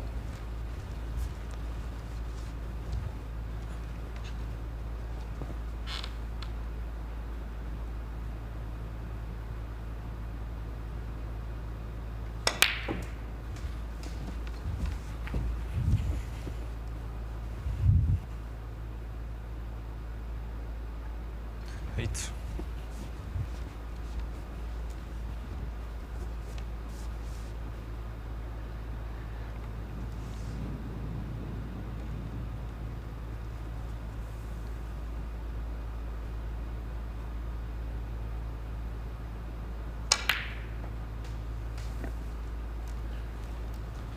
Nine. Yeah, he's on the pink if the black doesn't pot.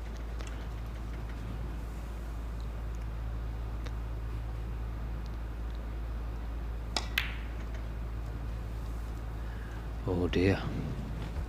That's Leicester. 9. That is disastrous.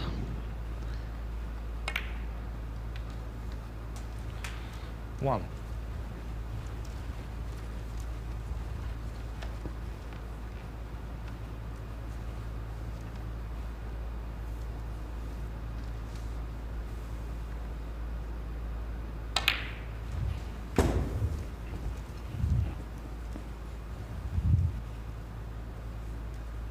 Eight.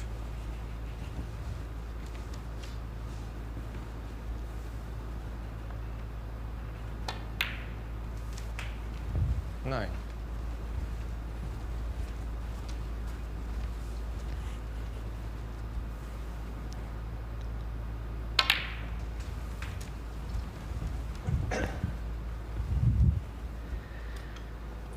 16.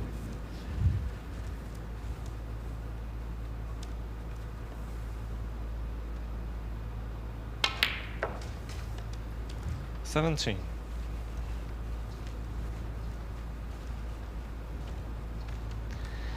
Yeah, still 3 or 4 open reds.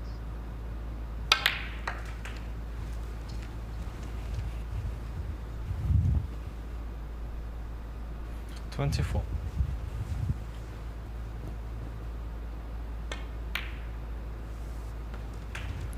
25.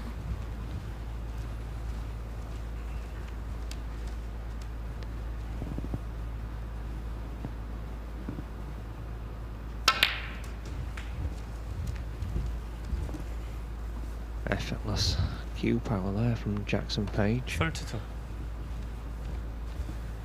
The red at the bottom of the pack still goes. Possibly the red at the top 33. of the pack as well. But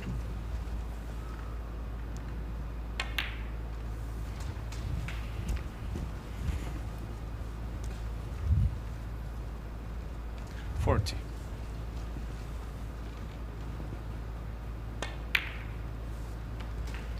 41. yeah, that's a nice little shot. Just nudged another red out of the side, so that's at least 2 reds that pop.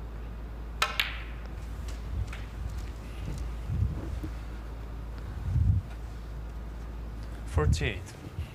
You'd be thinking, why didn't I start the group like this? 49.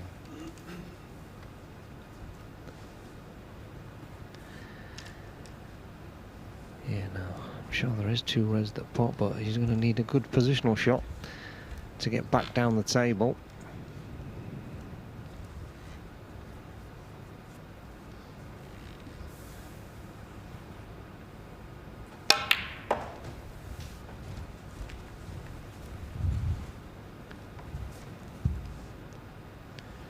$52. That was nice use of the middle knuckle.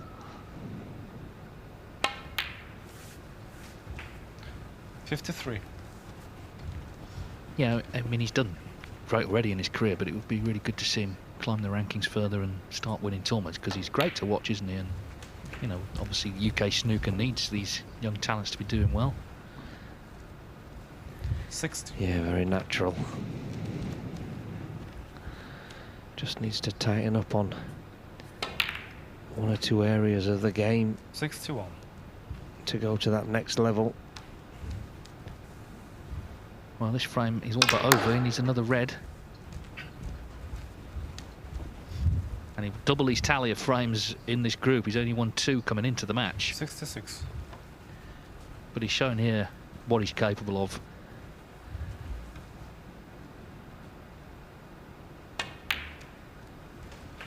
$67. Yeah, and that's frame over.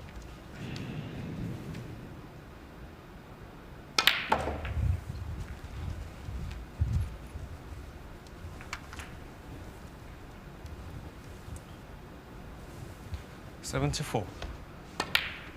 Well, he'll always be in the history books, 75. Jackson Paige, first player ever to make 2 maximum breaks in the same match. That was last year, the World Qualifying. Wonder what he spent the money on. Well, I can tell you what he spent 82. some of it on. He's opened his own shop, which is selling, you know, sort of trading cards. 83. So he has actually invested it in something that could, you know, be good for his future. Coming into this match, there wasn't a lot of money to spend from this group of the Championship League, but he's 89. doubled his tally now to £400. Nice. He could have got himself some Panini stickers. Are they still a thing?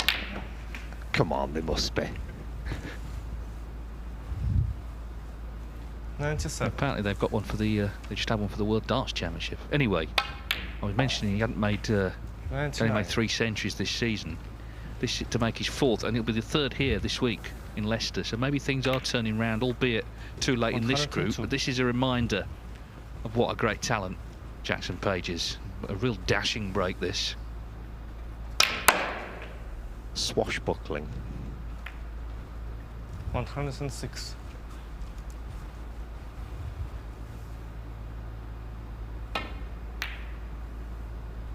106 from the Welshman, and in no time at all he's taken a 2-0 lead 6 in the frame. over Elliot Sleser. Remember, Sleser has already qualified for the playoffs tonight, and Jackson Paige will be relegated either way, so there's that sort of maybe strange dynamic to this one, but that was still a lovely break. Gary Wilson at the moment is top on 4 points. Elliot Sleser also on 4 points. Wilson's won more frames. Joe O'Connor is third on 3 points with 13 frames won. Noppen Sengham 3 points, 11 frames won. Chris Wakelin 3 points, 10 frames won. So Joe O'Connor looking good on that score, and we know that Gilbert and Paige will be relegated. There's still 2 matches to come after the break for sessions. We've got Chris Wakelin against Noppen Sengham. That's the big one, of course, to see who is guaranteed to qualify. And also Paige will play Dave Gilbert.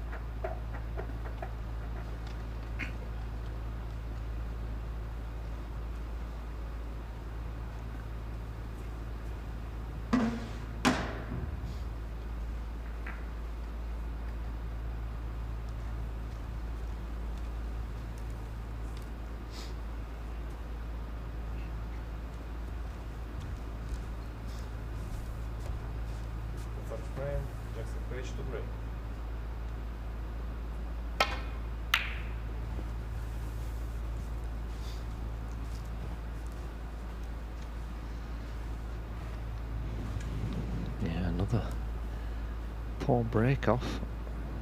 Been a bit of a theme today.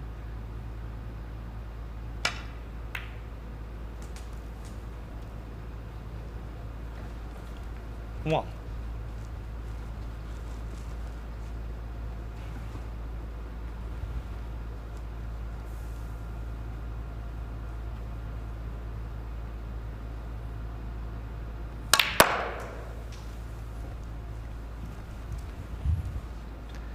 Well, it was a big target, but he didn't find it. 4. Yeah, the harder you play that shot, the more side that's needed. And he didn't judge it well. Elliot Sleser, 4.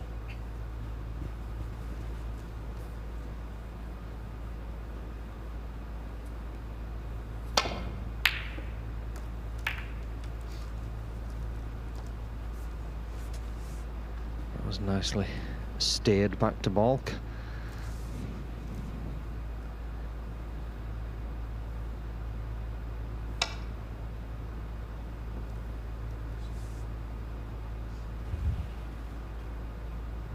All miss. Jackson Paige 4.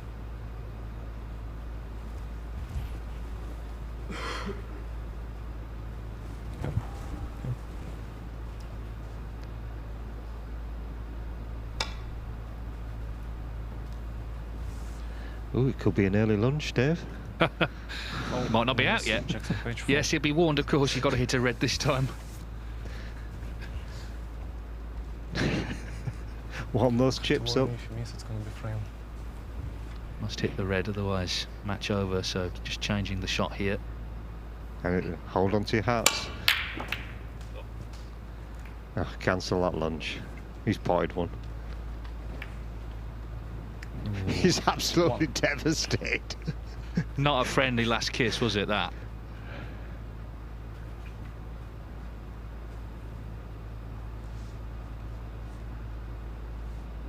Straightforward long blue. Here we go.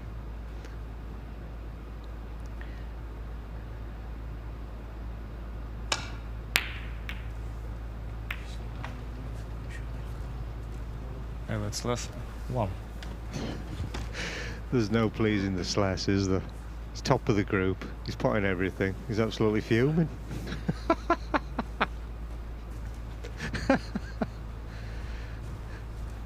Well, he's handed Jackson Paige a chance to get the match won. Yeah, I mean, you know, had this been a must-win match, he wouldn't have played that blue. That's the point, isn't it? So he's earned the luxury to take those sort of shots on. But as you say, he wasn't happy. He didn't really get too close to it.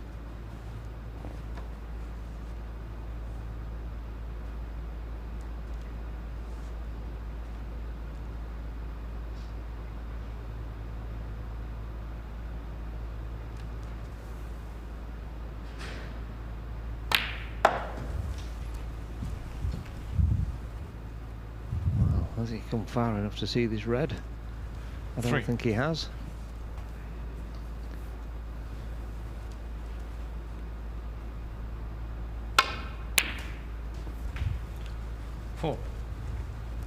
It's another nicely struck shot. He needs one more good shot now on the black.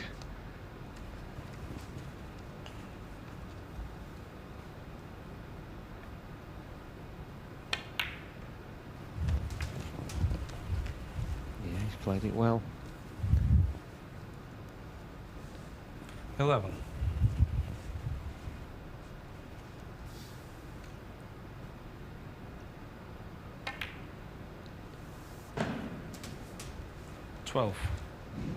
Yeah, and again, absolutely plumbing again.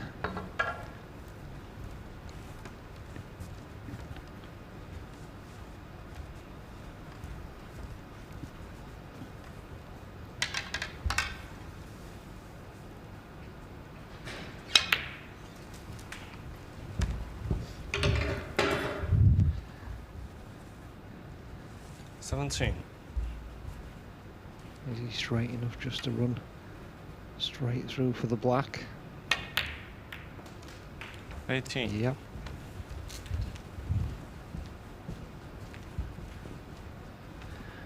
Push that red into a slightly awkward position, but it shouldn't make any difference.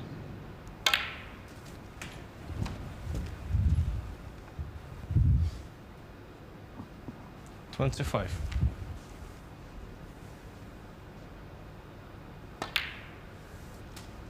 26.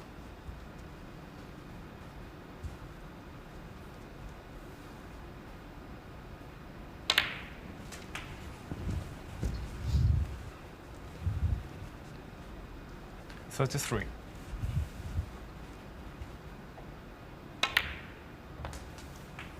34.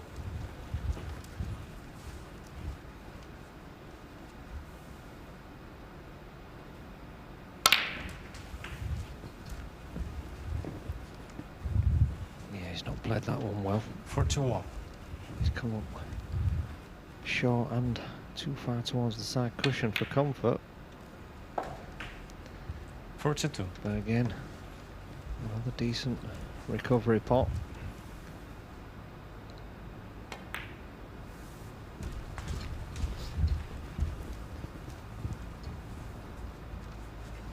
$47. So 50 in front. Just looking to close this out now and get his 48. first win on the board, albeit it will be too late to stay in the event, but got a chance to win another one later against Dave Gilbert, and as I say, at least end on something of a high.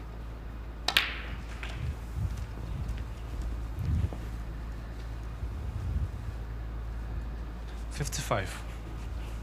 Yeah, does need one more colour after this red. Oh, Jackson Paige. Disaster. 55.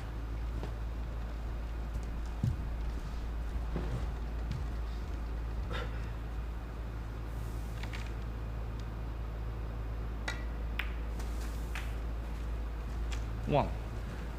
Right, I'll make a prediction now, Dave, that Elliot will either clear these balls up or he will miss and concede instantly.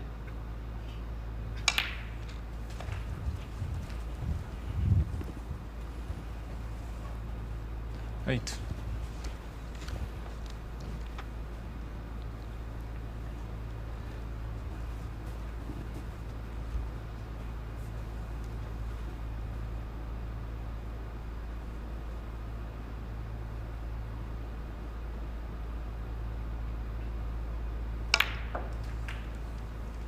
Nine.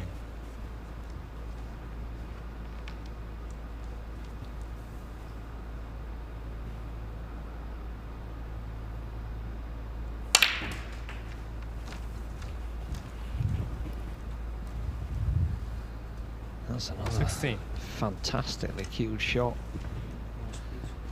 The zip he gets off the cue ball is magnificent.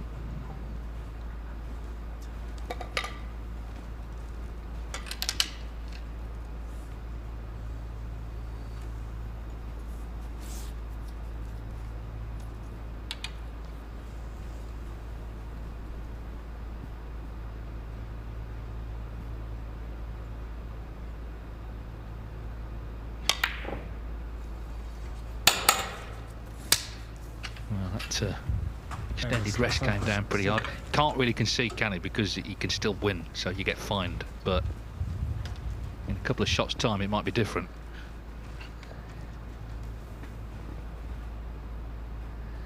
Yeah, there's absolutely no chance Elliot's hanging around if this colour goes in. The handshake is coming.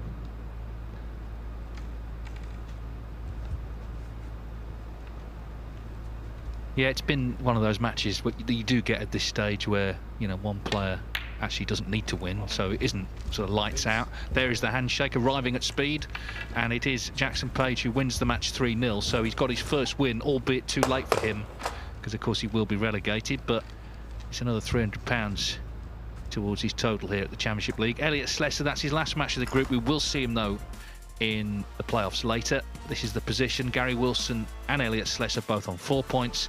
We've got O'Connor, Sencam and Wakelin all on 3. Gilbert and Paige both on 1. In fact, Gilbert and Paige play each other, but the big match at 4:30 will be Chris Wakelin knocking Sencom. Clearly, whoever wins that will qualify for the playoffs. So we'll see you in about an hour and 20 minutes time for the conclusion of Group 2 of the BetVictor Championship League.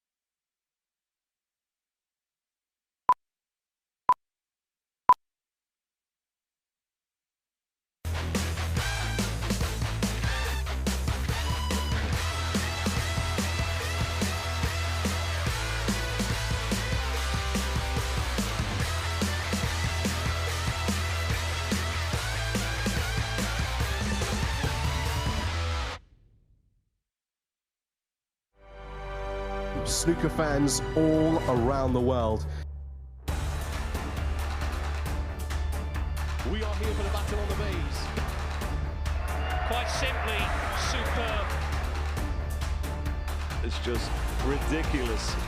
Absolutely ridiculous. What a shot that is. He's got the hot shots all to himself. The break of a multiple world champion, exuding class. And that's a shot that again will live long in the memory. Good evening from the Mattioli Arena in Leicester, and in a couple of hours' time we will have our second player through to the winners group of the BetVictor Championship League. It's been another very interesting day of snooker here, and we've got some important matches to come, not least of course the semi-finals and final a little later. Still a couple of group matches to play before then. So we know that Gary Wilson and Elliot Sleser have definitely qualified. They're on 4 points. We know also that Dave Gilbert and Jackson Paige have definitely been relegated. The question is who's going to join Wilson and Sleser. Joe O'Connor waiting to see what happens here. There's a big match to come. We're going to bring you now. Chris Wakelin against Noppen Sengom. Whoever wins that will definitely qualify. And there is a scenario as well that they both could qualify, which I'll talk you through in a moment. But the main thing is it feels to these two, I think, like a knockout match this. Whoever wins it gets into the semi-finals. Noppen Sengom of Thailand to get us underway. Dave Gilbert and Jackson Paige, they both have been relegated, but they are playing each other now on table 2. So yeah, whoever wins obviously goes to 4 points. If Chris Wakelin were to win 3-2, then actually Noppen Sengom would also qualify. Joe O'Connor would miss out on frames lost, but we'll monitor that. I'm sure Joe O'Connor is monitoring it upstairs in the players' room. But it's relatively simple, Lee, for these two. You know, sometimes you can stare at the various permutations. They know whoever wins, they're through. So that makes it kind of more straightforward. Yeah. Both these players will know if they win, they're through. Simple as that.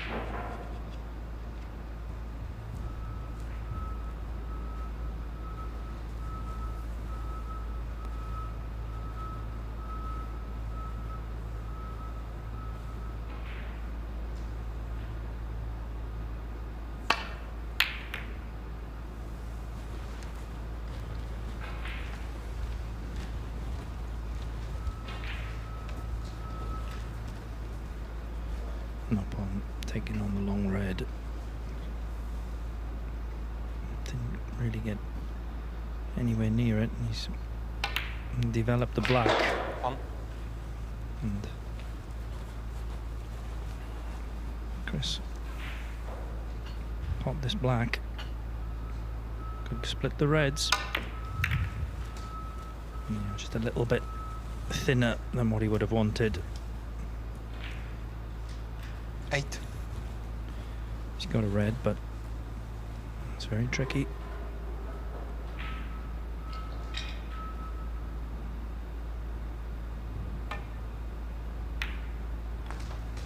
Nine. Played it very well. It seems he doesn't miss to the middle pockets, Chris Wakelin. He must be one of the very best to the middles.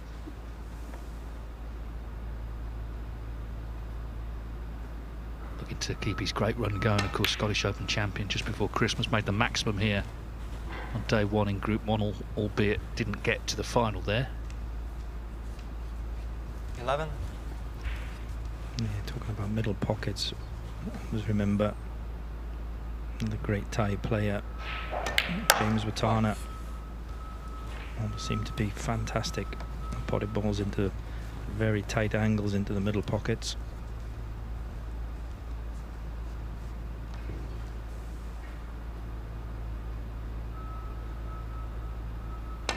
He's running for MP now, I think you said yesterday, didn't you? Apparently so, yeah. Yeah. 17. 18. Yeah, can't really see that on Mark Williams' agenda. I think the country's got enough problems.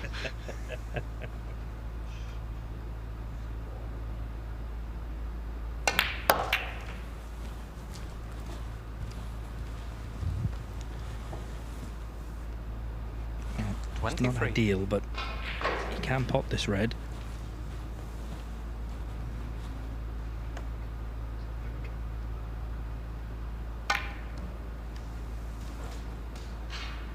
He played it very well.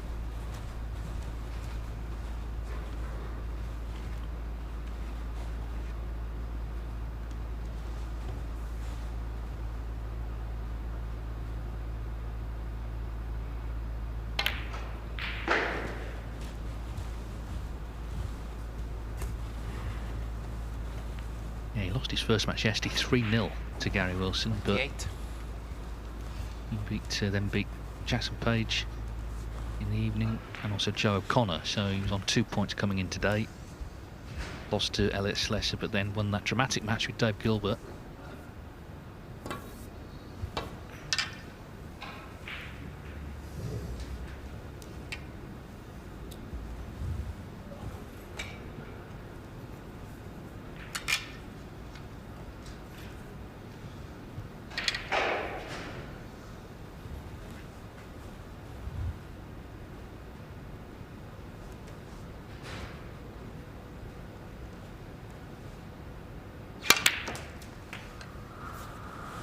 you.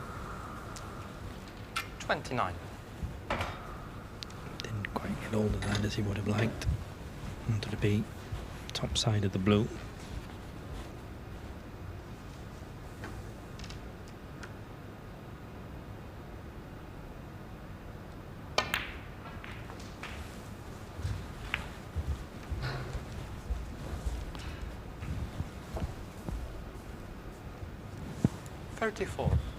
And he is on this red, but certainly not easy.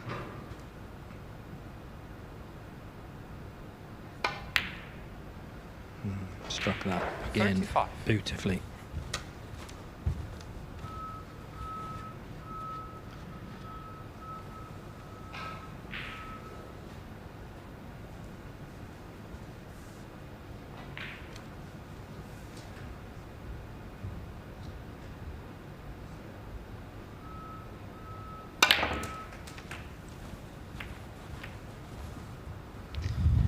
And he'd be delighted with that. It was a little bit straight on the black. 42. So I had to play with a lot of top spin, striking them right at the top, off the side cushion. And on the right hand side to split the reds.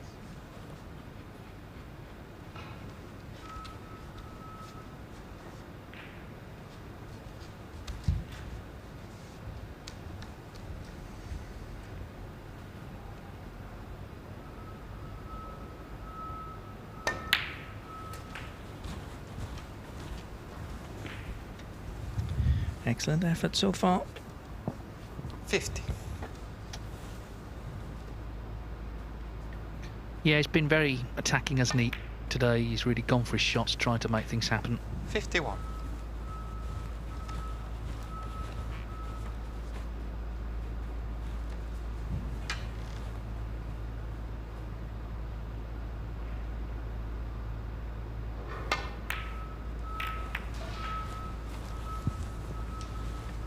That's worked out pretty nicely, so 56 in front, getting 56. closer to taking the first frame here.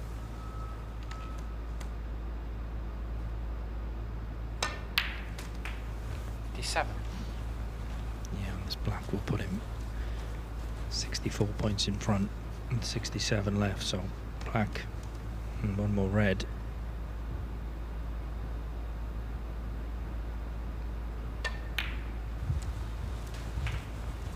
This has been an excellent break from Chris Wakelin. 64.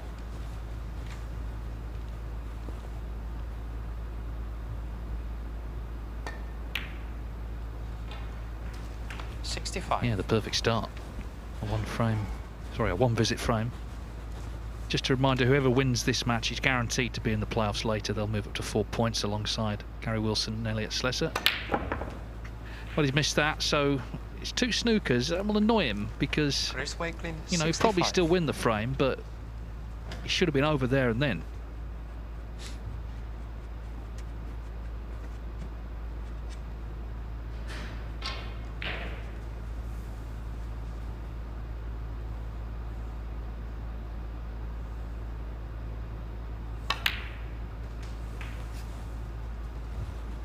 1.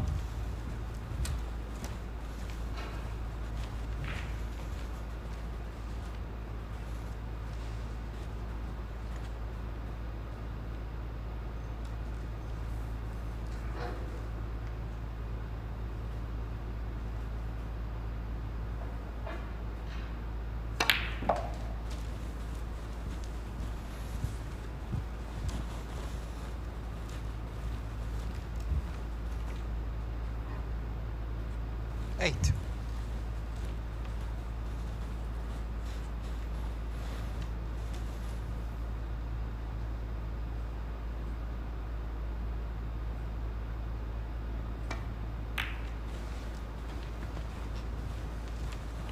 Noppen Senkham 8.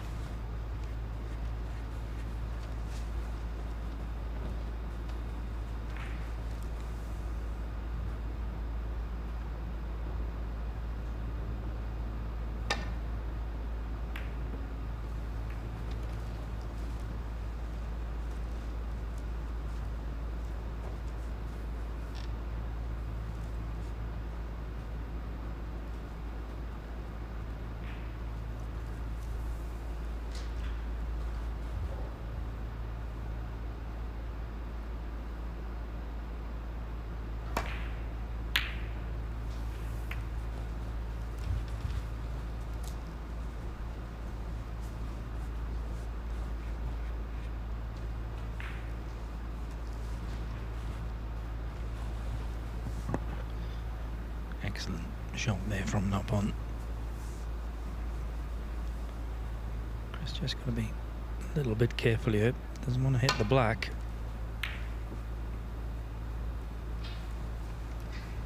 Be delighted with that.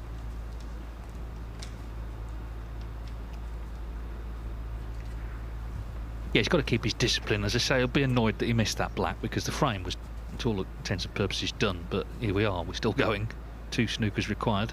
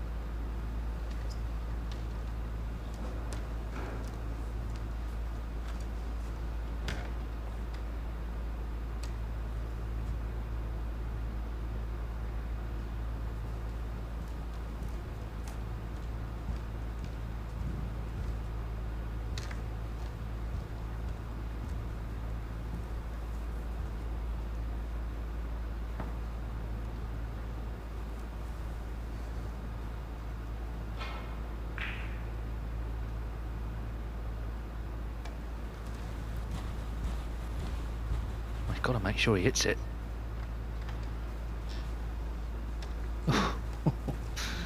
Cool as you like. Never in doubt, Dave.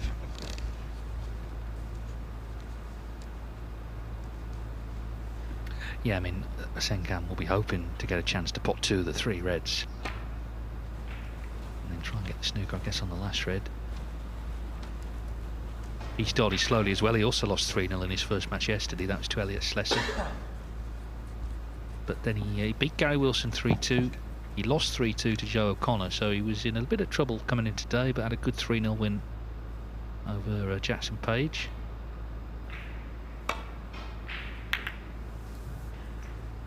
Beat Gilbert as well 3-2 yesterday. So Noppen Senkham, I always think he's a player who's just hard to beat. You know, he has a very solid technique, good temperament, but he has left a chance at this red for Wakelin to finally wrap this frame up.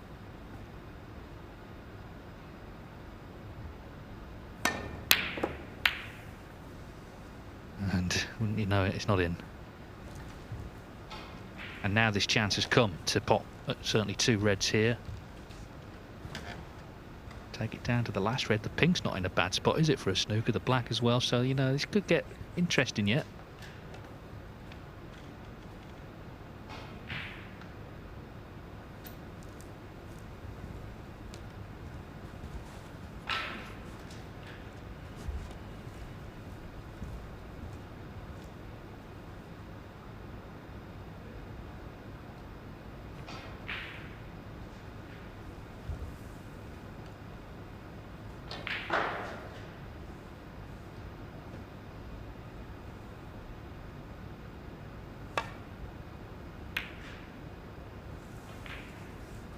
or not, because he's missed the red and conceded the frame. So Chris Wakelin, he made a nice break. He didn't quite kill it off as cleanly as he would have liked, but he has won it, and he takes the first frame. Remember, whoever wins this match will definitely qualify for the playoffs later.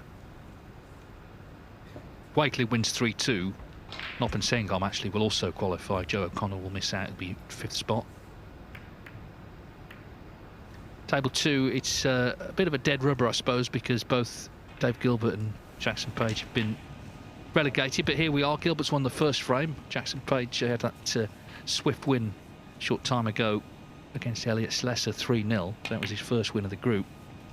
He'd only won 2 frames before that, so at least he's now on £500 and chance to win some more in this last match. Of course, he was runner-up to Tom Ford in the Group 1 final on Saturday night.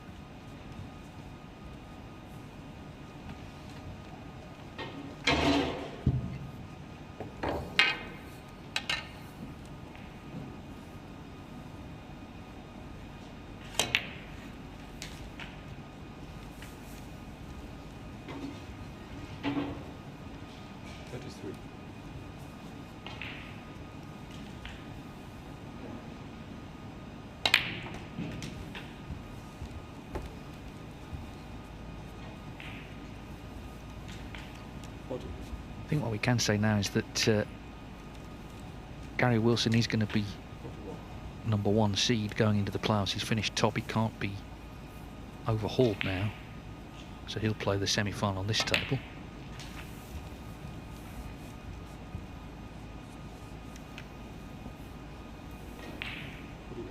But whoever wins between Wakelin and Senkan, they will go past Elliot Sleser. Anyway, that will all resolve itself shortly. Here's frame 2.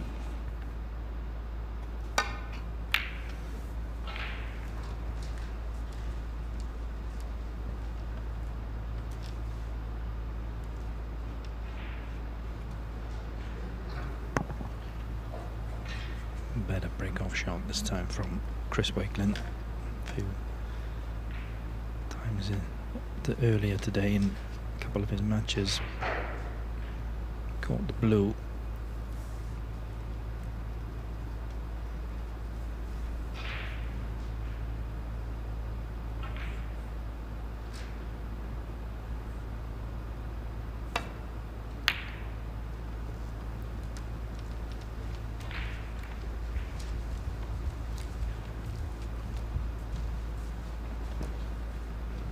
One has left.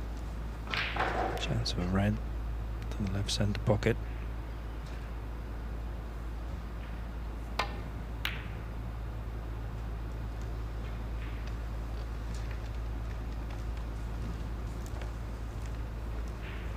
Certainly wasn't easy.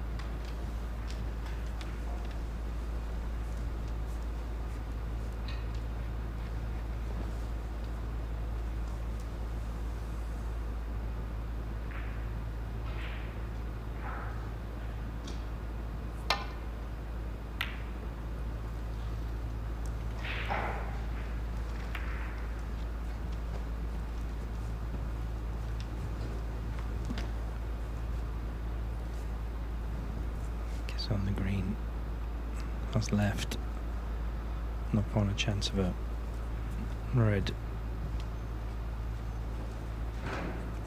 into the right-hand black pocket.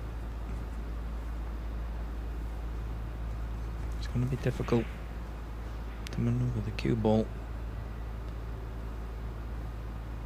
around for a colour, though.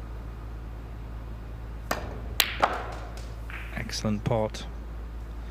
Well, if he played that gap, Dave, that's very, very accurate. The big word there is if. Barely room for the cue ball actually between them. But a great pot, bottom line.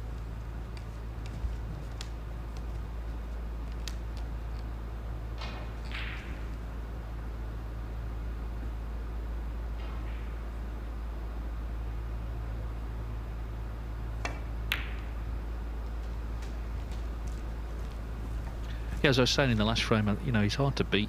He's got a great attitude to the game. You know, very solid technique. Pretty unflappable character. And can be a heavy scorer. He's had 3 maximums professional competition.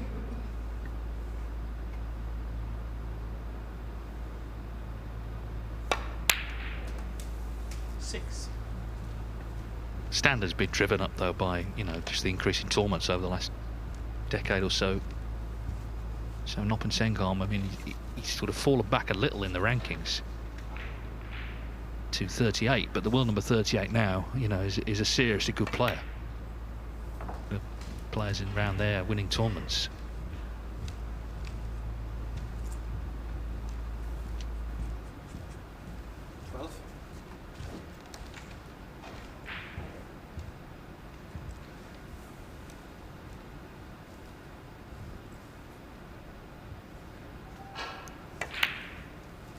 Yeah, Noppen did get to the final of the Scottish Open 2023.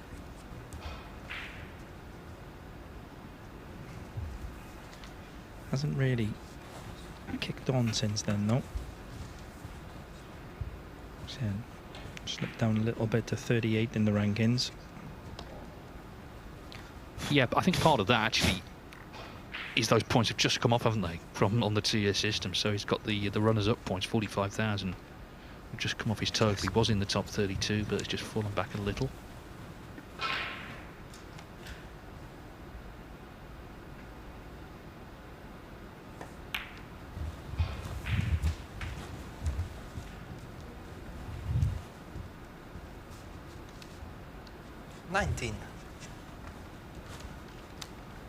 I know one thing, if you got ranking points just for being nice, he'd be in the Masters next week, wouldn't he? He'd be in the top 16.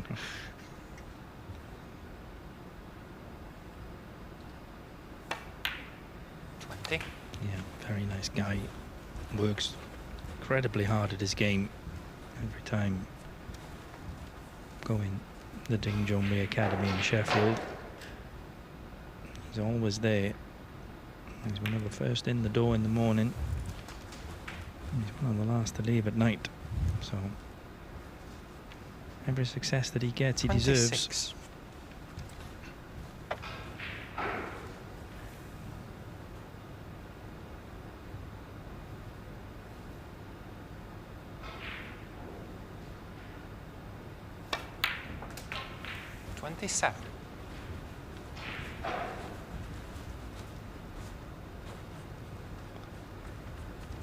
He has a bit more of a methodical style, Noppen, but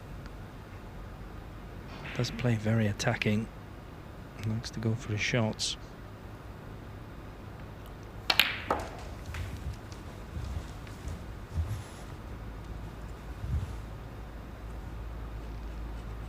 $33.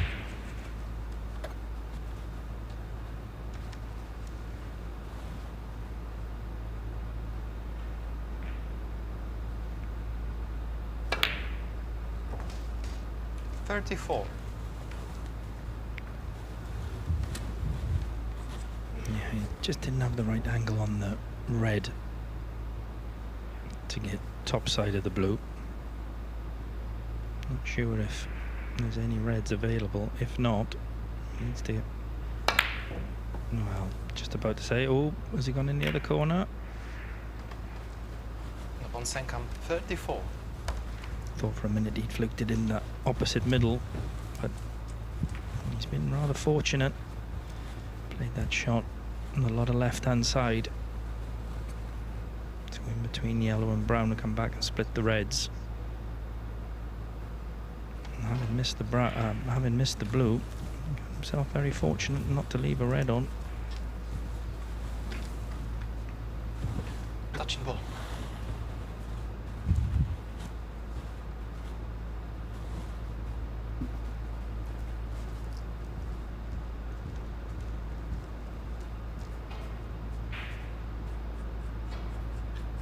Jackson Paige, by the way, did level up, as seemed likely on table 2, so an 88 break there, 1-1 with Dave Gilbert.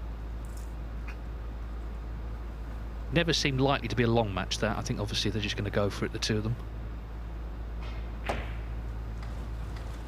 I say that, there were years ago at Cronin Park we had a similar match where the two players were relegated, they couldn't possibly qualify. It was Fergal O'Brien and Peter Ebden, and they played like it was, well, like their life depended on it, actually. They might still be there now, actually. Meanwhile, what a plant from Chris Wakelin. One. He spied it, he nailed it.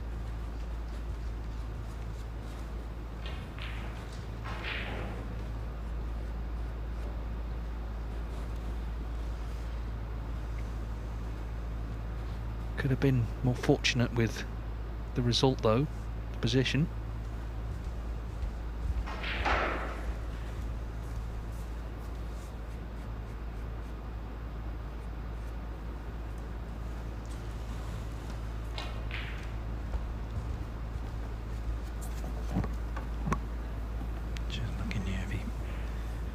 Takes this yellow on where he needs to leave this cue ball to be on that red closest to the right hand black pocket.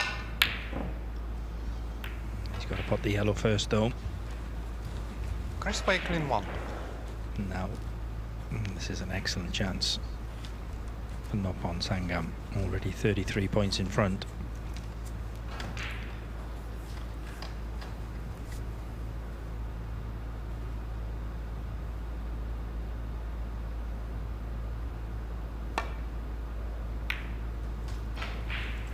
One.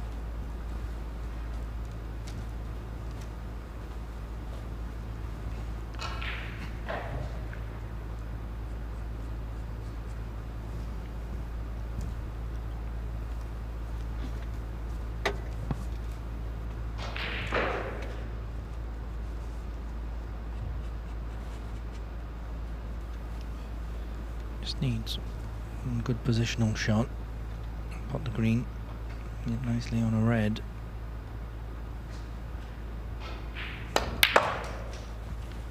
Where's the cue ball?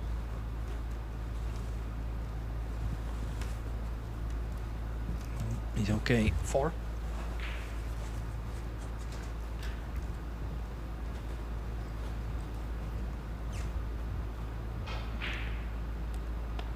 Say he's okay, but that red that would like to play is just a little bit awkward with where that brown is. See, bridging over would be very awkward, so have to play the other red with the rest, and there's no certainty by any means.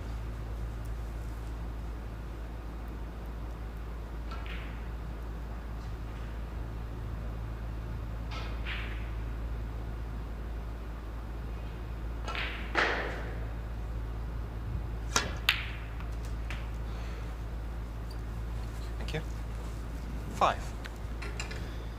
In it goes. Just needs one good positional shot. If he could get nicely on a red here, should have a comfortable run to win the second frame.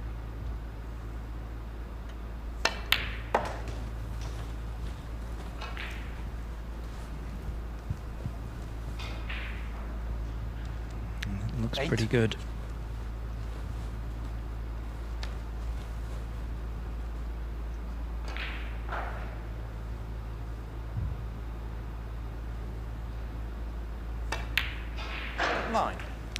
excellent chance now for Noppon to level it this match.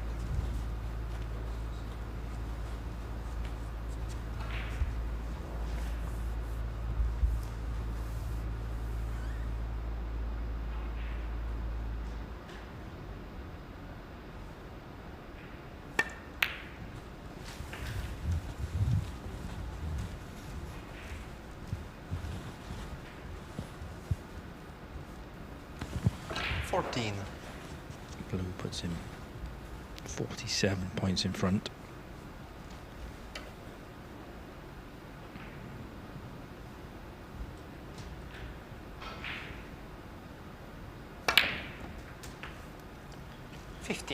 No need to play for the black. No need to risk that. He's got yellow into the middle. Yellow will put him 50 points in front. Still 59 available. So yellow, one more red than any colour. And Chris Wakelin would need a snooker.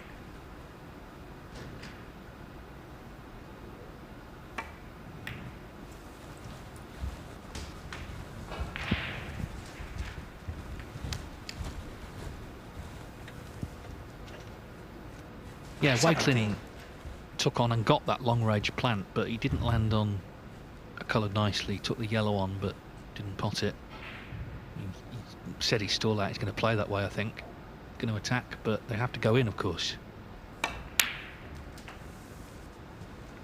18. Pretty sure this blue's going to go in, and if it does, then it's one each.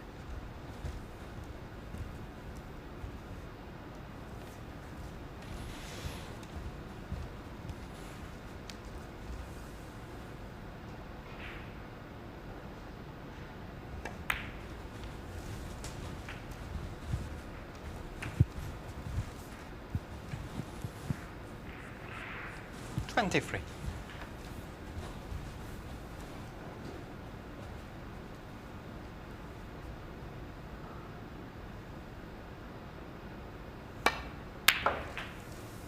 I'm sure Joe O'Connor's watching this with interest, because the one result that can stop him reaching the playoffs is if Chris Wakelin wins 3-2.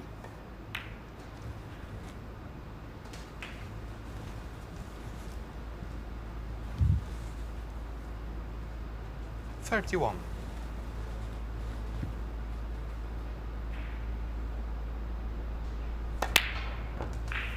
32.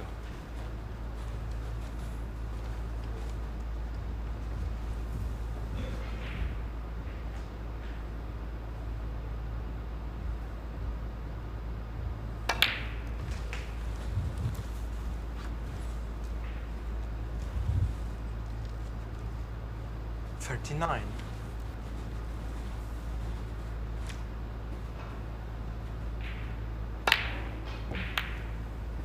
So Noppon Senkom in the end dominates frame 2 and levels this crunch match. It's effectively a qualification match for the playoffs. He levelled it at 1-1. Yeah, Joe O'Connor, as I say, is the sort of third man in this match, watching on to see whether he will indeed be featuring in the semi-finals or not.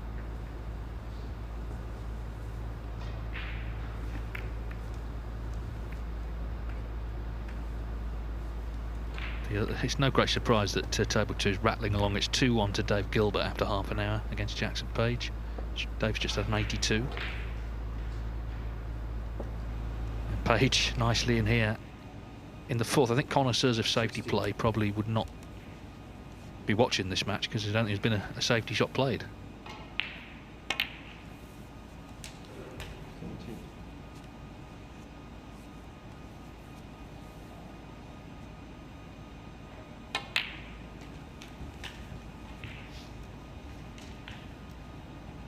Tomorrow we have 3 new players coming in, including 2 members of the top 16, Sergio Wei and Zhao Gudong. And also from China, Yuan Sijun will be here.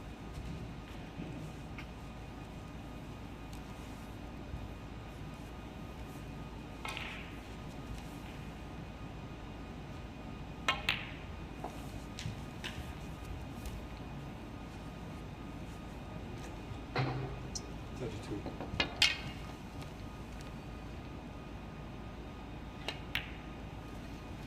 So that continues, but this is the key match in this session. And it's level at 1 each.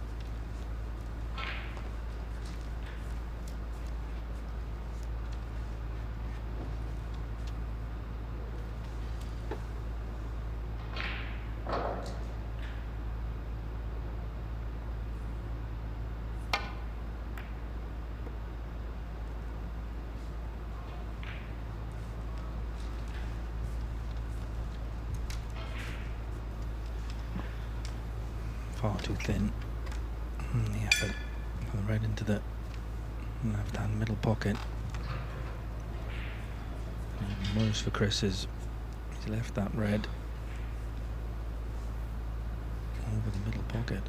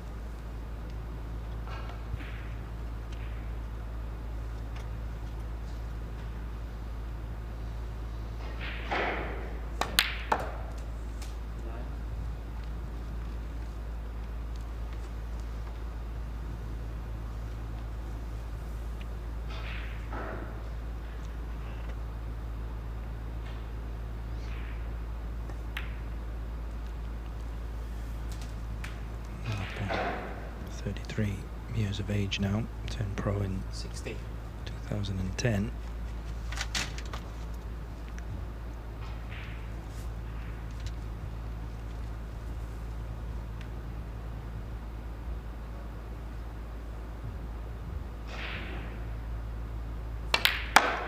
He's already made 3 maximum breaks in that time. So shows you how good he is around the black spot.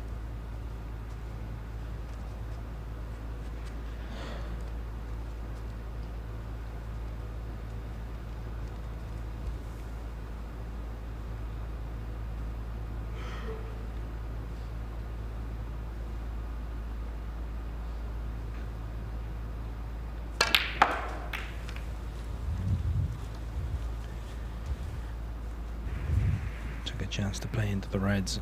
It's worked out quite 24. Nicely.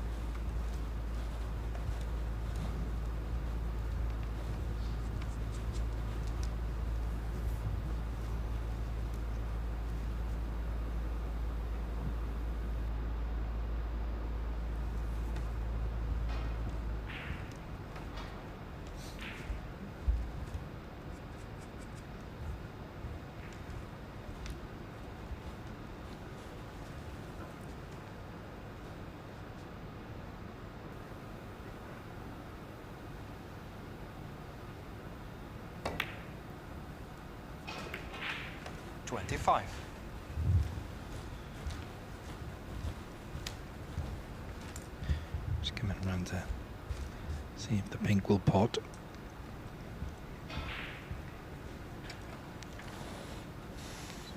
And there you see it. Just doesn't pass.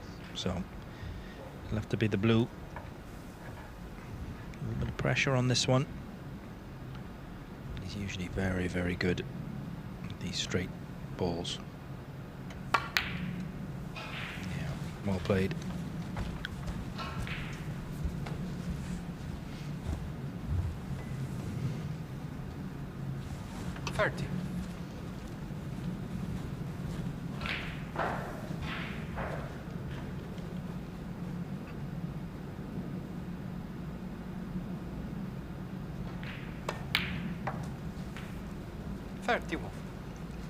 Break goes to 31.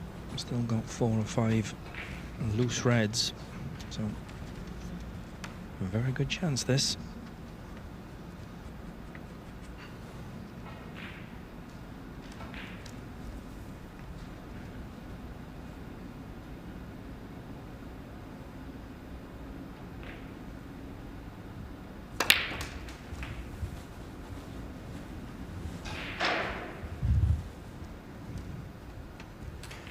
38.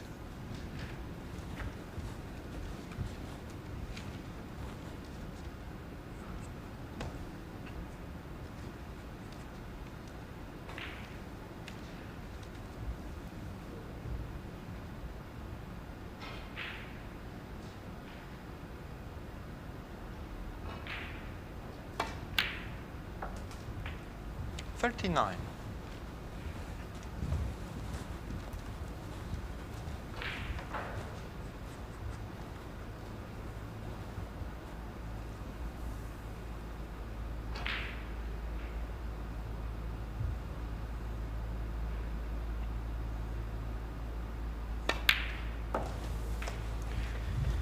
Pink puts him 45 points in front. If he could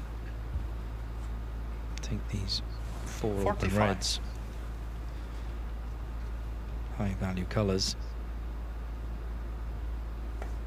he would be safe 46. by the time he got to the 5 reds in the cluster.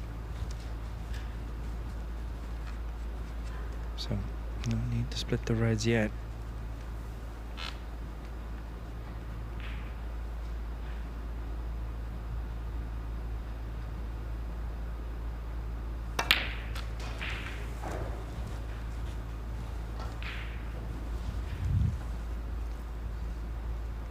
Free.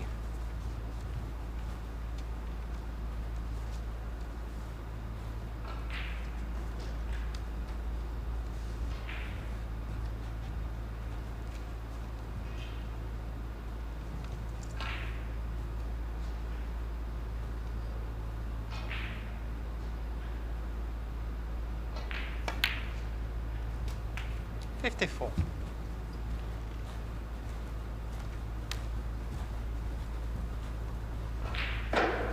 It's been a sort of typical Nopping-Senkarm break, very efficient, very tidy, focused on every shot equally, even those that seem unmissable.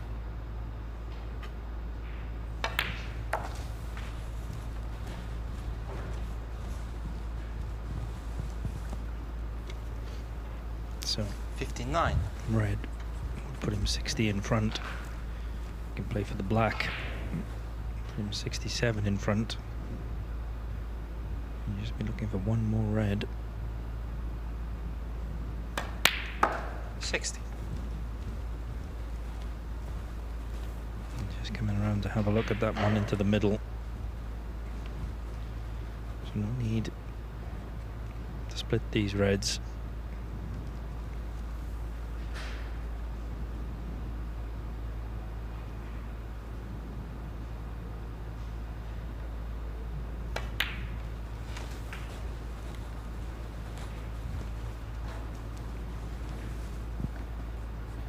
Meanwhile, Dave Gilbert did win that 67. match with Jackson Paige, so Gilbert will finish 6th, Paige 7th. It was 3-1 to Gilbert.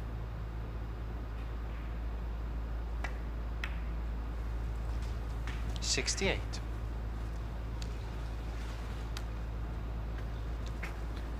Well, the blue will mean that Wakelin needs 2 snookers.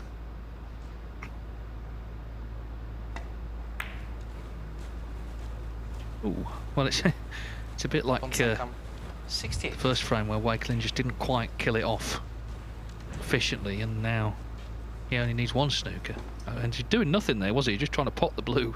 Somehow has missed it.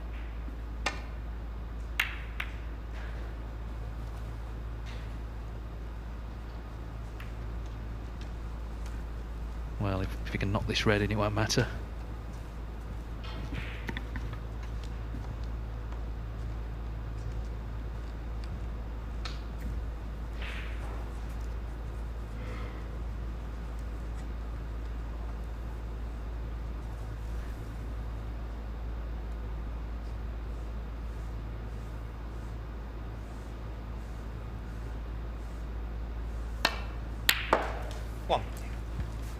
Nicely done. And Chris Wakelin And the frame. has conceded, so Nopping-Senkarm in this crunch match to decide who books their place in the playoffs leads Chris Wakelin 2-1. And as I was saying earlier, Joe O'Connor, well, he might be getting a bit concerned now, because, as I say, the scoreline that will stop him reaching the playoffs is a 3-2 win for Wakelin. So obviously if Chris wins this next frame, then that's very much a possibility. If not, and Wakelin loses, then he will finish 5th. O'Connor and Noppen Senkan will join Gary Wilson and Elliot Sleser in the playoffs this evening. Of course, straight knockout, 2 best-of-5s and then a final to see who joins Tom Ford in the winners group. Just gonna, while we got a moment, Lee, obviously you're in Mark Williams' corner. How's he feeling ahead of the Masters? He'll be the oldest player there this year, but so what? He's still playing good stuff. Yeah, he's been out in China and Tibet playing exhibitions, so well, at least he has been getting a little bit of time on the table. I think he did make a maximum break in one of the exhibitions as well, so always a special tournament, and it's certainly one that he enjoys playing, and should be a great match against Mark Allen. And his son Joel, I think it is, he's playing in the juniors at the moment, doing well in that. Yeah, he actually qualified for the, I think it is the European under-18s. He's only 12 years of age, so he's done really well to qualify for that, and it's the same date as we've booked a holiday, so awkward. Very. Well, it's good to see. You know, I don't know how Mark feels about his son going into snooker, but it's good to see he's got that same passion. Of course, Peter Lyons, who's with us, almost uniquely played his son Oliver in a professional event. Of course, Neil Folds played his late dad Jeff as well years ago in a pro tournament. But it's not that common. Just waiting for the 2 players, and we'll see if Wakelin can force this decider. I've got to say though, Noppen Senkan, when he was in there, he looked pretty unshakable, as he did in the previous frame. Wakelin, the highest ranked player on the current rankings in this group. Gary Wilson was ahead of him for the Masters cut-off, but in the latest ranking list, of course, after Scotland, when Scottish Open, when Wakelin won, he's 14th. But he needs to win these last 2 frames, otherwise it's 5th place, and it's coming back tomorrow.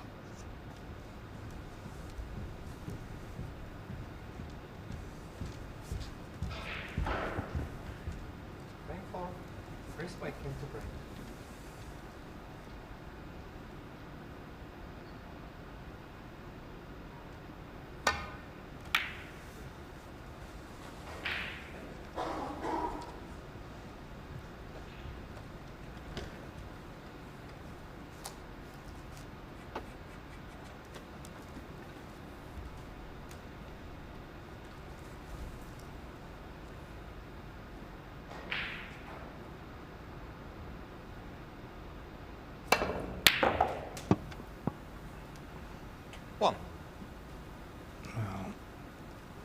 Fantastic long red from Noppen. Striking down on the cue ball to bring the white around the back of the black. Excellent pot.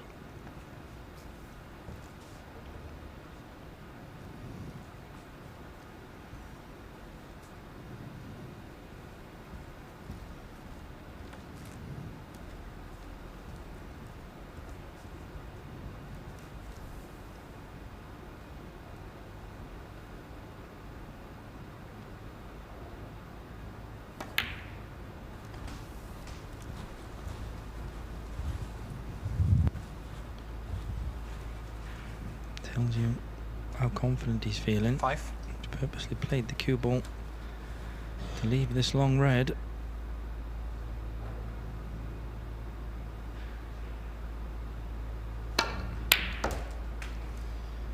And when you can pot them like that, why not?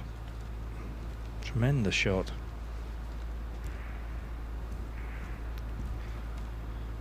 He's got a nice angle on the blue.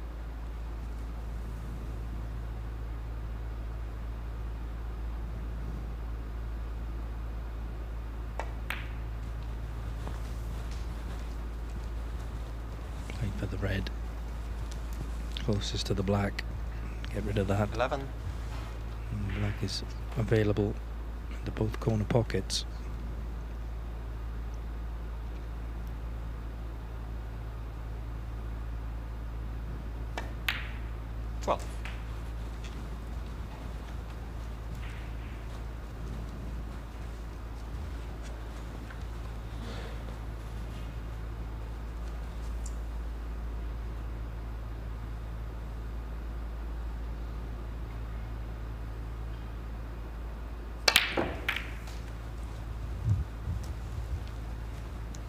Another excellent shot. Didn't have much angle on the 19. black there. He forced it in off the top cushion. Brought 2 more reds into play, possibly 3.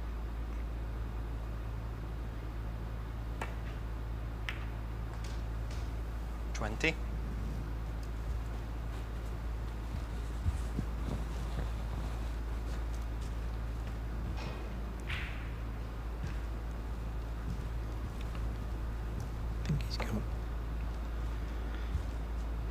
A red available into each corner pocket here.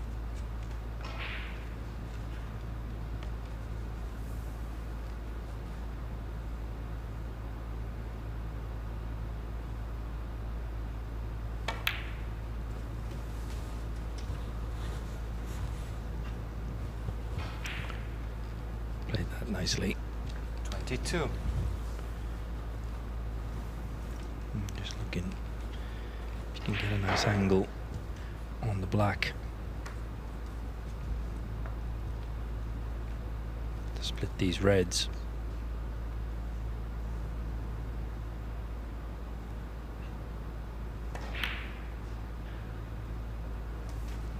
$23. Let's possibly have 1 red that would go into the right hand black pocket, but he looks to have perfect angle on this black. That does look pretty tight.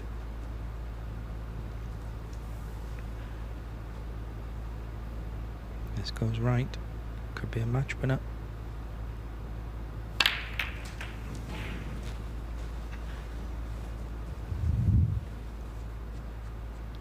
$30. Well, he's on a red.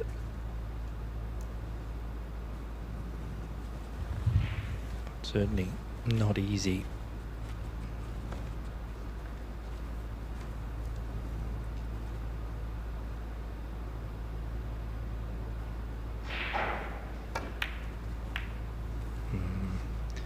Little bit unlucky there. Come 30. Did look good pack to go into. Hit them pretty well. Just finished pretty awkward, and unfortunately for Nopon, he left a really good chance here for Chris.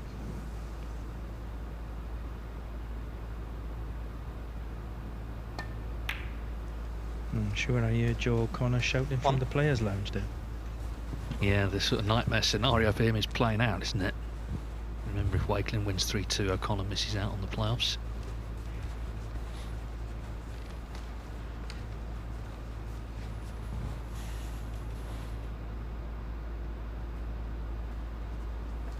Yeah, I firmly believe if Noppen Sengham had landed nicely on a red there, he would have won from there, because he was just looking so good. But having to wait for another opportunity now. It's only the 3rd time they've actually met. Wakelin's won the previous 2, but they've somehow managed to avoid each other before now.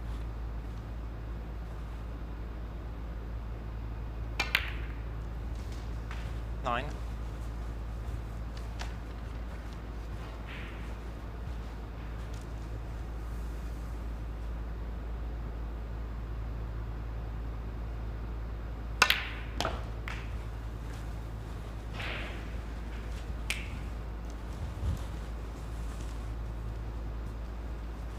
$15.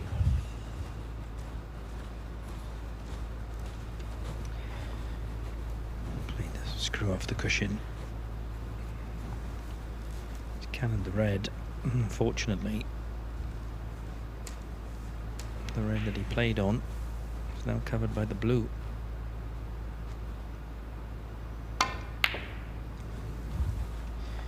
So not one. I'll be Chris Wakelin, 15. happy to see Chris only make 15 points from that chance.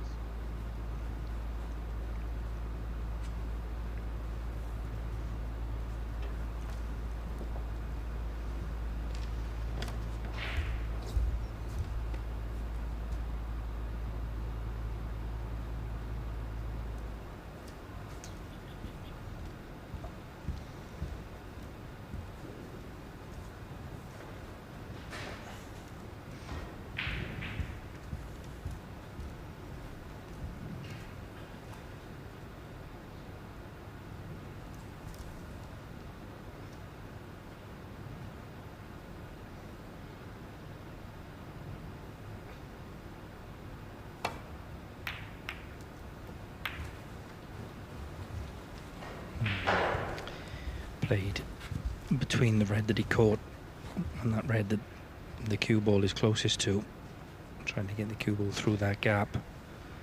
Misjudged it and left Chris an excellent chance now. 1.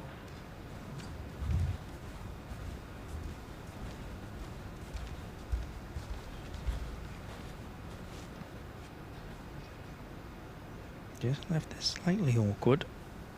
Shouldn't be a problem.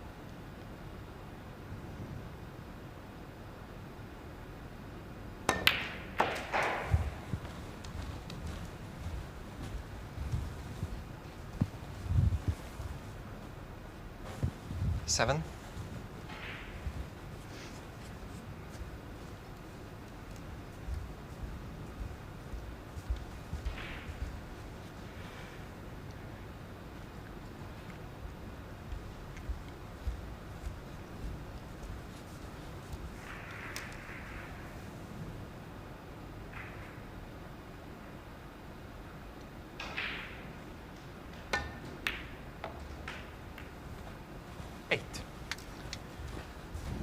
Didn't want the cannon on the green, but it's worked out okay. It's got a nice angle on the brown to come down towards these reds.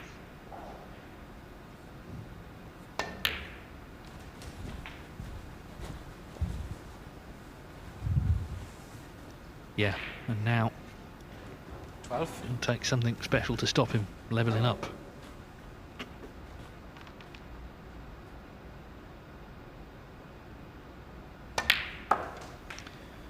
It's a very nice positional shot that Chris played there off the brown. Little tip for anybody when you break building. Played along the line there. Could have ended up on one of 4 or 5 reds. The line that he came on is always going to be on a red. 20.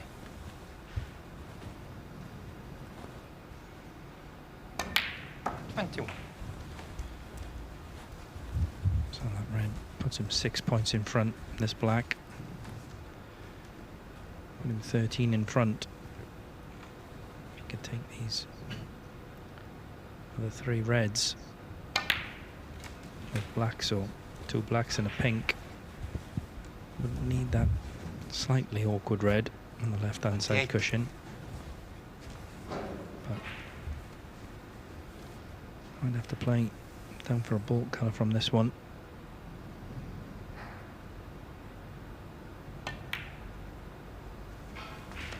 $29.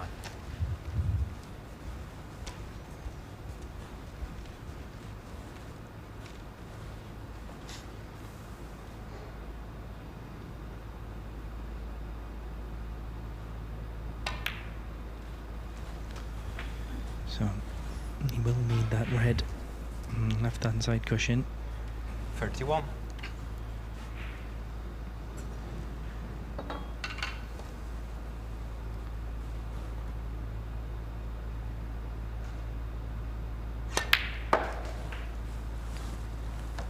$32.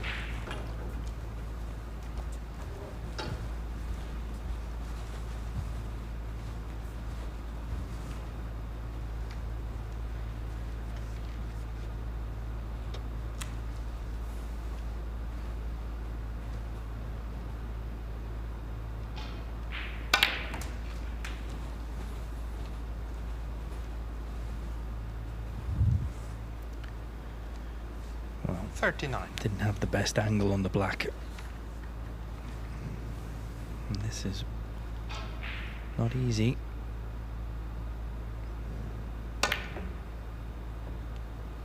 Wow, overcut it and left it hanging in the jaws. 39.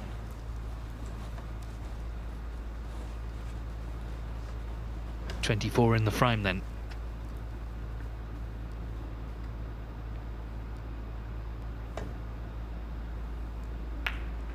One.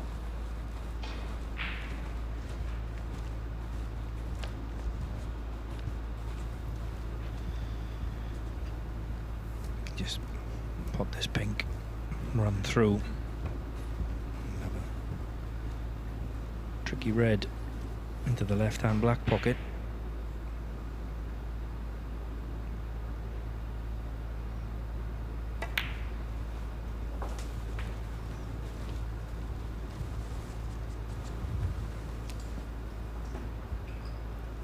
Seven.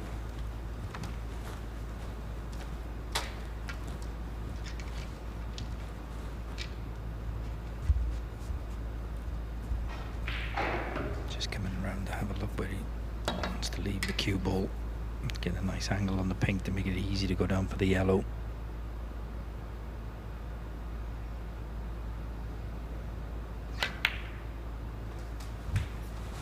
Yeah, that's exactly where he was pointing with his tip.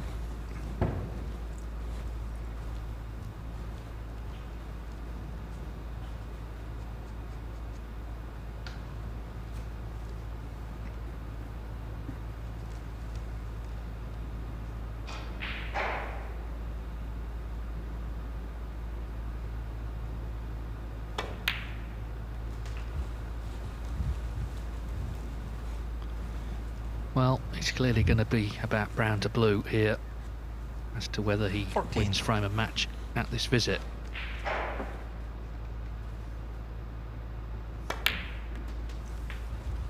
$16. Yeah, all about the angle now.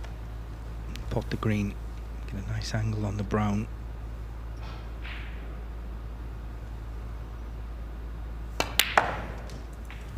$19. Doesn't want to be straight. I think he's pretty straight. And he can only basically get now where again where he was pointing with his tip. If that cue ball had slowed up a little bit, could have had an angle to get much closer to this blue.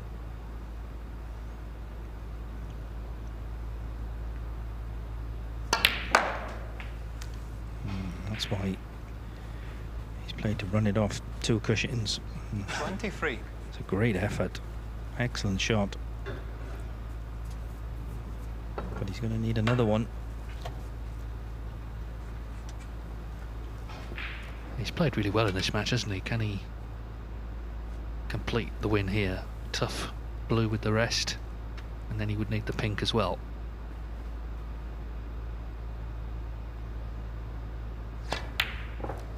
Oh, fantastic shot from Noppen 28. So if this goes in, Chris Wakelin will be finishing 5th. He won't be in the playoffs. Noppen will be, though.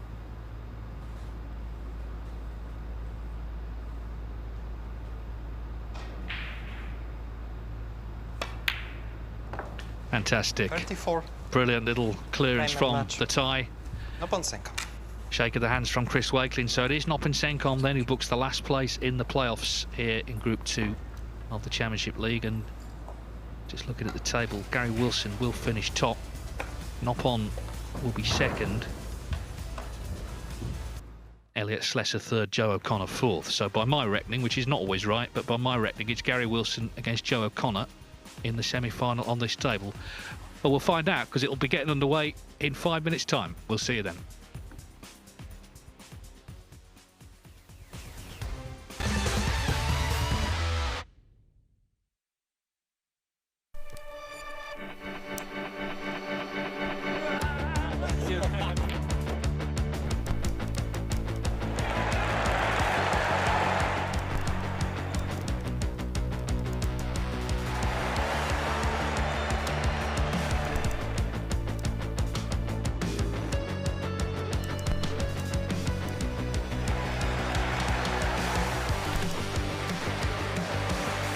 Joshua Filler with an absolute dominating win. Maurice Neuhausen is your new Premier League pool winner. Elisha Schaap makes the ultimate statement. What a journey Paulo Biondo he's made to the pinnacle of a sport. Elisha Schaap has completed a terrific transatlantic double. He didn't want to jump on the table in Florida, but he can't resist this time. Aloysius, you are a superstar. The breakthrough has come for Piers Lamutus.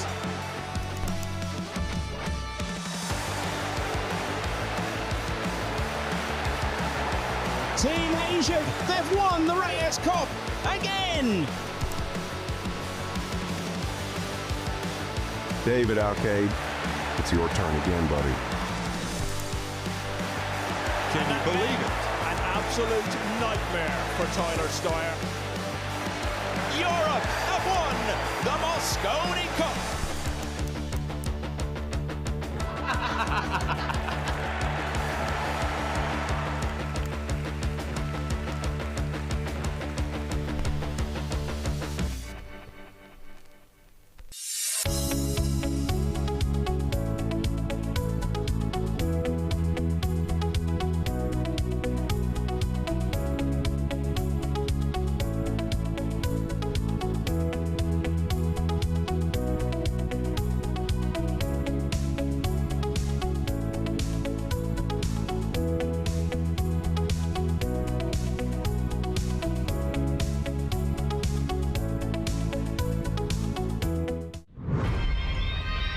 I'm Barry Hearn, president of Matchroom Sport.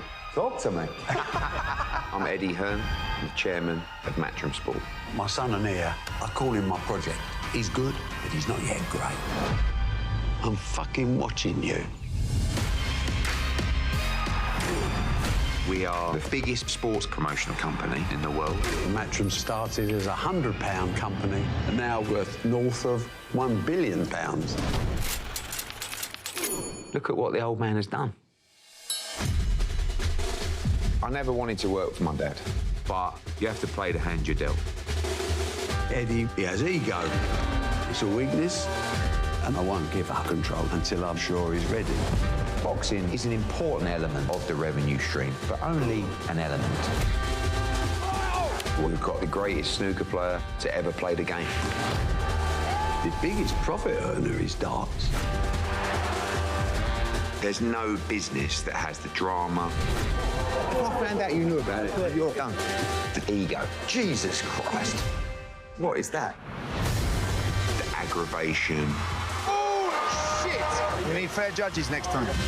The most important thing for my dad is winning.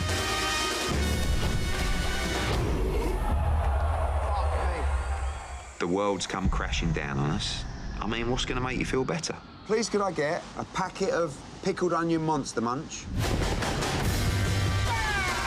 We need to talk about Conor Benn. We need to get him back in a ring. Yeah! I ain't getting on with Jake Paul. He's taken a number of shots at me. Come talk. And I ain't going to back down. Show me what you've got. I'm going to make our company bigger and better than ever. Let's go! Global domination. Nothing less.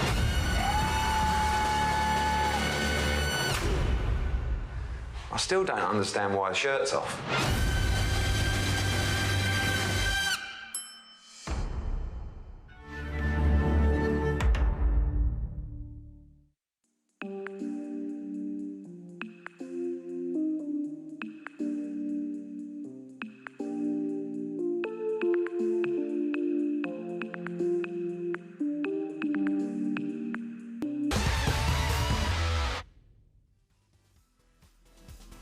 Welcome back to Leicester. So the round-robin phase of Group 2 of the BetVictor Championship League is over and we're ready for the semi-finals. It's been quite a dramatic couple of days just to get to this point. Of course, we know that Dave Gilbert and Jackson Paige were relegated, and we've just seen Noppen Senkarm becoming the last man to book his place in the semi-finals.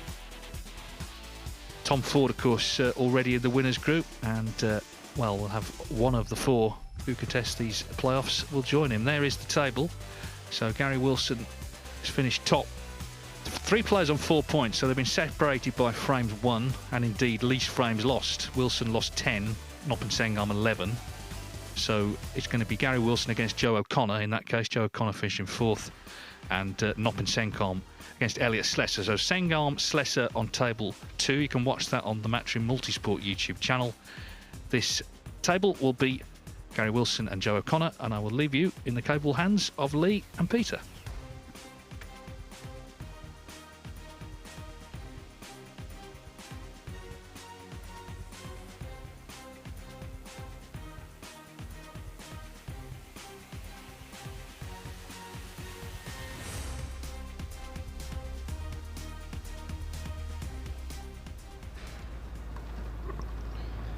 So here we go. Gary Wilson breaking off. Semi-final.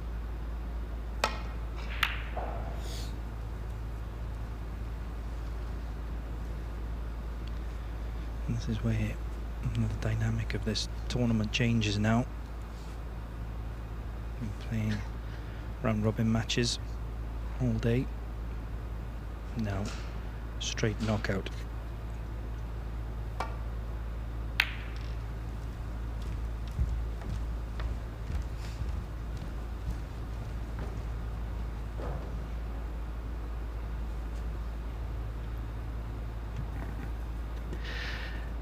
So then, Lee, who do you fancy? Who's going to take it down tonight? Very tough to call, isn't it? Yeah, it's a toss of a coin, I think. Any one of the four.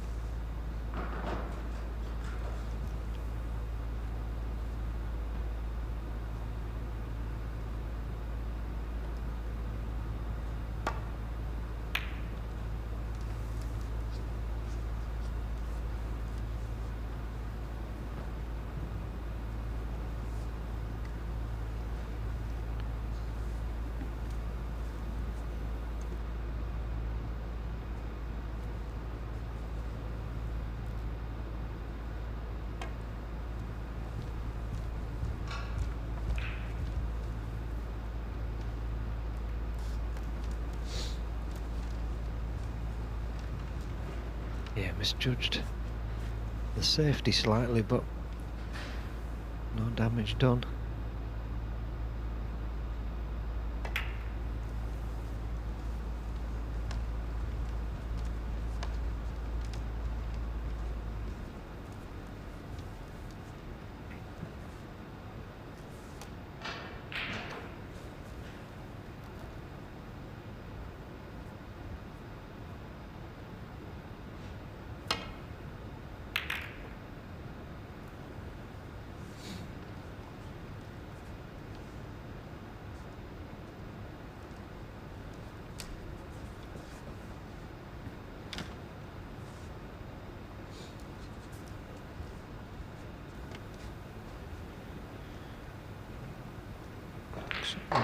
Looks to be pretty decent safety from Gary.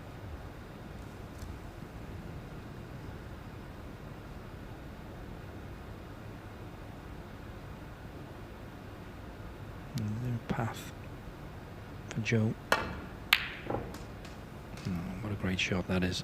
It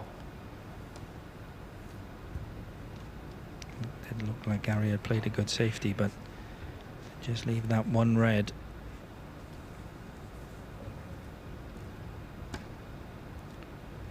I think we said earlier, Pete, about Elliot Sleser. Wouldn't surprise me if he won a tournament.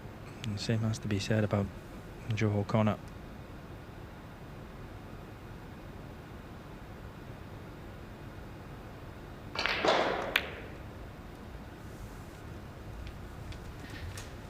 Yeah, absolutely.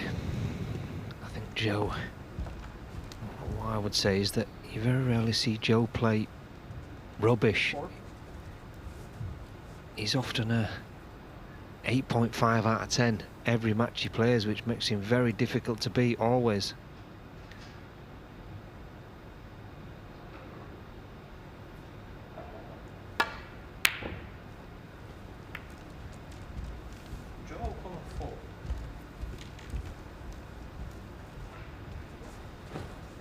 You give him the old commentator's curse there, Pete.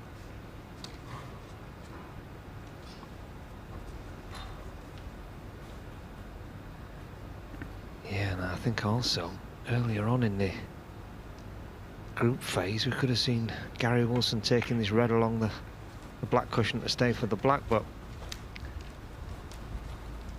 I think a more cautious, pragmatic approach is the order in the knockout.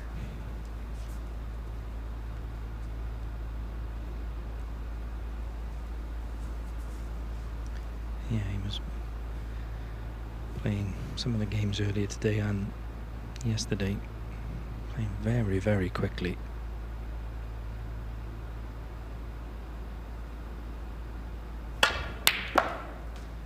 One. Oh, pick that one out though. What a fantastic shot. Now we'll see. Will he play the clip on the brown or up behind the yellow? Joe Connor 1. Yeah, and there you go, the more cautious approach.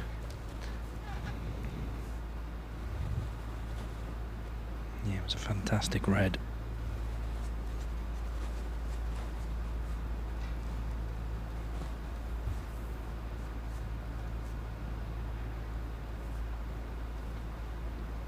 Now, has he got enough of this side cushion to drop onto this red on the black cushion? Can't afford to slide past it. In fact, he's gone completely the other side and missed it, so Foul in a miss. Joe it's Connor going back. 4.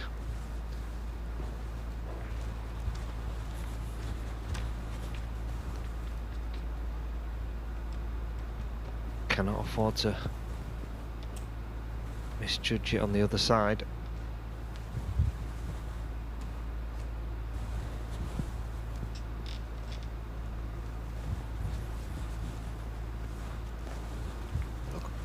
Yeah, Joe, thank you.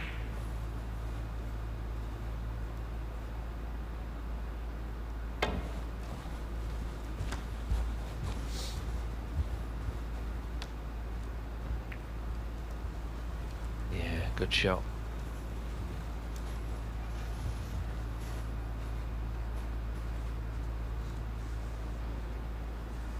Yeah, a really good escape to swerve it into the cushion. To get an outside on it, to get the angle to hit the red.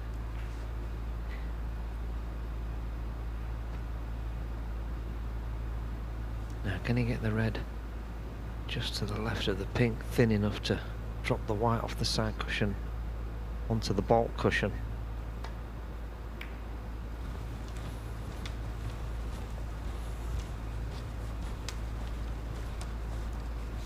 Yeah, just didn't quite get it thin enough, so left what should be a routine safety shot for Wilson.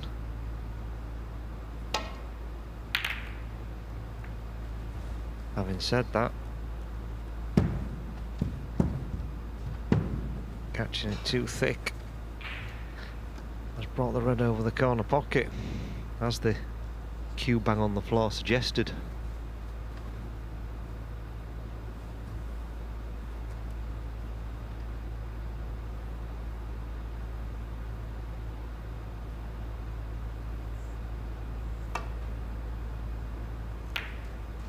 What? I saw an interview where Gary Wilson said his New Year's resolution was to be a little bit more carefree and have a better attitude. I'm not sure that that resolution has lasted after... What day is it today? Well, we're on the 5th of January now. So plenty of time, yeah. There's loads of people stopped going to the gym already as well.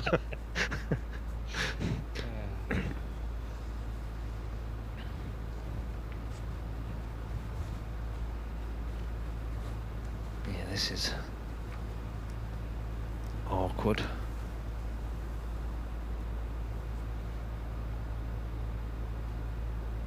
Should get the pot though, but can he control it? Yeah, there you go. The answer is not really. 6.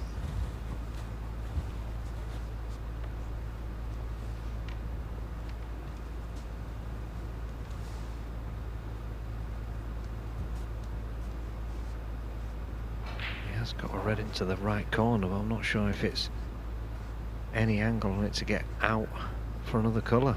Could be just a safety.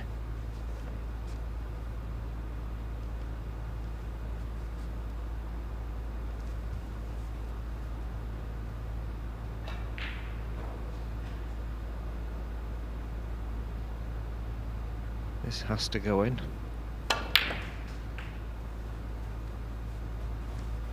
7.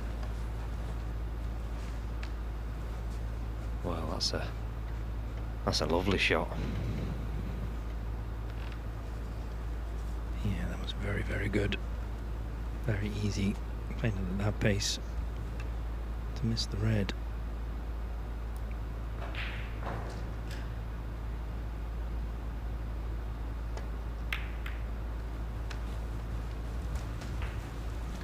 Great chance now. Yeah, the black is a little bit tied up, but 13. Shouldn't be a problem. He'd like to get that red that's blocking the pink into the left-hand pocket out of the way as well, so and it should be 14. Very straightforward.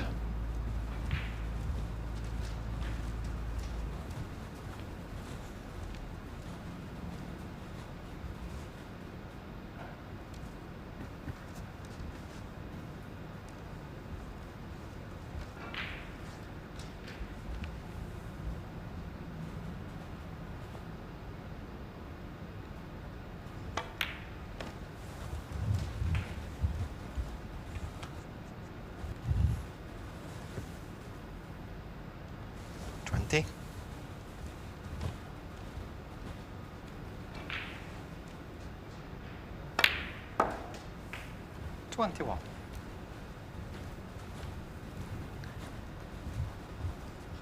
Yes, I'll be surprised to see Joe make a mess from here.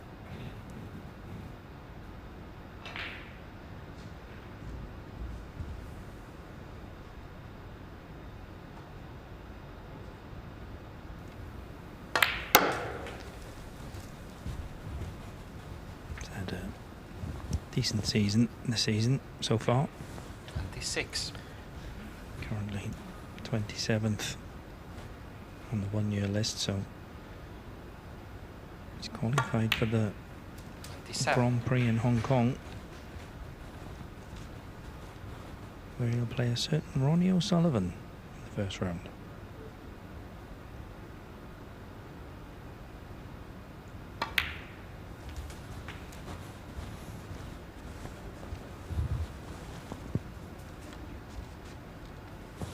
$33.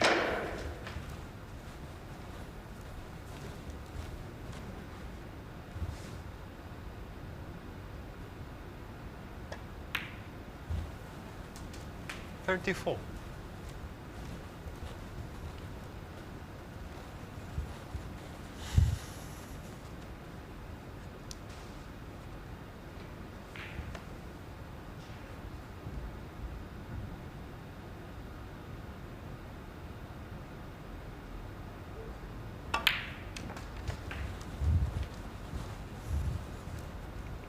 Yeah, slightly awkward cueing there. The red ball was slightly in the way of his 41 to put his bridge hand, but hit it well. Now has he got the angle just to screw back and land perfect on the black? 42. Yeah, a little bit low. So still needs one more decent shot.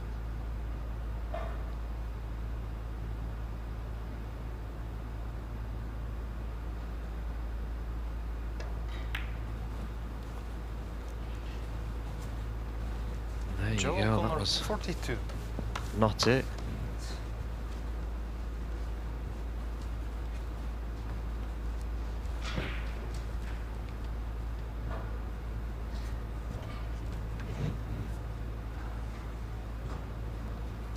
Well, I don't think Gary Wilson can believe he's back to the table.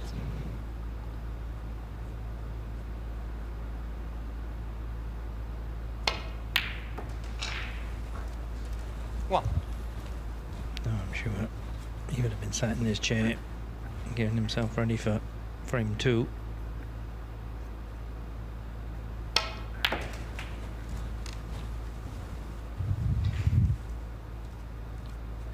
Eight.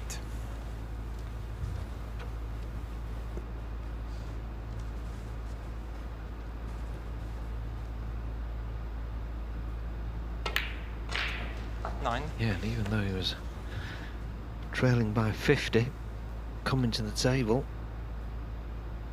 I think we've got a new favourite for the frame.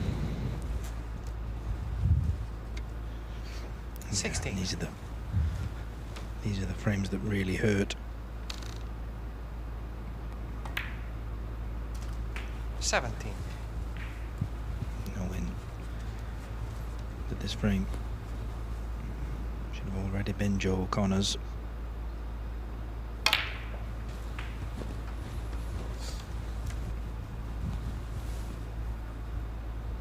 24.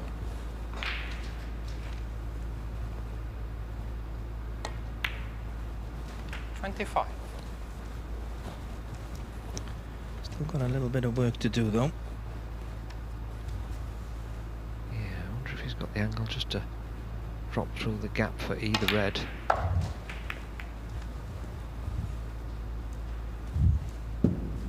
and I think that's gone wrong. 32.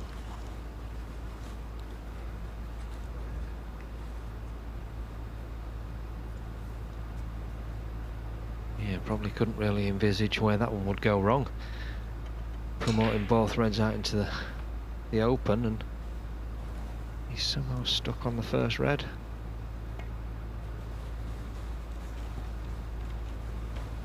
Gary Wilson 32.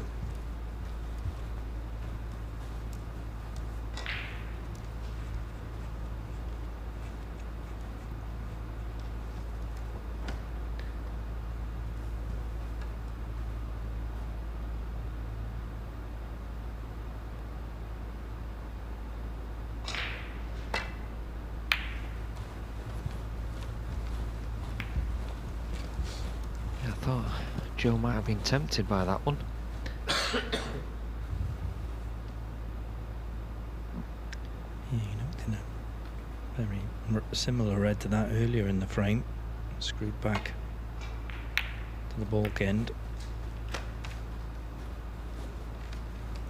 Gary's made a little bit of a mess of that one.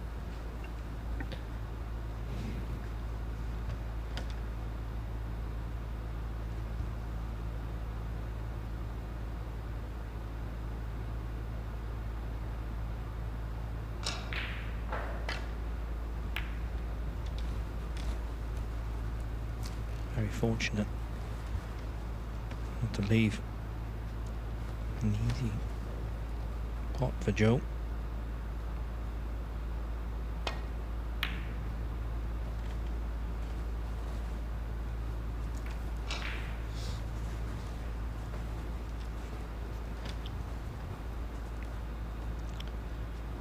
£19, the difference. Only really the brown in a slightly awkward position.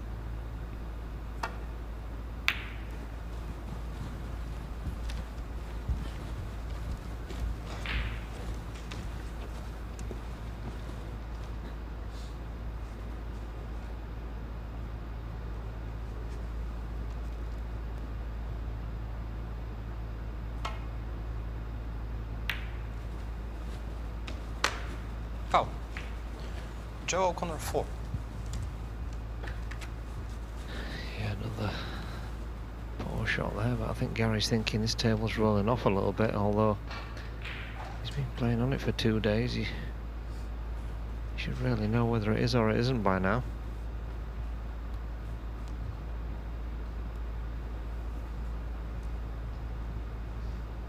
Again, though, no damage done, I don't think.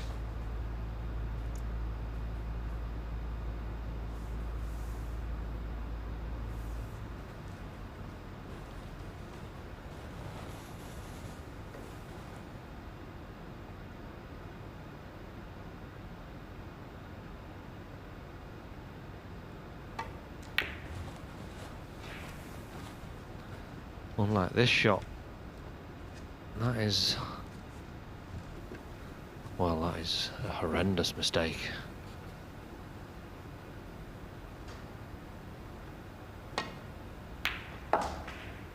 One.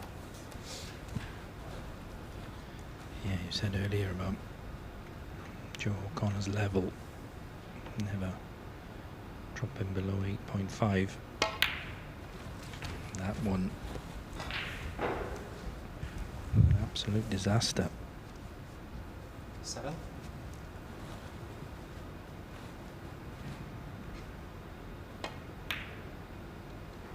So 8. this frame all about that brown now. It's the only thing that can save Joe O'Connor.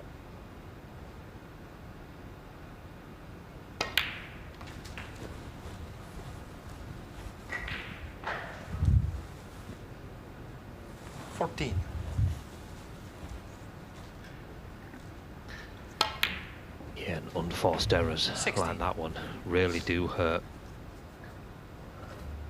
Although I think Gary wishes he could play that one again.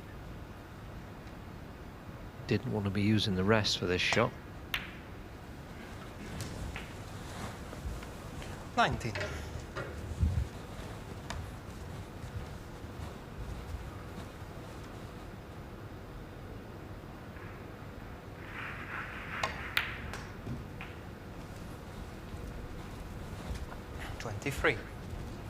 Looks like it's going to cost him the frame, although he has come slightly the wrong side of the blue. This pink's going to be more difficult than it should have been. 28. Got to just try and cue it smoothly.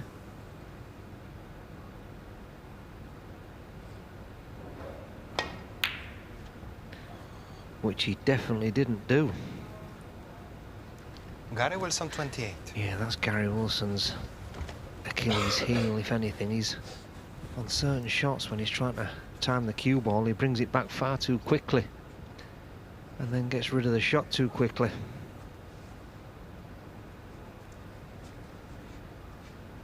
Yeah, Joe's just having a look at the potting angle here, but to pot this screw back for the black is going to take some effort.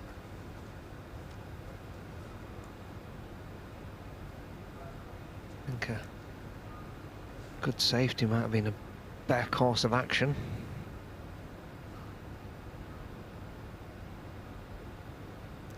Looks like he's going low though.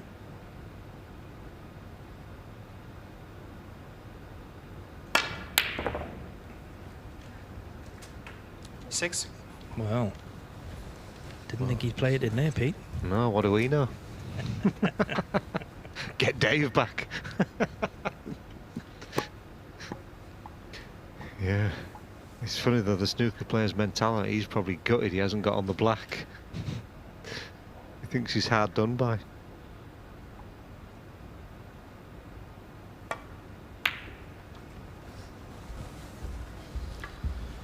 So Joe O'Connor 6. Both players have had really good chances to win this opening frame.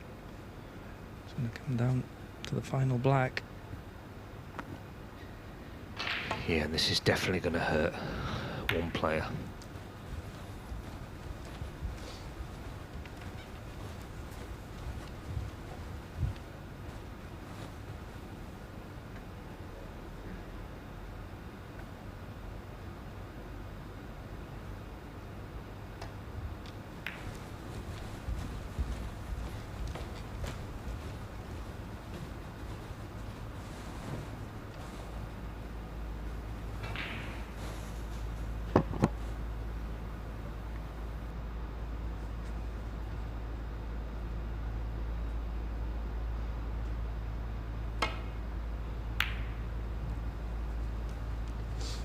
Yeah, it's coming out.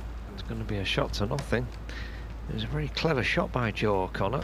The little clip off the black didn't really give Gary Wilson any options. So, can he knock this in?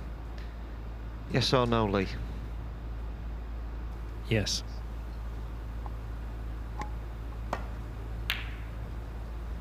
Oh.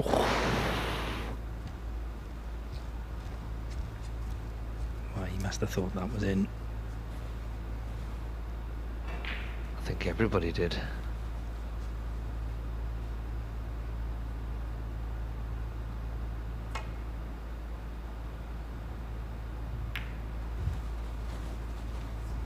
Well, so Gary Wilson said the table rolled off, and then he's just played that shot absolutely perfect.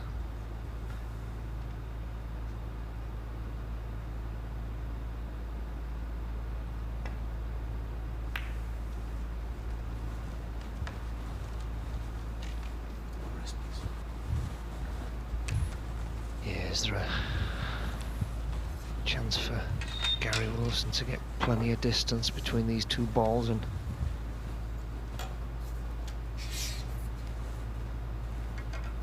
will he go thin or bring the white down here, or go a bit thicker and send the black down here? Looks like the thin one. Got to be careful. Catch is slightly too thick and you're going to bring the black out. Yeah, he's gone the old school way of playing it.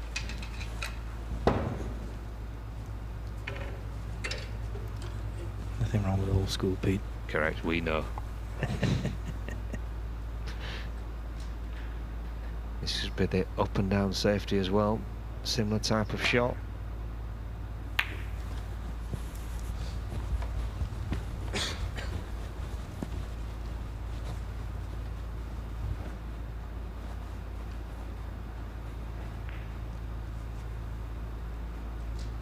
From behind straight into the middle, no?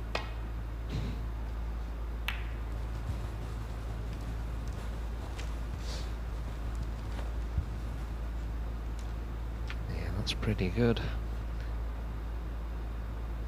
Just dropping it on the baulk cushion, probably.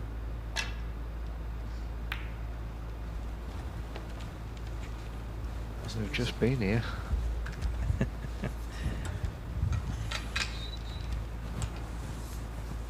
I'm pretty sure it'll be same shot again for Gary.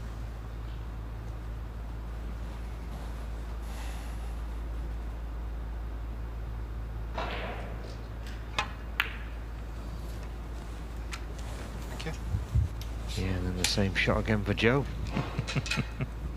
Could be here a while.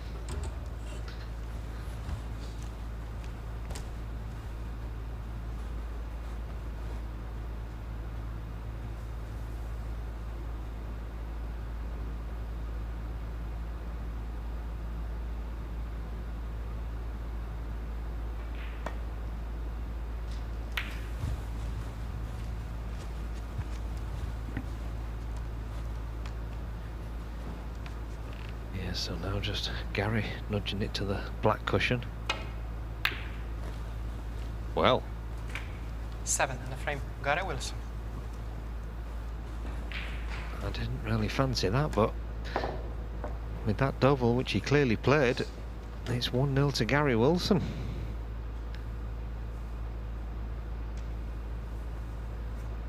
Yeah, it's straight in. Right. Not reaching the baulk cushion, so yeah, definitely fancied it. Yeah,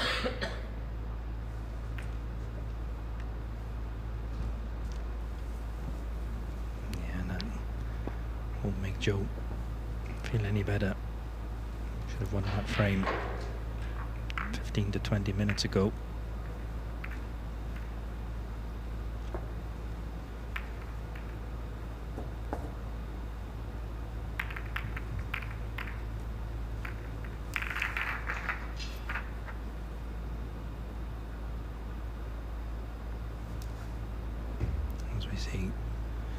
Second semi-final.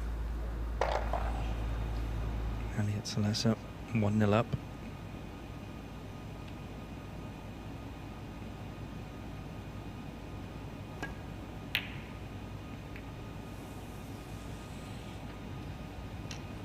I was about to say, no point Sangam in with a great chance in the second frame, but he's missed the red. Has he left anything for Elliot?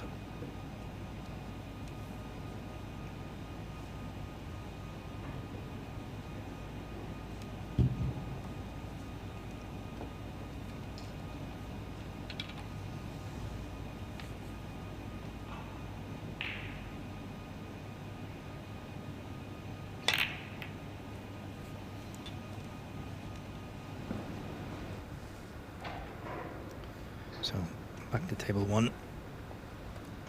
Joe Connor, not the best break off.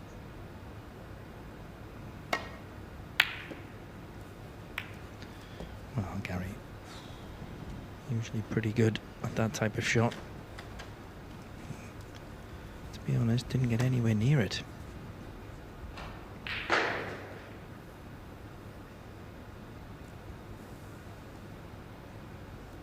Yeah, and the one thing you don't want to do when you've just stolen a frame off your opponent is give him an easy chance.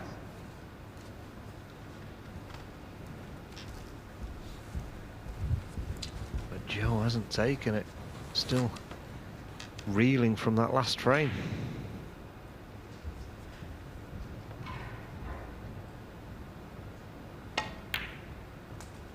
One.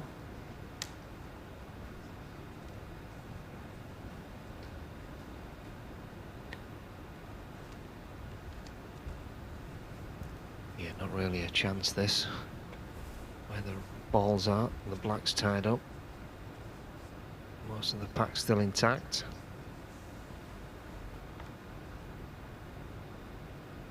I think we'll see him attack the reds straight away from this blue. Yeah, I think so. A nice angle on the blue. 6. Well, maybe not now.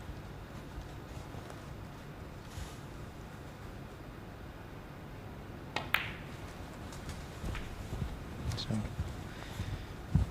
this is the last of the loose reds, so 11.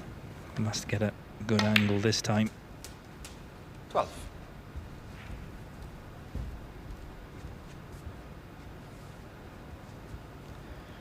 Maybe there is one at the bottom of the pack. Foul. Gary Wilson, No, he 12. tried to play off. Joe Connor, 5. Side cushion, bottom cushion, into the pack. Yeah, and I just don't understand that. He had the perfect angle to play into the reds off the blue the first time. Maybe he just thought because the pink was slightly away from the pack, but still surely should have been the shot. Would have expected to try and hit the pink full.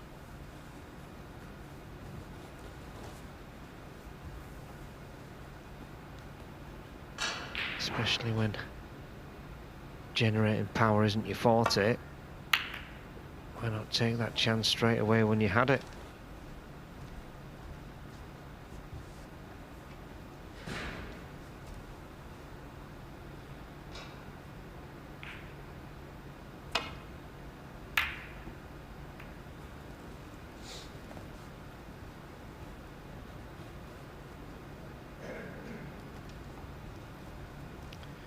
Aggressive safety again from Gary.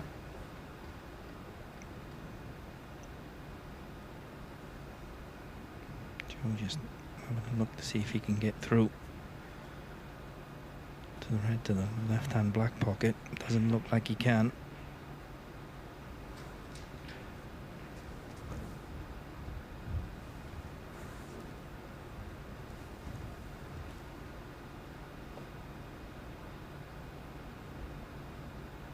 Got to be precise here though with this safety.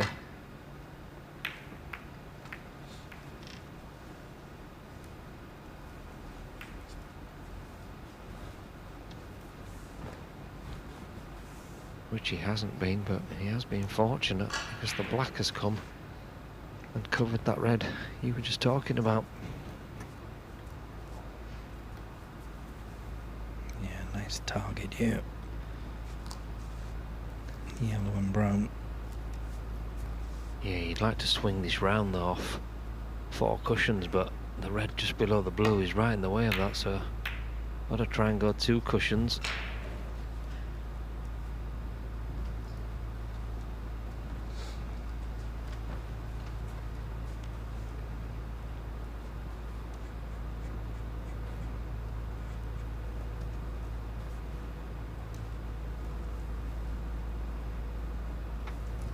Again, he's covered the red, so got Joe O'Connor in a bit of trouble.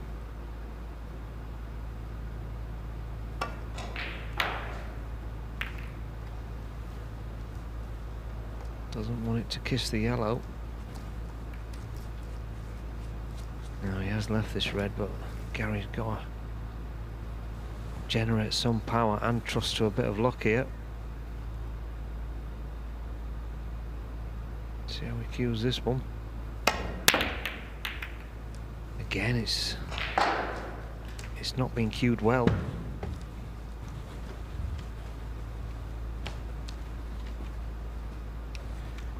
Yeah, like you said, Pete, that does really seem to be a bit of an Achilles heel for Gary, especially when he's playing with power. Does deliver the cue very quickly at times.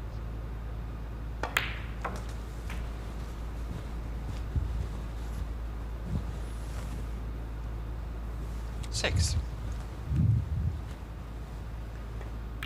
He's presented Joe 7. with an excellent chance. Just what you would need after the way he lost the first frame.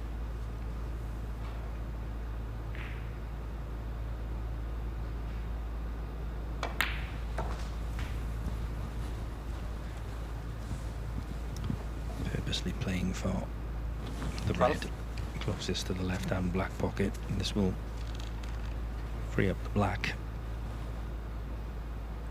Yeah, I think he overhit that slightly. He went dangerously close to not being able to pot it at all.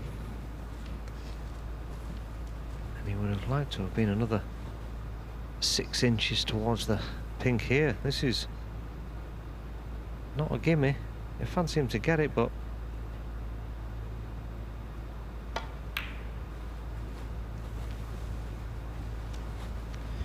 yeah, you called it. 13.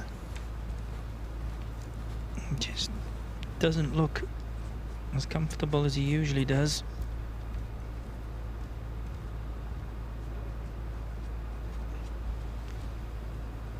Maybe a little bit of tiredness. yeah, and I think that was the previous shot, which he overhit slightly. 1. Contributed to him underhitting the second one.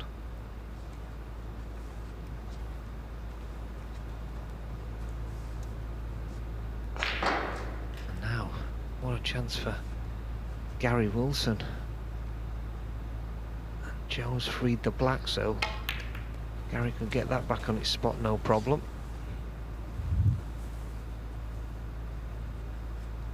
Five.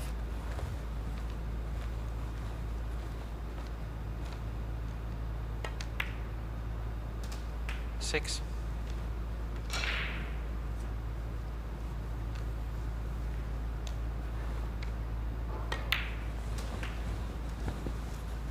Yeah, I'm not sure if Gary played the cannon, but if he did, it was well judged 13. on that red to hold for the black. 14.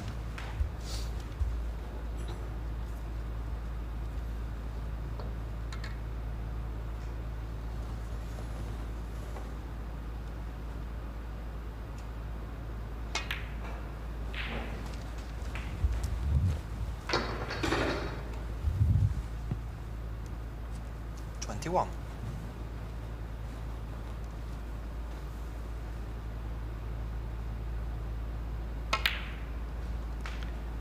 22. Red puts him 16 points in front. Blue 21, so if he was to take these 3 reds with 3 high value colours, 27. He wouldn't need the 2 reds, 28. which are awkward on the black cushion.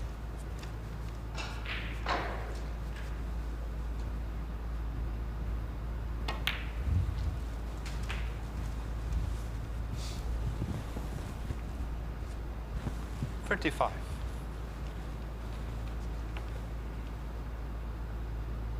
And I'm sure Gary's got that 36. all figured out, ready.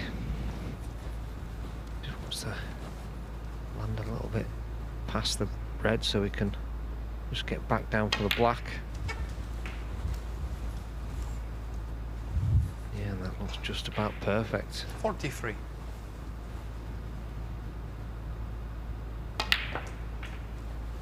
$44. Yeah, he won't be happy with that though. He would like to have got, even though the black is frame ball, he would have liked to have got one more red to stop Joe coming back for snookers. 51.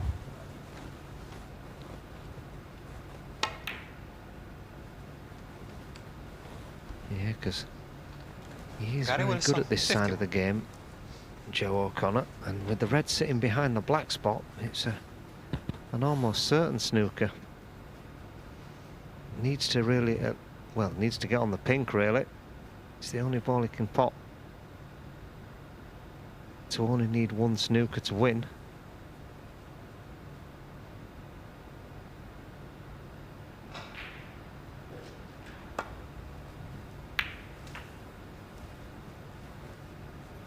One.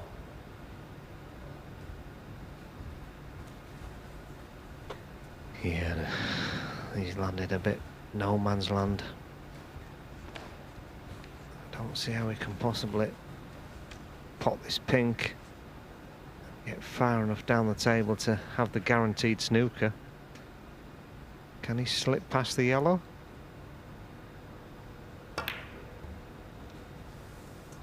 Well, in trying to do that, he's missed the pink. Joe O'Connor 1, frame conceded, frame Gary Wilson. Yep, another frame where Joe O'Connor had a couple of chances, couldn't take them. And it's Gary Wilson that leads by 2 frames to 0. Yeah, and I'll bet Gary Wilson's pinching himself a little bit here. He hasn't played well at all. So he's just having a little nap.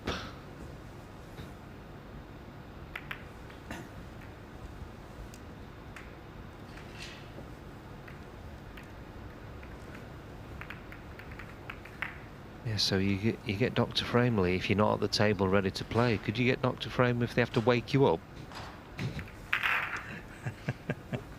I'm sure a few people playing me in the past have fallen asleep. Yeah, I didn't want to say that.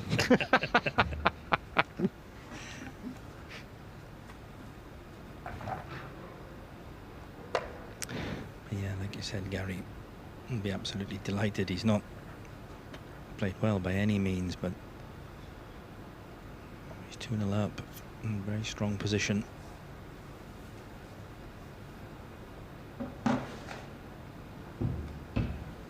Here we see table 2. Elliot Sleser against Nopon Sangam. Elliot just willing that cue ball to slow up.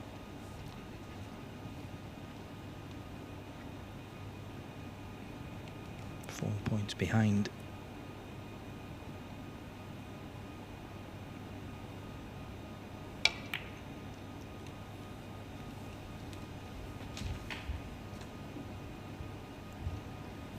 He'll be disappointed now if he doesn't go 2-0 up from this visit.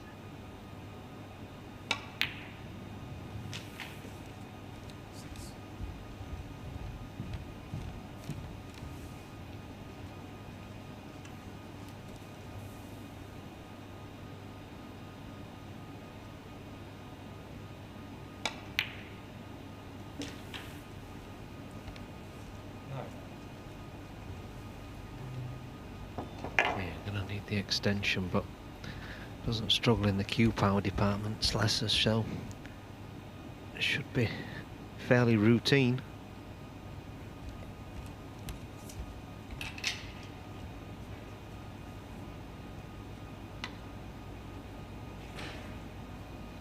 Blue and pink just sitting there waiting to be potted.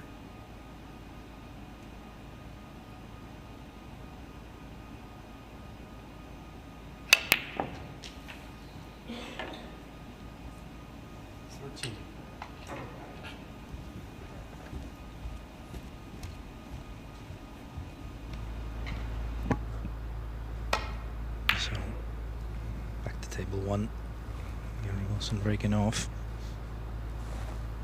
And all of the players today have seemed to struggle with the break off.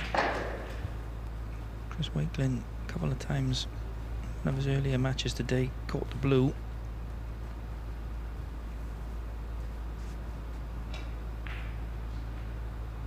Yeah, I think he's got to pop this red, Joe O'Connor. Otherwise it's going to almost certainly leave Gary Wilson a chance.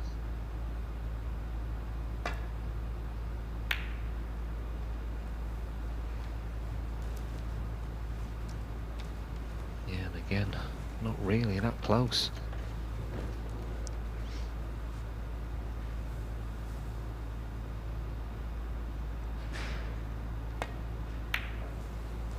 One.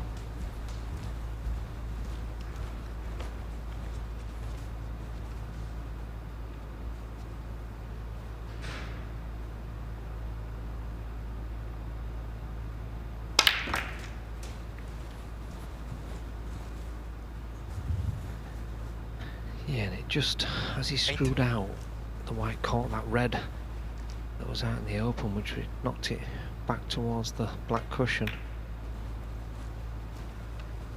9. But no problem this time. He actually struck that one a little bit better, didn't he? Not quite as quick.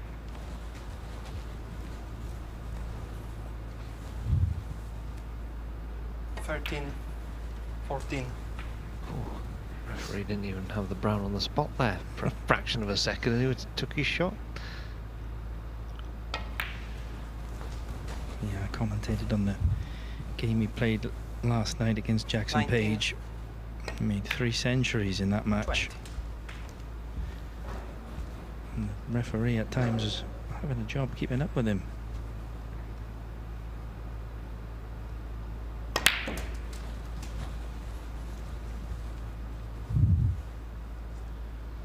$7. Yeah, he's going to need another one of those. Oh my word. Gary Wilson 27. That's the trouble with the going too quick though. When you do stuff like that, careless stuff like that, because that was an unbelievable miss.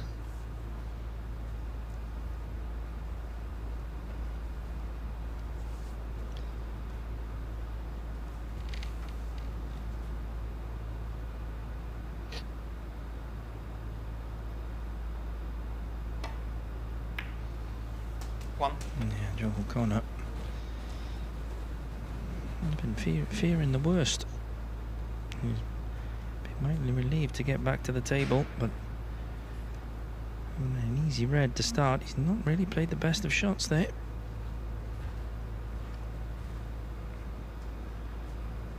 Playing for the pink in the middle, I think. Okay, I don't think he can get through to it. Can still pop this black, but it's going to be very difficult to pop this and split the reds.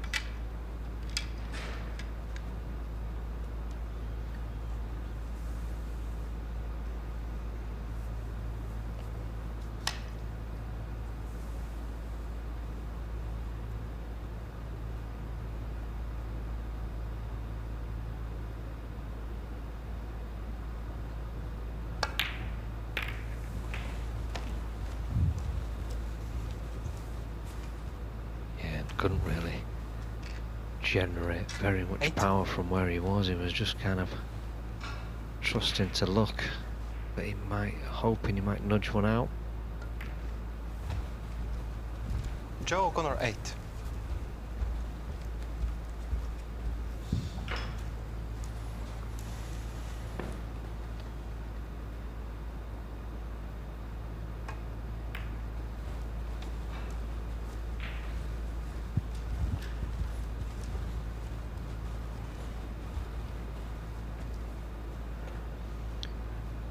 Tell you that table 2, Elliot Sleser did win that frame, so he's currently 2-0 up on Noppon Sangam. At the moment, it's looking like a North Shields final.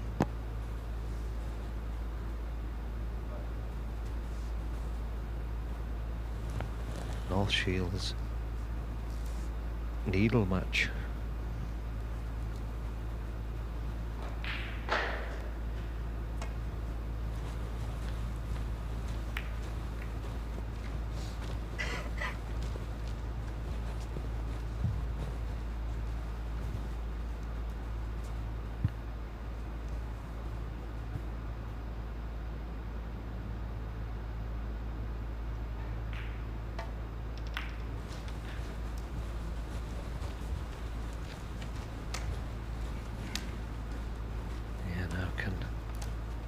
cut this in and miss the black to go back down the table. Foul. Again, not cued well. Joe corner 4.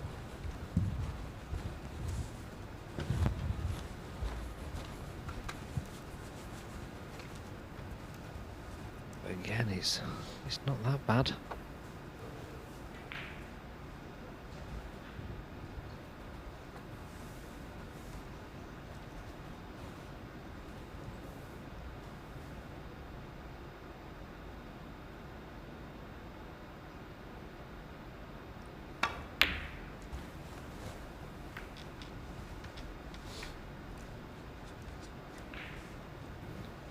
Yeah, I think Gary Wilson is just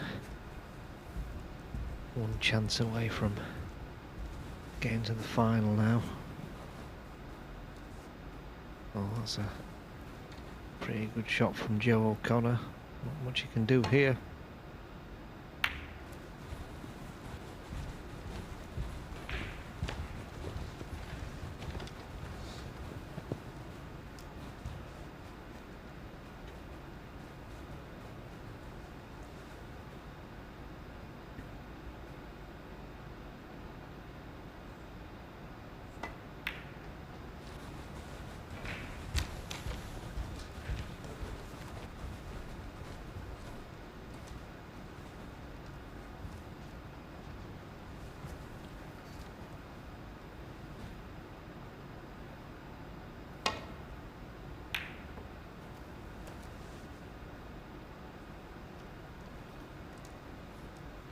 Oh, that was close.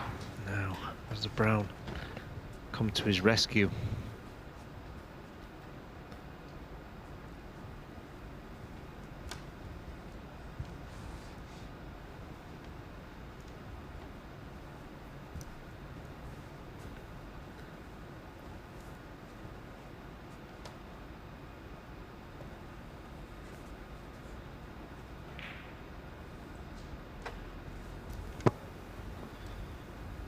He's got to be very careful here.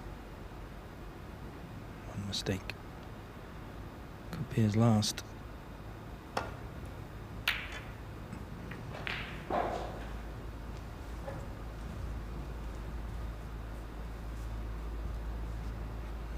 he's played a very good shot.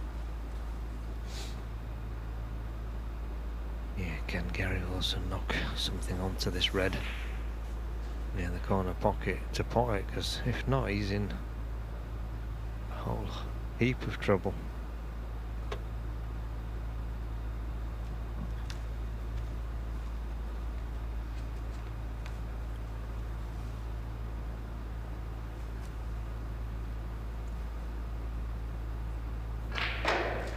Unless he pots this, I don't see how he can not leave a shot here.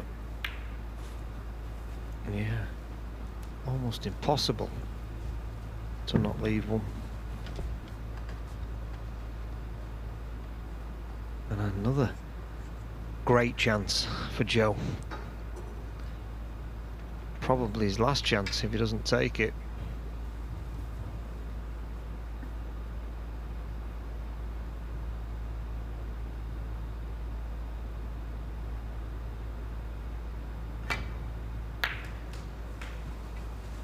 One.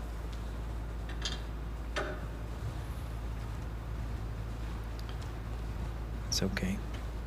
It's not the right side of the blue, but shouldn't be any problem to go in between the ball colours.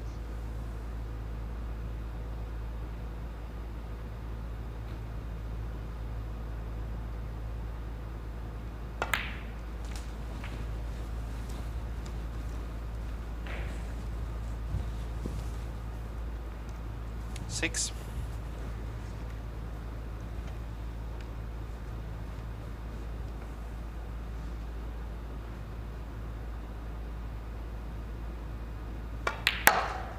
Seven.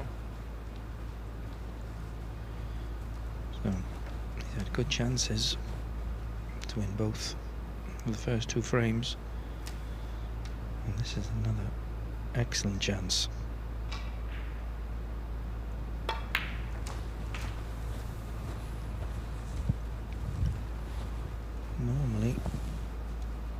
expect 14.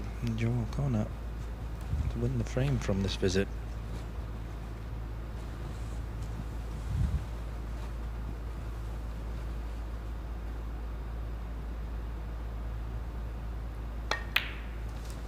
Yeah, and the black going back on its spot was no problem. The red is far enough away to make it fairly straightforward.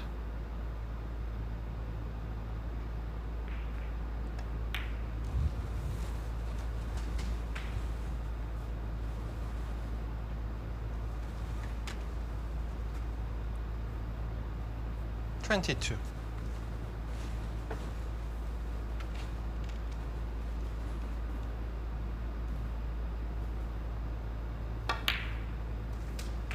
$23. Yeah, it's hard to see where this can go wrong.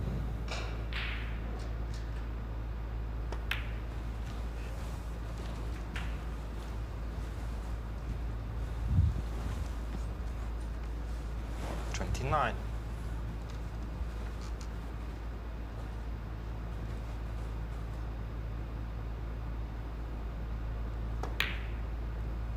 $30.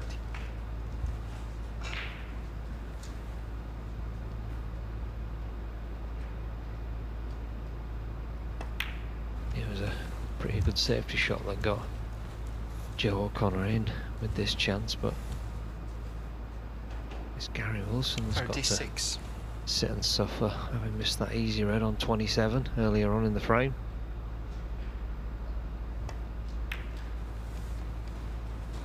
$37.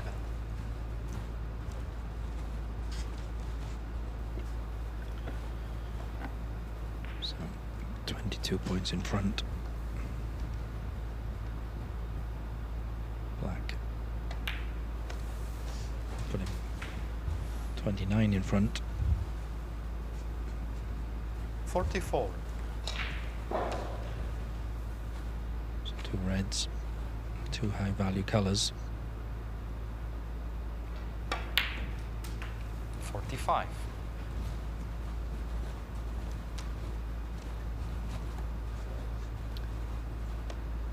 Yeah, and that looks just about perfect to drop through for the red furthest away from the cushion of the two on the right hand side.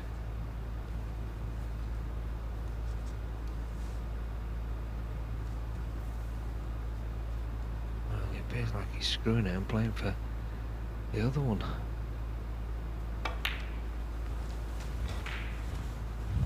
Yeah, I find that a little bit strangely. 52. Yeah, it did look like he had the perfect angle to play the shot that you said.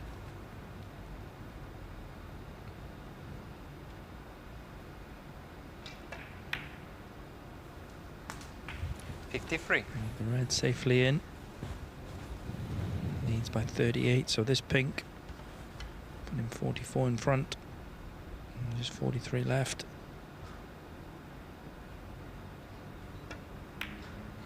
And it's there.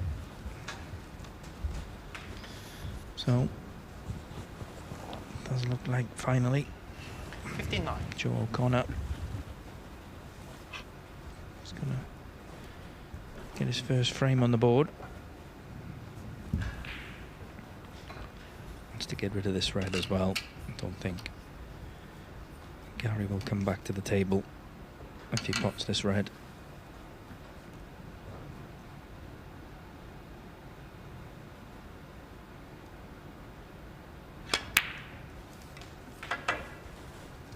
Yeah, absolutely. 60. No heroics there. Just roll it in. Roll this black in and then set him up.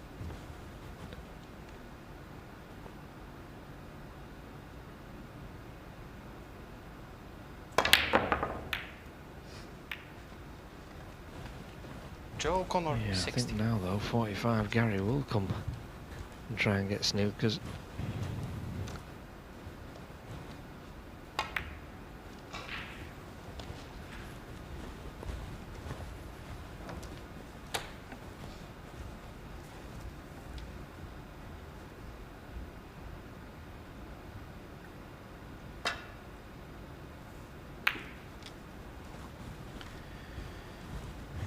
with you. I would have just been potting that black and getting ready for the next frame. Yeah, absolutely. This is a stress you could do without. Lose your rhythm. I'm gonna have a few snookers here and there.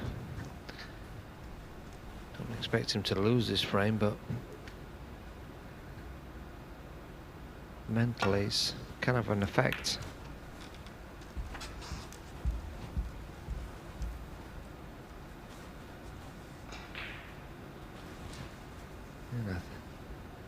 Judging by the scoreline on the other table, I think that match has taken a similar turn to this one, where Noppon's had his chances, he's not taken them.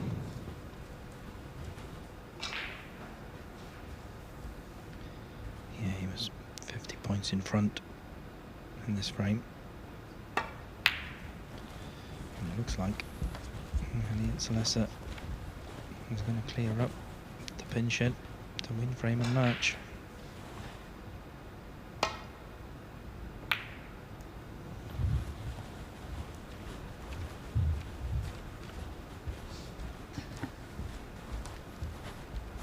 Sleser left himself a little bit nearer the cushion than he would have liked, but he is queuing well today, Elliot.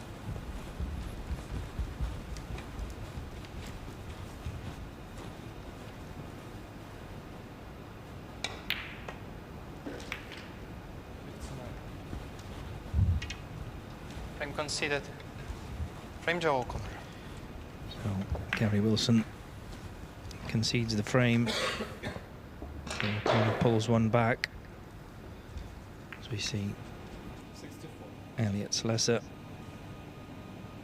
will break a 64, 14 points in front. 13 available.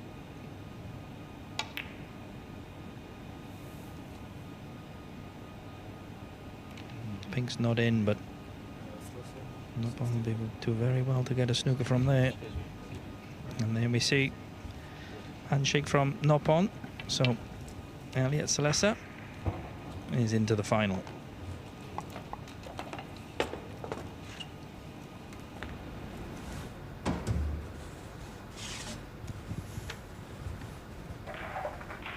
Now who will he play? Will it be an all North Shields battle?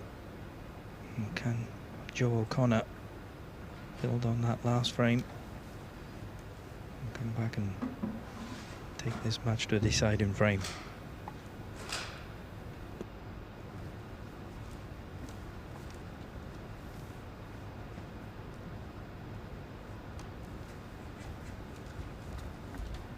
Frame for Joe O'Connor. Yeah, let's see if Joe can improve on the break-off shot.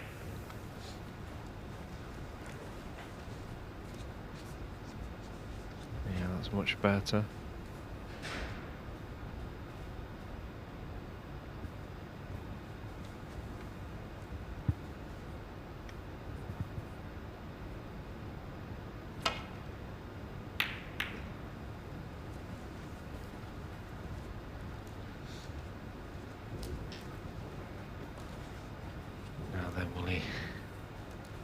Aggressive safety. Gotta get that white right under the bolt cushion if he does.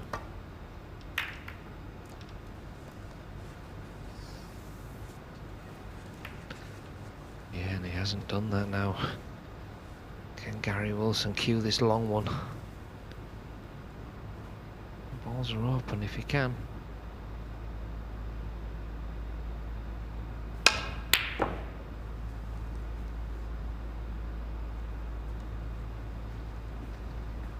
And he did cue it much better that time, but didn't pot the ball. But they'll be happy with the way it's turned out. Yeah, he struck that one much better.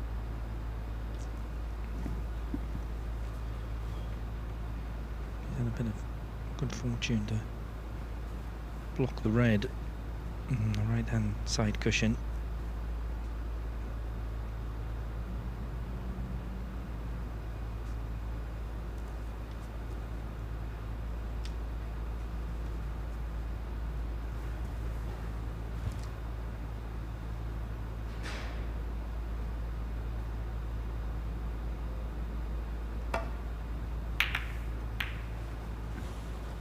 Oh dear. He was in a bit of trouble there, Joe, but the one thing he didn't want to do was catch the ball too thick and make contact with the black.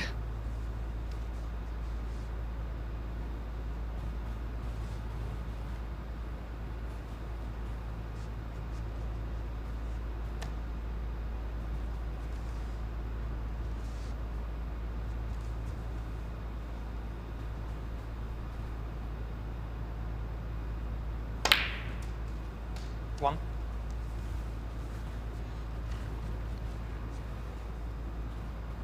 Yeah, Gary's got slightly the wrong angle on the black here for position. Needs a good shot.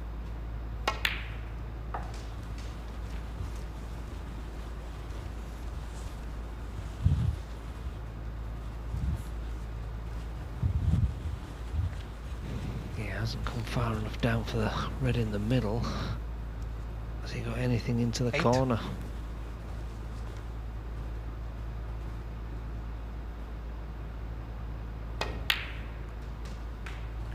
Nine. Yes, is the answer.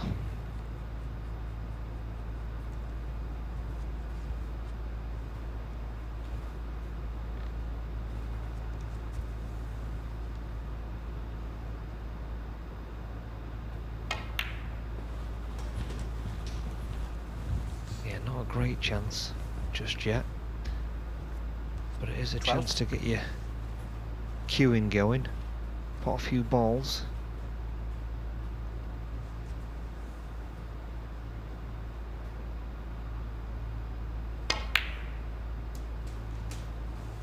See if you can get yourself up to 20 or 30 points and hope you've developed the reds a little bit better by then.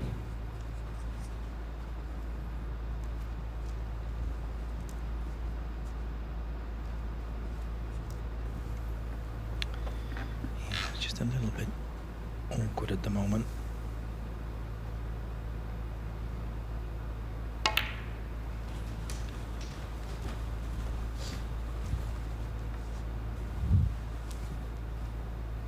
Yeah, this could work out depending on which one of these reds below the pink you can pot. He'd like to be able to pot, oh there you go, he'd like to be able to pot the top one, and he can just glance off the other one for a position on the pink. Yeah, that definitely opens things up for Wilson. Yeah, that's really opened it up. Pink goes back on its own spot. It's available to at least a couple of pockets. There's plenty of reds around the pink. Now, this is a great chance.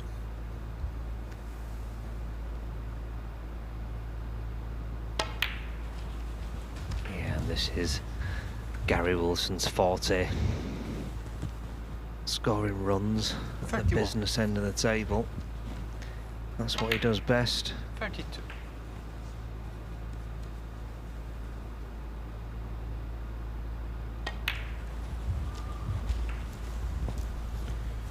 Yeah, just going to keep nice control of that cue ball.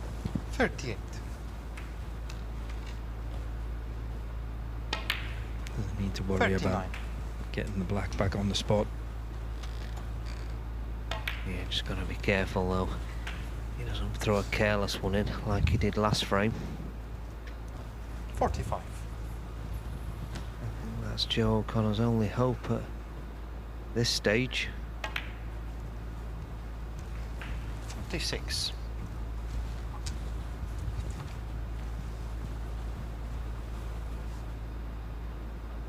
Don't think those two reds pot in either pocket, so probably stay away 52. From those. There's enough points without having to touch them.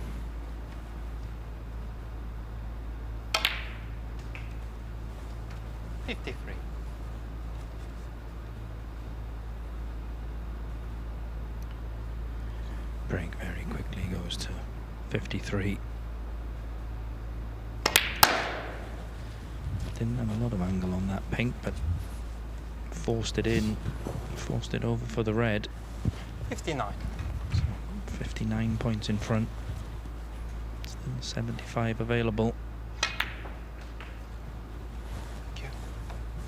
60.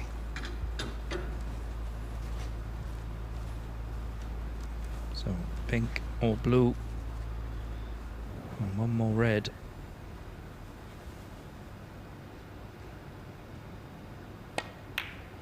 Yeah, it's got to be the red along the black cushion. He knows it's match ball. 66. No heroics, just pot it and make sure you leave yourself a shot at the pink. 67.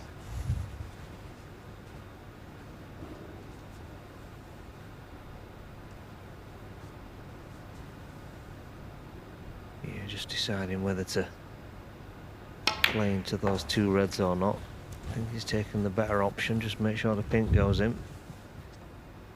Definitely get a shot at something, and he couldn't have played that shot any better.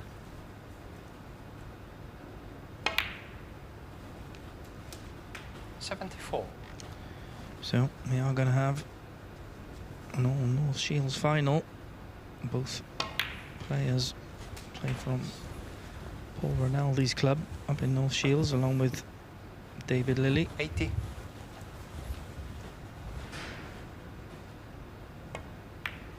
Who's your money on, Pete? I'm going to 81. tip Sleser. I think he's been the best player today, and I think he will keep it going. I mean, Gary's scoring's been good, but as it always is, but I think Sleser's been hitting it really well 85. today, so I'm going to tip him.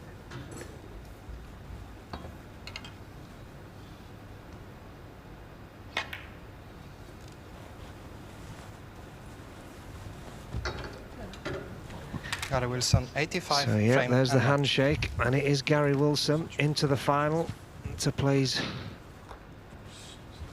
club compadre, Elliot Sleser,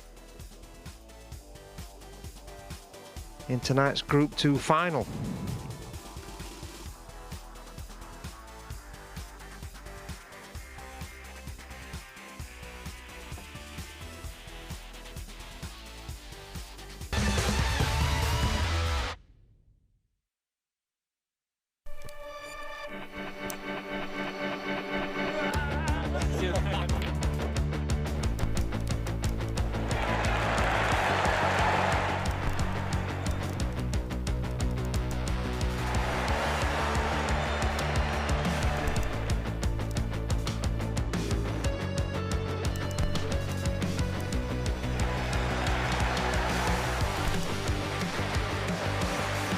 Joshua Filler with an absolute dominating win. Moritz Neuhausen is your new Premier League pool winner. Aloysius Schaap makes the ultimate statement. What a journey Paulo Biardo he's made to the pinnacle of a sport. Aloysius Schaap has completed a terrific transatlantic double. He didn't want to jump on the table in Florida, but he can't resist this time. Aloysius, you are a superstar. The breakthrough has come for Piers Lamutus.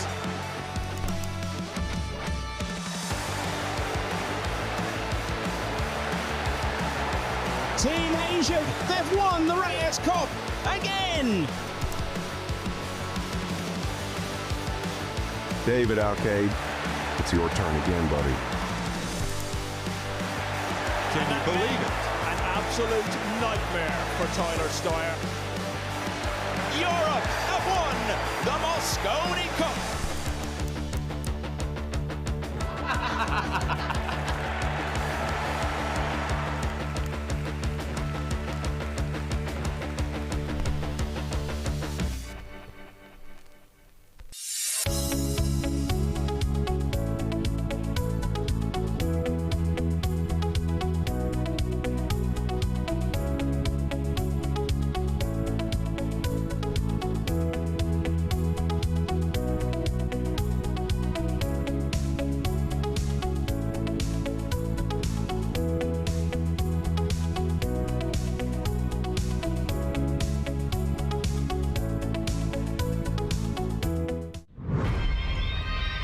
I'm Barry Hearn, president of Matchroom Sport. Talk to me. I'm Eddie Hearn, the chairman of Matchroom Sport. My son and heir, I call him my project. He's good, but he's not yet great. I'm fucking watching you. We are the biggest sports promotional company in the world. Matchroom started as a £100 company and now worth north of £1 billion. Look at what the old man has done. I never wanted to work for my dad, but you have to play the hand you're dealt. Eddie, he has ego. It's a weakness, and I won't give up control until I'm sure he's ready. Boxing is an important element of the revenue stream, but only an element. We've got the greatest snooker player to ever play the game. The biggest profit earner is darts. There's no business that has the drama. If I found out you knew about it, you're done. The ego. Jesus Christ. What is that? The aggravation. Oh, shit! We need fair judges next time. The most important thing for my dad is winning.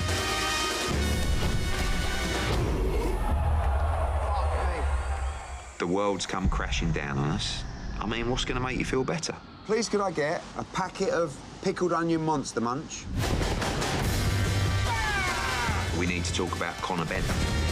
We need to get him back in a ring. Yeah! How you getting on with Jake Paul? He's taken a number of shots at me. Come talk. And I ain't going to back down. Show me what you've got. I'm going to make our company bigger and better than ever. Let's go!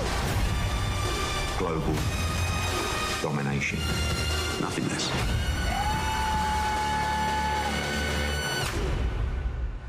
I still don't understand why the shirt's off.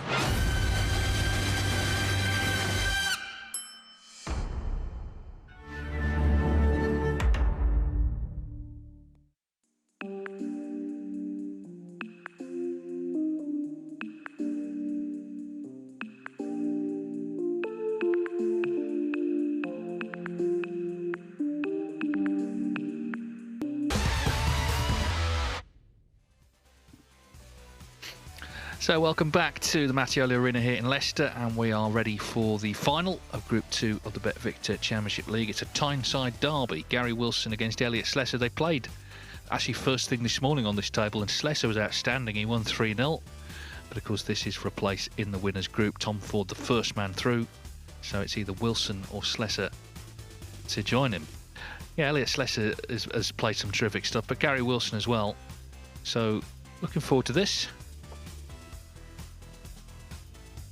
As Gary Wilson gets us underway. It's best of 5, so once again, first to 3. So just to reiterate, this is to get into the winners group next month, with a chance, of course, then to win this Championship League.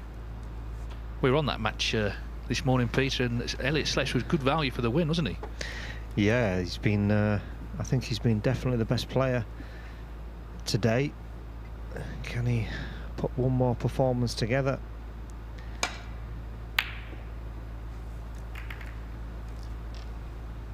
That's not a great start from Elliot, and an early chance for Gary Wilson.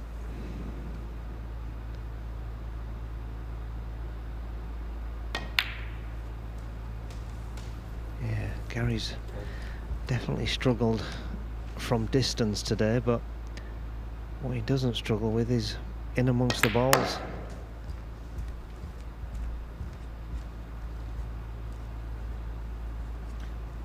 No, he's had 4 centuries in this group.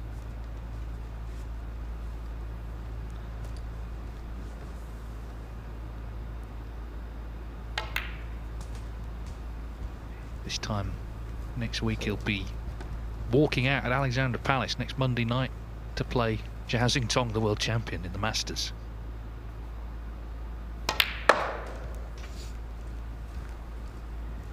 Yeah, what a fantastic occasion, and I know Gary, he'll be going there thinking he can lift the title, not going there just to make the numbers up for sure.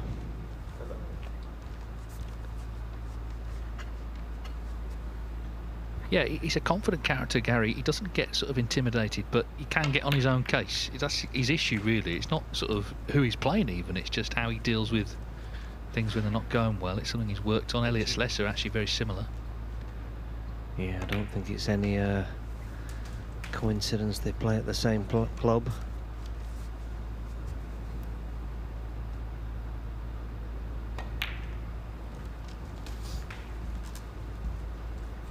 The factor in the way he's played these 4 days. Sorry, well, I've been here 4 days. He's been here 2 days. He's just got on with it, hasn't he? He's been really quick around the table, not hanging about at all.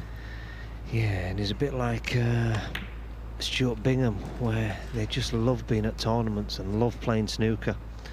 They would go absolutely anywhere 34. and playing anything just to have the cue in their hand. Yeah, which is great, isn't it, to still have that enthusiasm. Yeah, fantastic.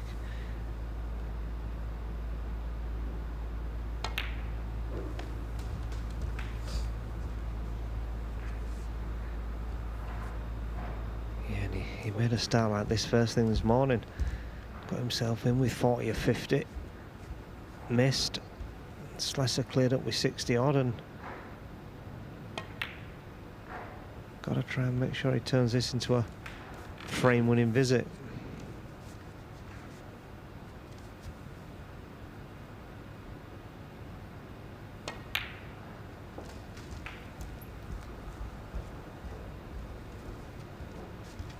Well, in no time at all, he's got to 50.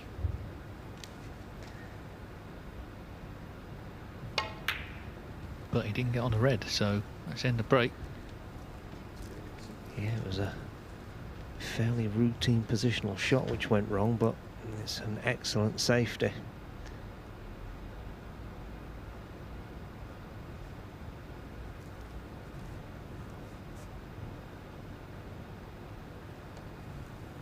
Now can Sleser go 2 cushions and just drop in the back of the reds?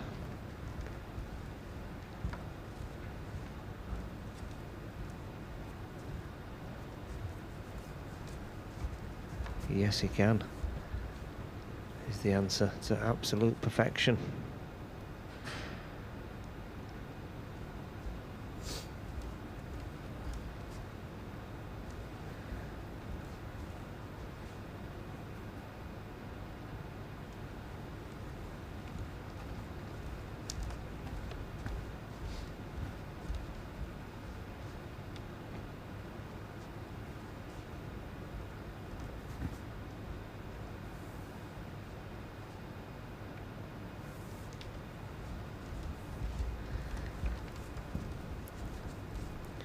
Yeah, the onus now on Gary Wilson to play some sort of shot to end the stalemate. He'd love to get a red near the cushion if he could for a little bit of insurance, but I'm not sure that's possible. Wow, and that missed the blue by a whisker.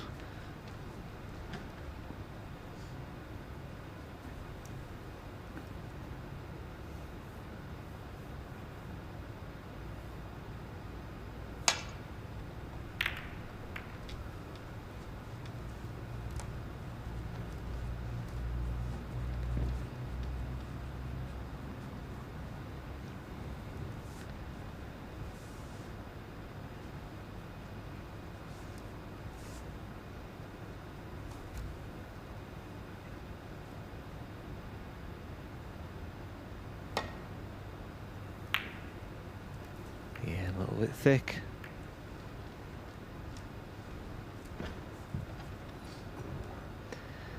Now then, Elliot.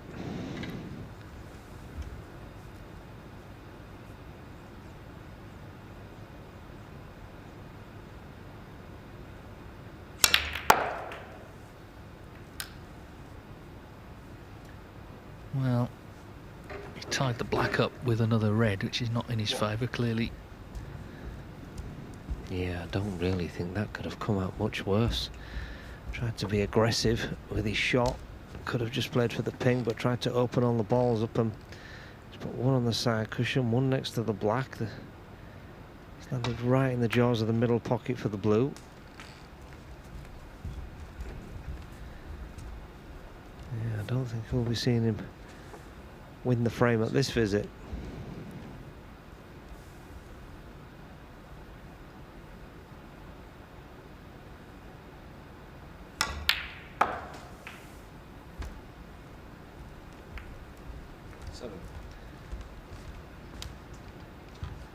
That was a nice little nudge.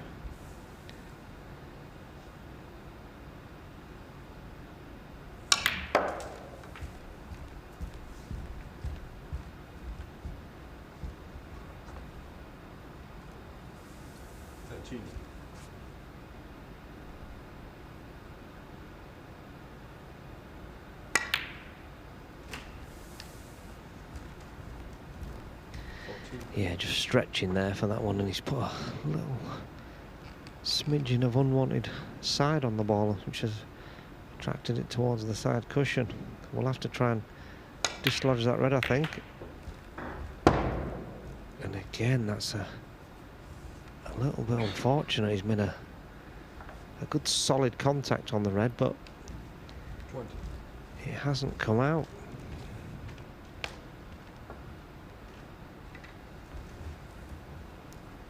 Like this shot, he's going thin off the left-hand side, trying to swing the right round the angles and develop the black and red.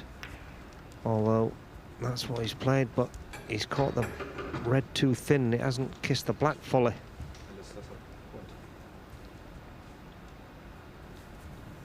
Yeah, and he's left a chance at the red for Wilson, 30 in front.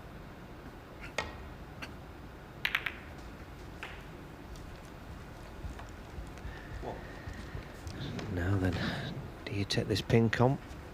It's definitely frame ball if you get it, but it's definitely not a gimme. Oh, absolutely no problem.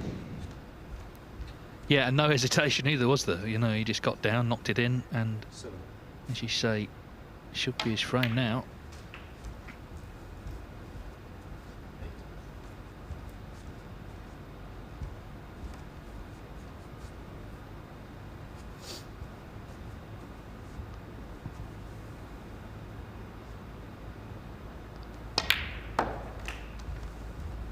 Yep, so 44 in front.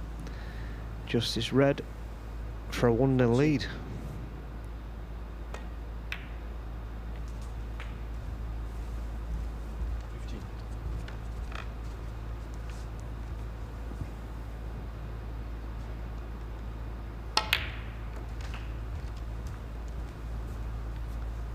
Well, it's an interesting dynamic because these two, of course, they practice in the same club, and without dredging it all up again, there's a little edge to the match.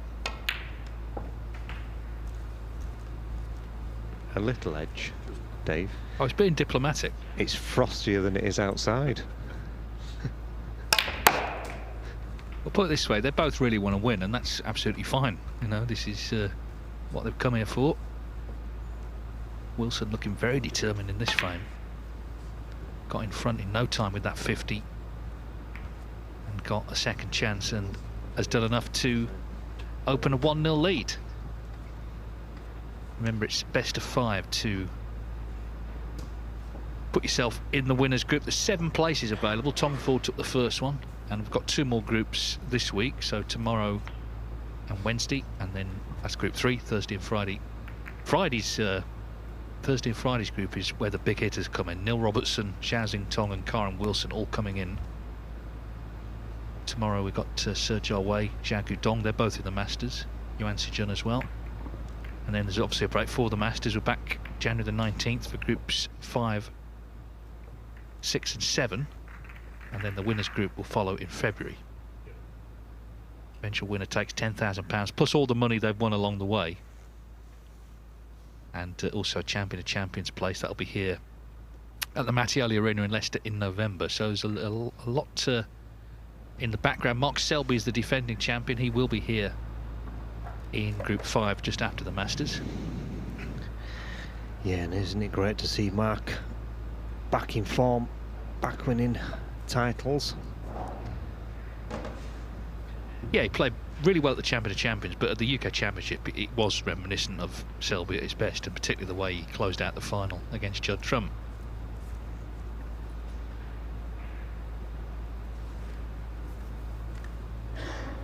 So Elliot Sleser just slightly mishit that shot he played, didn't he? Trying to free the black, he left the red. Anyway, that's gone. This is frame 2.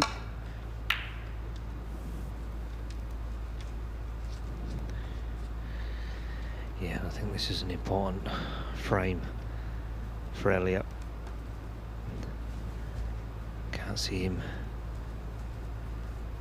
not giving Gary any chances if he can open up a 2-0 lead in one of the next 3 frames, so I think he's got to win this frame. I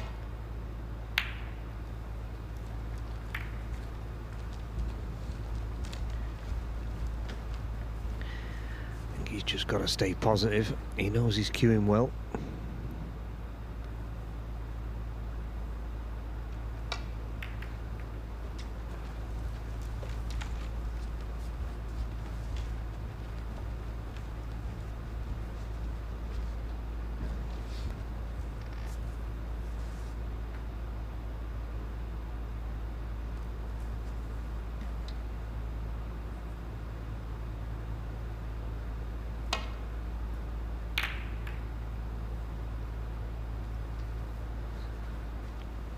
He's gone thick off the reds. Has he got away with it? Yeah, the way Elliot stopped in his tracks, I'm going to say he probably has. I think there is a pot, but it is supremely awkward cueing.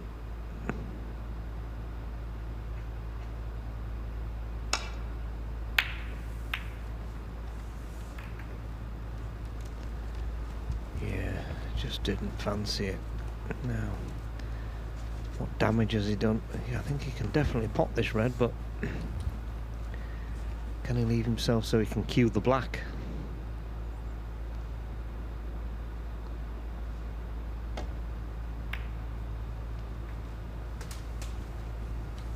One. Well, surely he's not going to take the black on from there. So, only 1 point. The damage. Gary Wilson 1.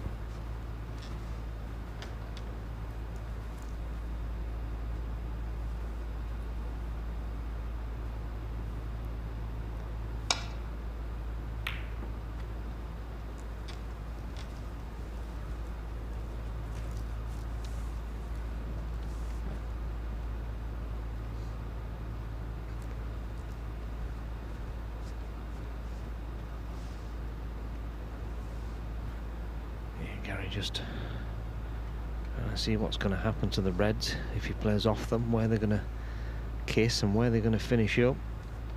That red is definitely going towards this left-hand corner pocket. Yeah, he's played it hard enough to go there and come back out again.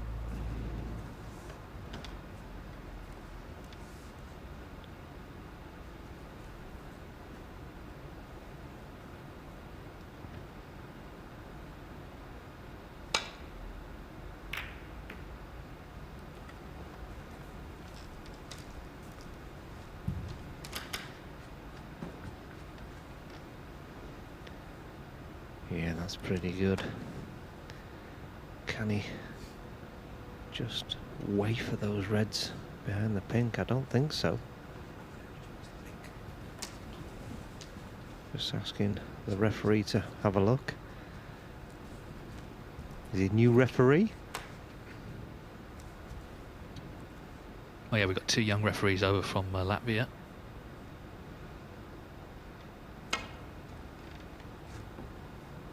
Yeah, I mean, this is exactly why it was useful to look down the line. Yeah, now will he have it back or will he crunch this long red in? It's a sort of day where players have just taken them on, and he's going to. Big shot.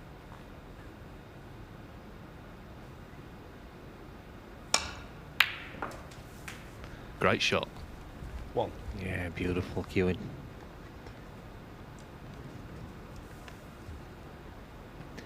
Knew he had to knock it in, added to the pressure, but straight in, no problem.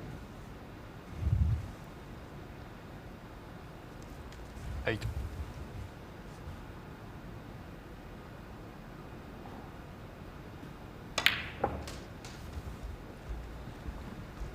Fine.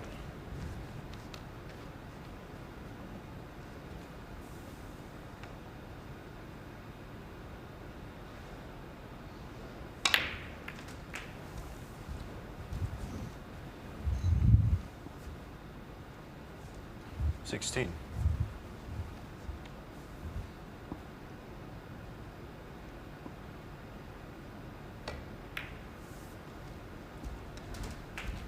$17.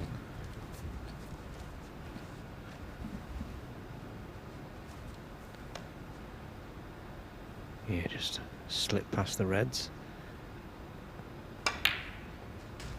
Yeah, perfect.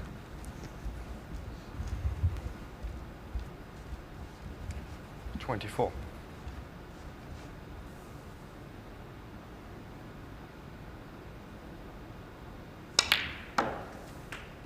$25.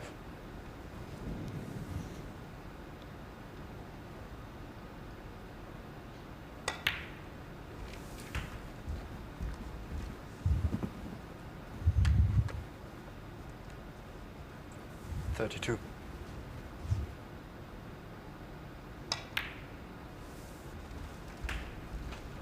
$33.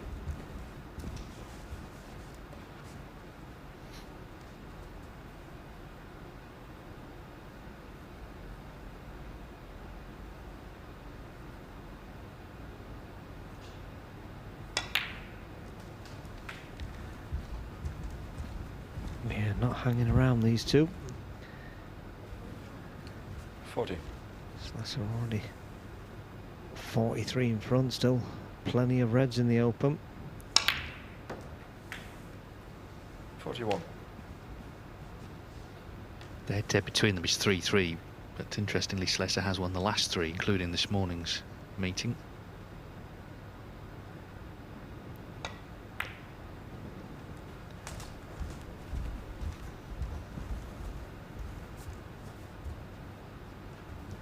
$46.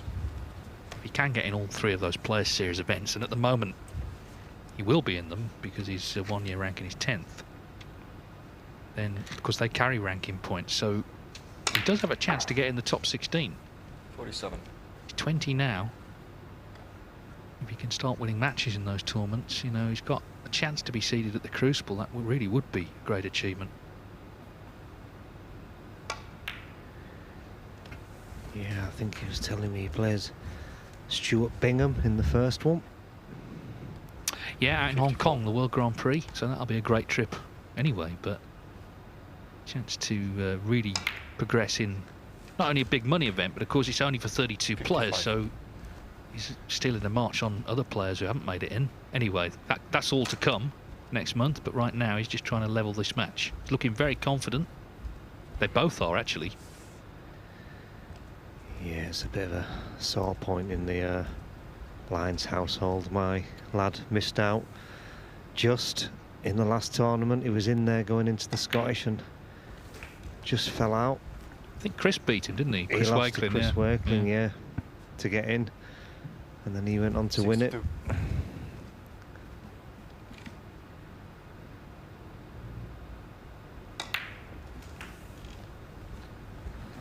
63. Right, so it's black and Gary Wilson needs snookers.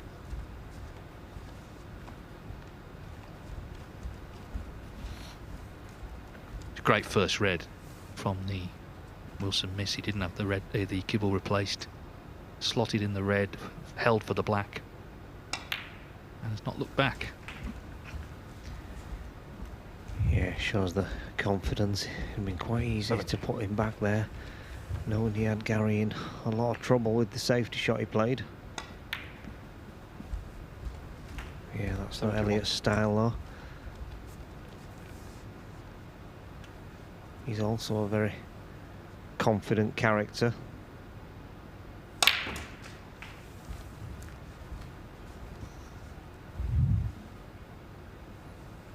$78.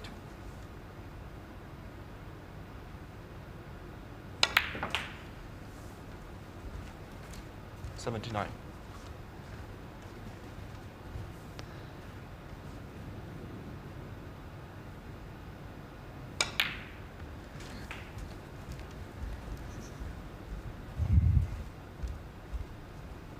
$86. 86. Well, 3 reds, 3 blacks, and he could steal £250 from Gary Wilson's pocket, 87. I believe. The 137. I'm not sure if he's aware of that, but if he is, I'm sure he'd love to do it. Yes, £500 high break prize, as you say, would be shared if you can equal the break. I don't think he can get on the black from there, though. 94.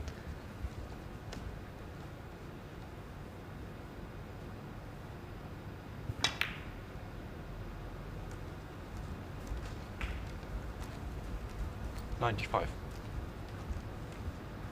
This shot tells me if he flicks the black that he does know it's 137.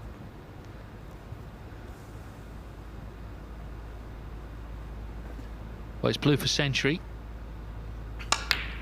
And a terrific way to respond after losing the first frame. So it's been good stuff already between these two. 100.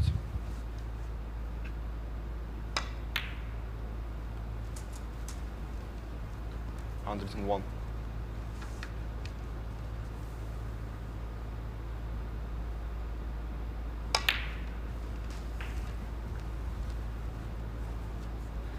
Yeah, if I was Gary, I'd be telling him when he sits down, oh, you could have equalled my break there. Just for the mind games.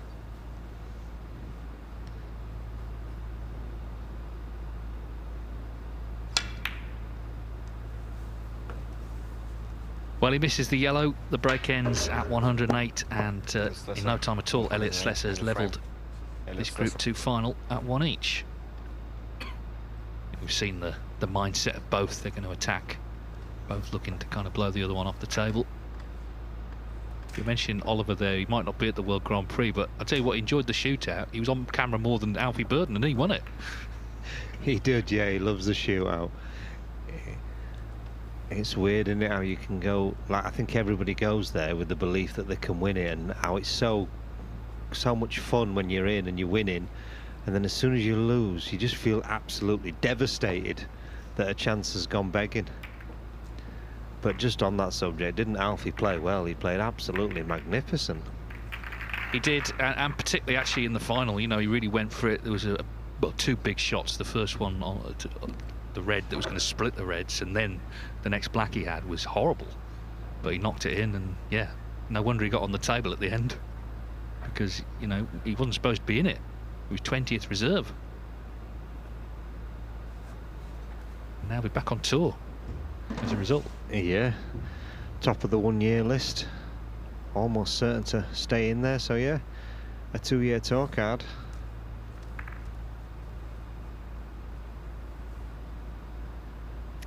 Well, it's not quite the same atmosphere here, but it's serious business, certainly 1 each between the Tyneside men, Gary Wilson and Elliot Sleser. First to 3 wins the group. The third frame, Gary Wilson to break.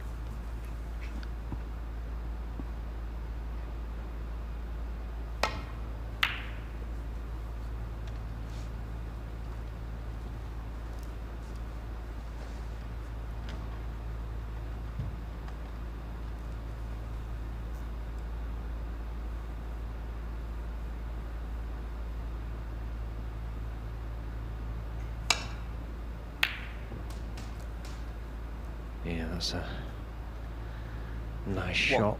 Wants a nice kiss. Didn't get one, but I think it has slid far enough past it to allow him to pop this brown and possibly get down the table for another red.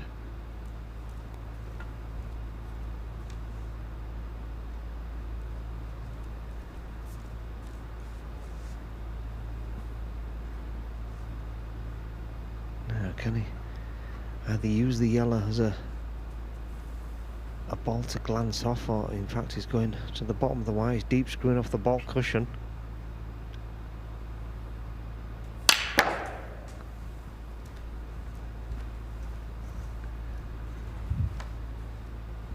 Well, you won't see a better shot than that in this whole tournament. That is absolutely phenomenal cueing.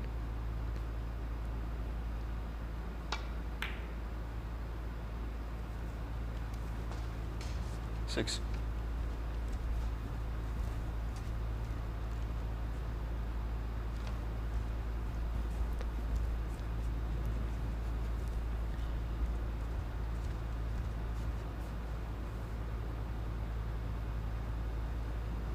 Yeah, it might be best just trying to attack the pack here, Dave. Green ball off the side cushion, try and crash the reds open. Well, that seems to be the intent. That's the general sort of approach, is just to get everything into play as quickly as possible and try and win the frame in one visit, and that's worked out very nicely. Okay, they didn't all scatter, but he's on one. Yeah, didn't quite get the meat of the pack, but he's open 4 or 5 up and giving himself a chance to notch a few points up. The black's still in the open. Now I'm wondering, will he play it again? Just looks really pumped up, doesn't he? The way he's walking around the table, sort of chest out.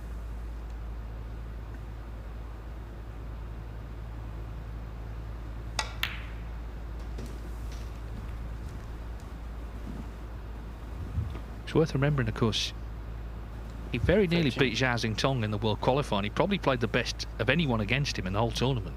10-8 it was. Just, you know, the odd frame here and there, the odd shot in a couple of frames. He really played well in that match. 14. Whereas not many other people got near him.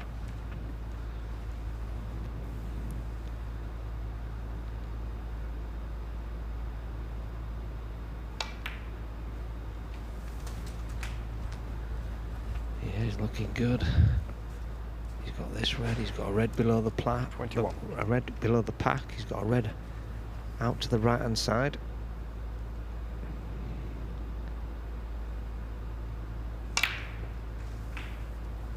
$22. Oh, he's overcooked that one a little bit. He's left a little timing shot now to make a cannon on that red out to the right hand side. But again, struck with supreme confidence. 29. Yeah, he's strided around the table, isn't he, with great authority.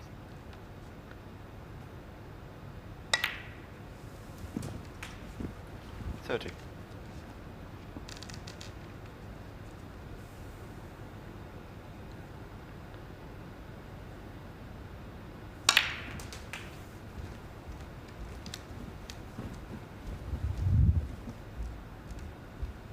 $37. Yeah, key shot now. Does he leave an angle on the black to split the reds, or does he play the one along the black cushion first? He's very, very good at splitting the reds off the black. He's gone down for the blue, so it's got to be the full ball contact on the pink.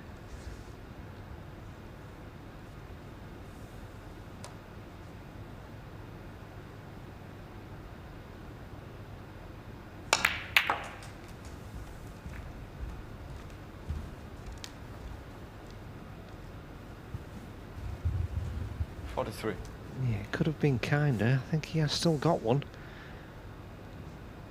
The one closest to the cue ball now will pot, I think. In fact, the one just above those two on the cushion will pot, but no position, so it's got to be a slightly more difficult pot. 44.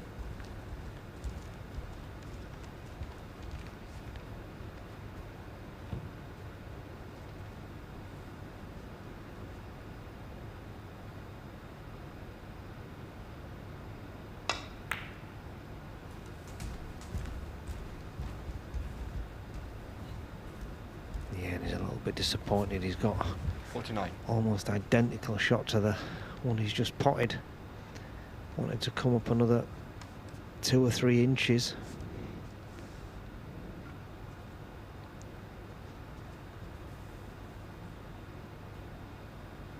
Well, he's going deep screw again.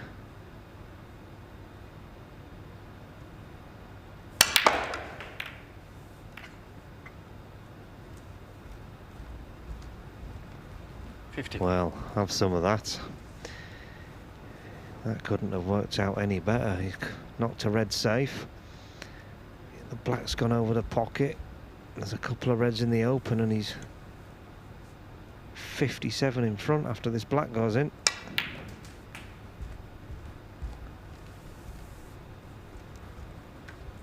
Oh dear. Now where's this black going?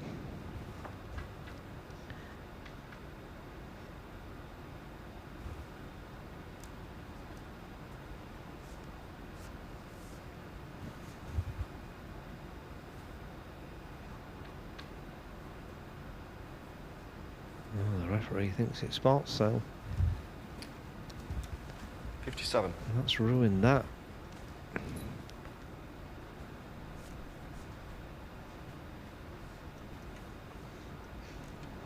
Yeah. End of break, 57, the lead. Yeah, when you look from there though, that brown, blue and pink, brown, blue and black don't look to be in line, so that's my eyes have gone. Well, Sleser had a look, he didn't have any objection. Might be the blue that's slightly off its spot. I don't know. I think it's just your eyes, Peter. I think it is, actually. Who said that? But yeah, he's played a good safety shot and he's back at the table. Yeah. So he didn't, and important for Sleser, he didn't sort of make a meal of the fact he'd gone wrong, which in the past he might have done. Like you say, concentrate on trying to play good safety. And now he does have another chance. 57 in front. He needs a couple of reds here for a 2-1 lead.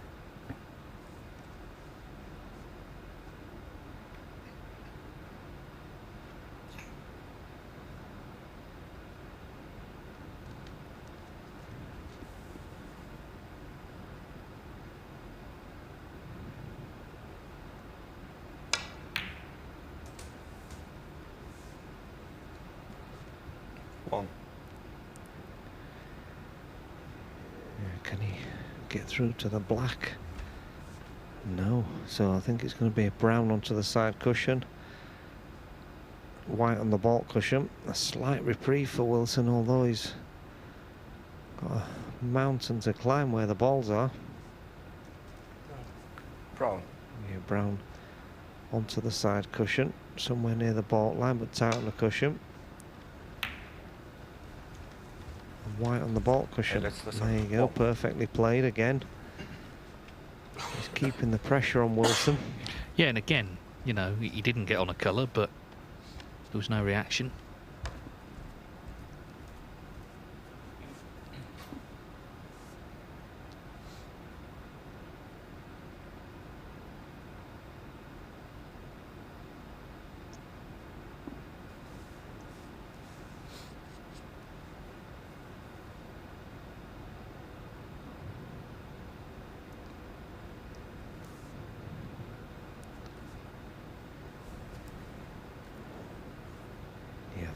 Is it the thin safety, or is he having a go at the pot?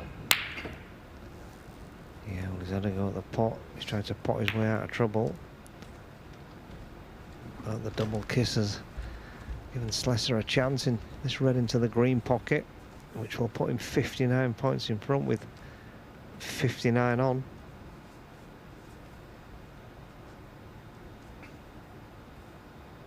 I'll be surprised if he doesn't pot this.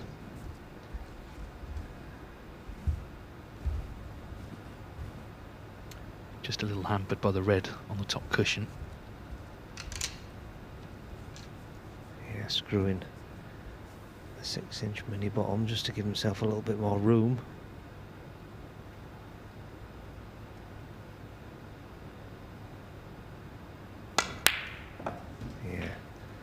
Again, very confidently played. One. I'm going to tip that he rolls him up behind the brown here.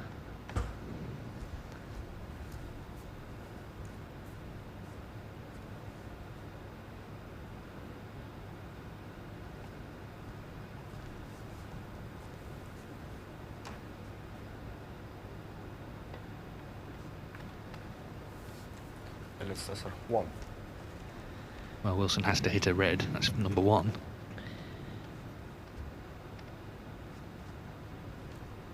But of course, if he leaves one on, it's frame over.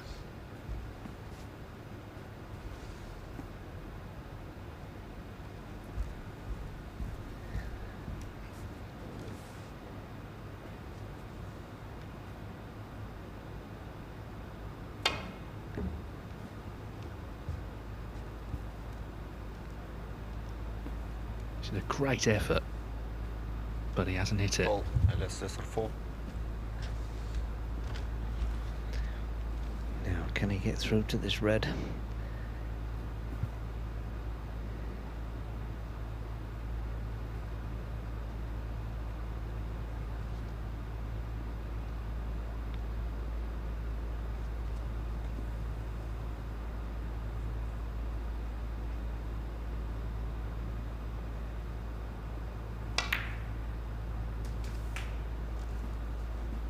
One.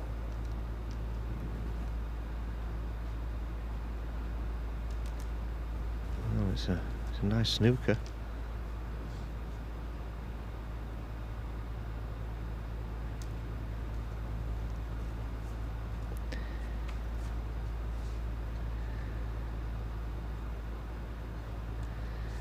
Yeah, no, I think he should just play the black anyway. He'll play the confident shot to come off the side cushion. I don't think there's any way made he'd miss the black if he played it in a positive fashion. I don't think that's what he will play. But I think it's what he should play.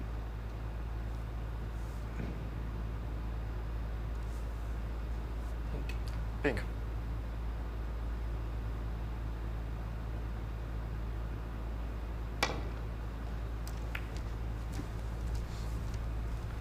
Sleser, 1.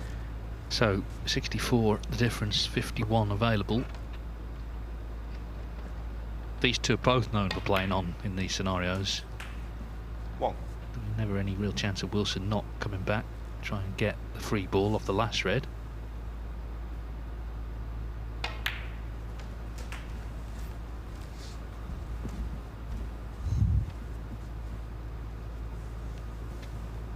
Eight.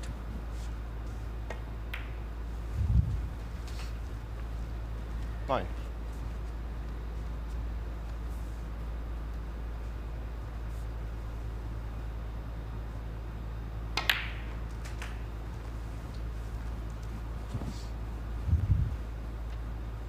He's going to try and 16. drop him in behind the brown.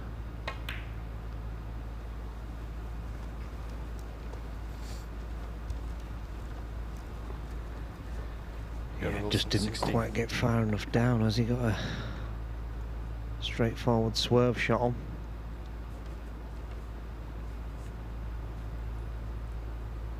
Just don't miss cue.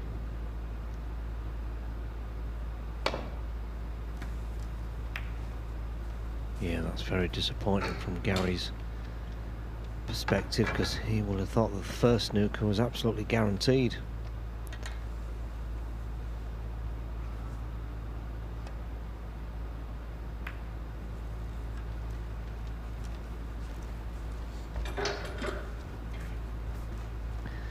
And although he's got a snooker here, it's almost unmissable where the red has finished. See, it's not just a question of getting snookers, they've got to be good enough for your opponent to miss them.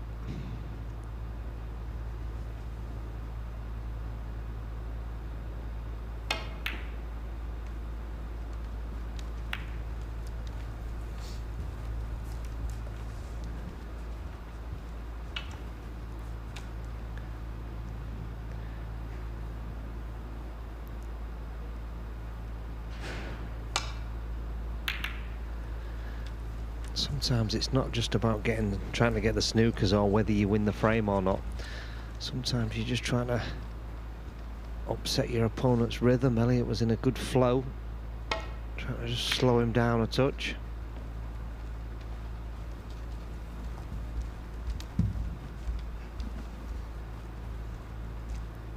Thing is, I'm sure Sleser was prepared for Wilson to come back because he expects it of him. He does it himself. So just about keeping some discipline here, not sort of whacking the balls and inviting a foul out of nowhere.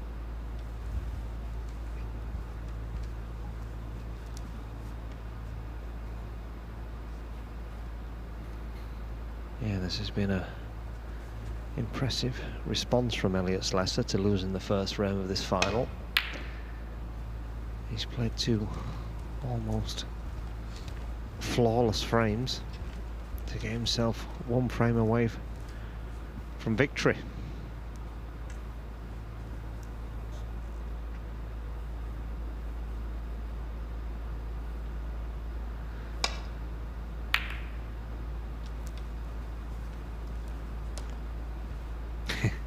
Well, Gary Wilson doesn't really want to pot the red. Yeah, definitely not, because if he does pot the red, which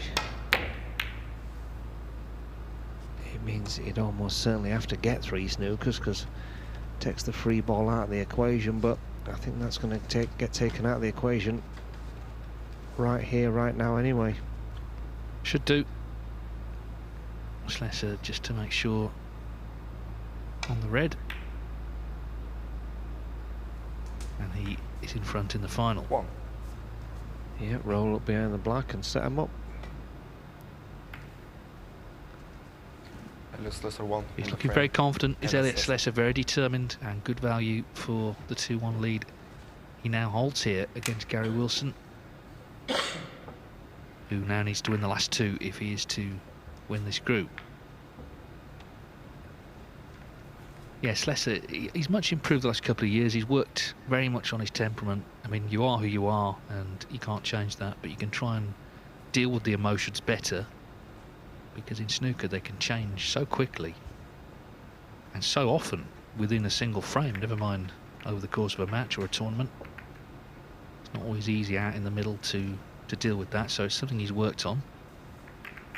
And the results have come. He was in the semi-finals of the Saudi Arabia Masters earlier in the season.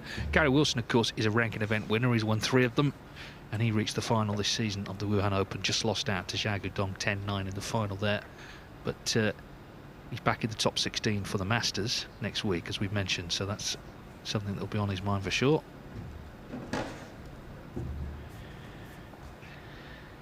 Yeah, and Gary's one of those players, though, that although he'll be disappointed not to be in the winners group, I think he'll also be secretly pleased that he gets to stay and play in Group 3. He just loves playing snooker, and he'll be confident that he can get through one of the other groups anyway. Always backs himself to do the business.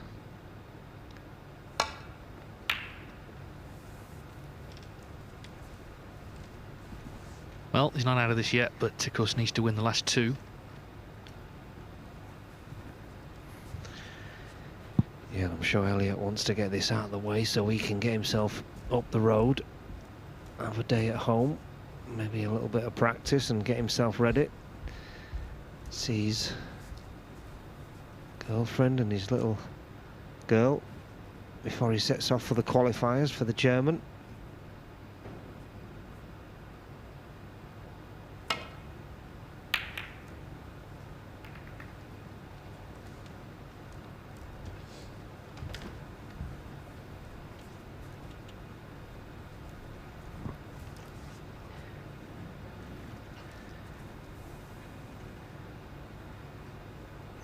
Go at this. It's a shot to nothing, really. Can't really leave anything unless he leaves the one he's playing. And he struck it again. 1. Beautiful shot.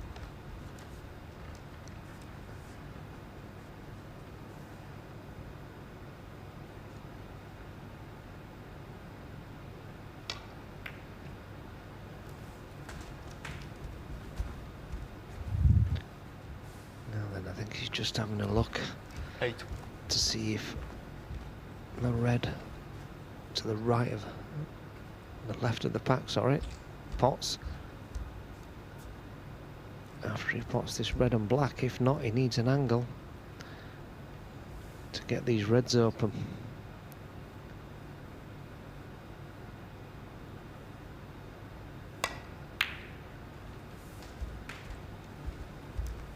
Nine. Now I think he's come a little bit straight, but we'll see. Maybe he's trying to, I think he is trying to swing it round off 2. So it obviously goes. And this is one of those where you want to finish slightly low on it so 16. You can pot the red in the corner and use the pack as a stopper to open some up and probably come down for the blue.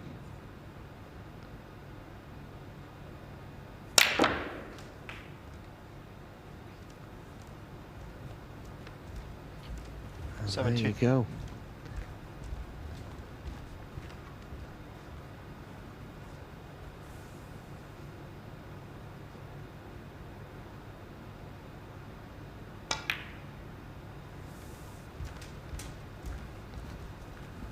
Yeah, well, in terms of his journey home, it might be time to start the car here because he's got himself nicely in. He's got reds into play. Just looking so determined, isn't he? 23. And it's been the story, really, of this group. Remember, he finished 5th in Group 1, so, you know, could have possibly been eliminated there, but he stayed in, earned another go here. 24.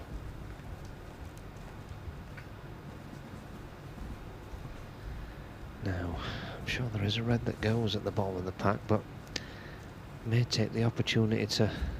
Oh, no, I'm not sure it does go, so may have to take the opportunity to go into the reds.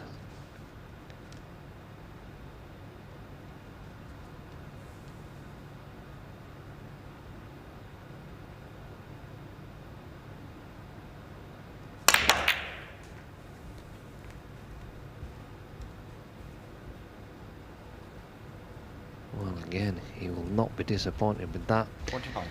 He gave that a fair old whack, and that has come out absolutely lovely.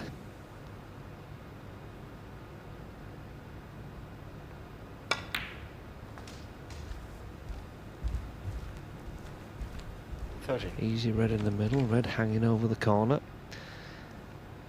Blue, pink and black all in potable positions.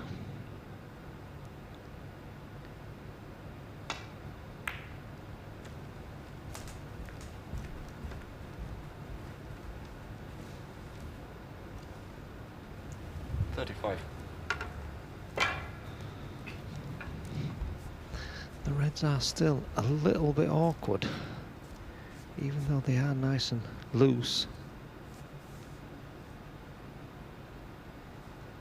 I think he's one good shot away from the match.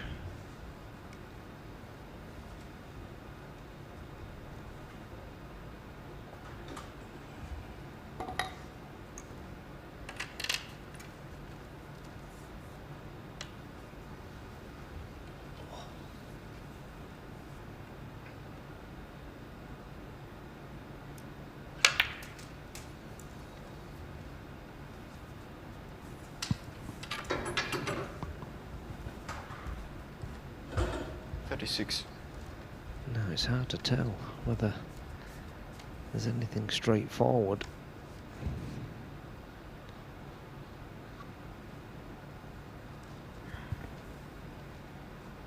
Or is it into the reds one more time?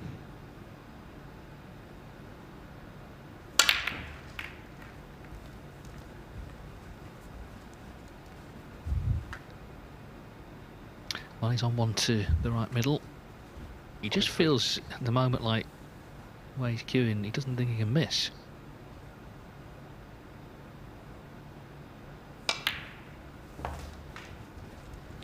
So now, 44. A heavy favourite. Yeah, and I think he's right. I don't think he can miss.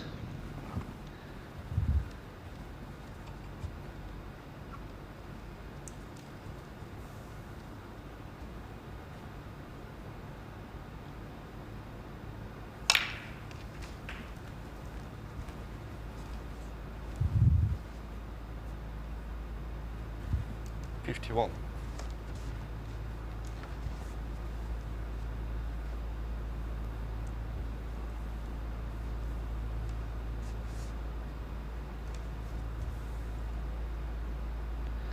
Yeah, that does look like it will pop, but doesn't really want to take a risk.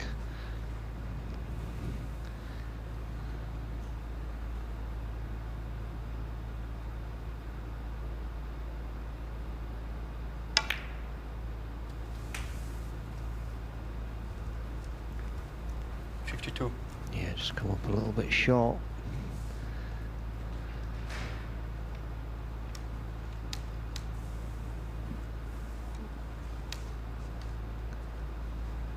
Yeah, now can he just drop this in and play the red into the green pocket? Or maybe even just stun off the bolt cushion and kiss the yellow coming back out. Yeah, didn't want to risk the cannon, so that's pretty good. 57. Yeah, this is now going to be about finding his way to the next red off the next colour, and then it should be victory for Sleser, and an impressive one. Yep, he has been the best player all day long today, and he looks like he's gonna get himself over the line.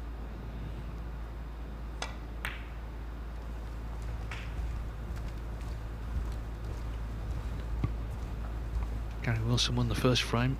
Hasn't done that much wrong, really. It's all been about Sleser.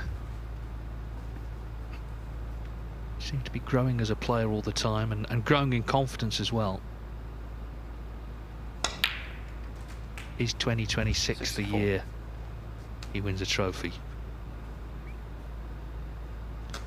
This black, and he's in the winners group of the Championship League.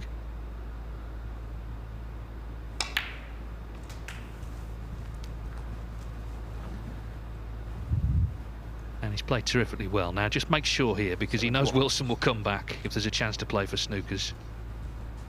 So this red, and it'll be very difficult to do that.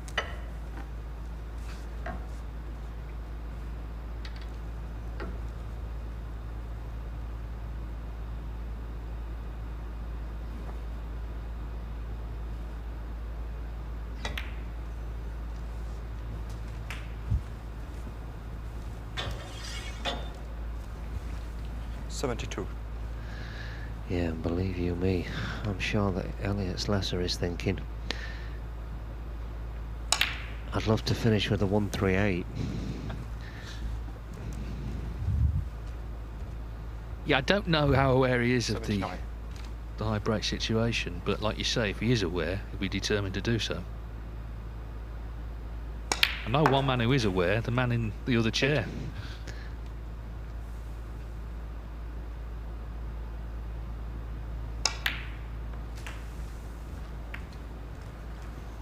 Well, it's a distinct possibility now.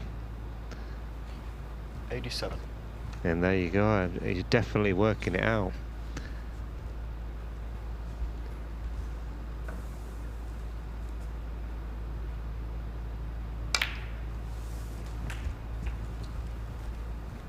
'88.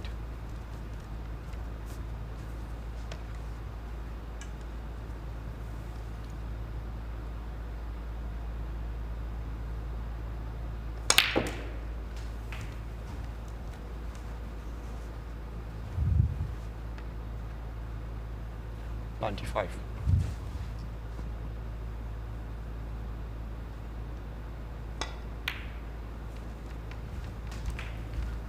'96.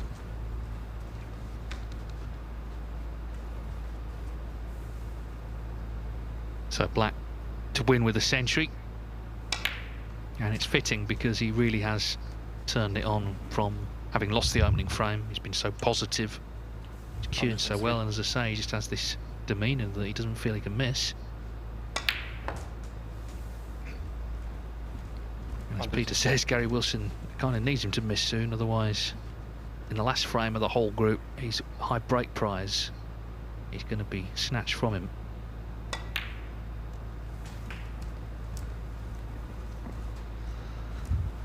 it looks an absolute certainty. Time it's 11. It's hard to see that he won't clear these colours. He's queuing so well. 113.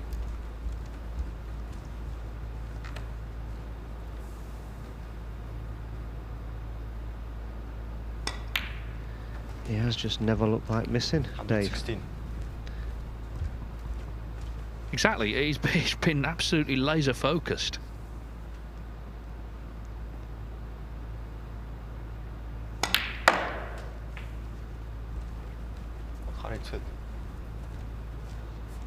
Will take so much confidence from this performance, I'm sure, not only to the qualifiers this week, but when he comes back here next month for the winners group. 125. Because if he produces this sort of level of performance, he could definitely win this Championship League.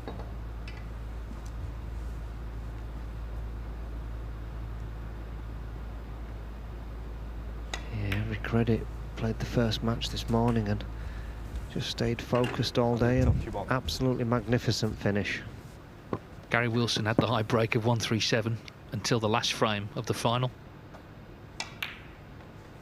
Elliot Sleser with a 138 takes the high break prize, but most importantly, he puts himself into the final group of the Championship League, the winners group. In a few weeks' time, he joins Tom Ford as the two players through so far, and he will be so satisfied, I'm sure, with that performance. He beats Gary Wilson 3-1.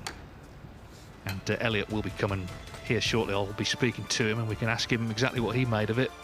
His sort of character, he doesn't sort of go overboard, but he must be satisfied. Obviously to win, which is what everyone's here to do, but the actual level that he produced. Just while he makes his way here, the players coming in tomorrow, we've got two players actually in the Masters next week, Zhao Guodong and Se Jiawei, and another Chinese player, Yuan Sijun, and of course players that are returning from this group as well.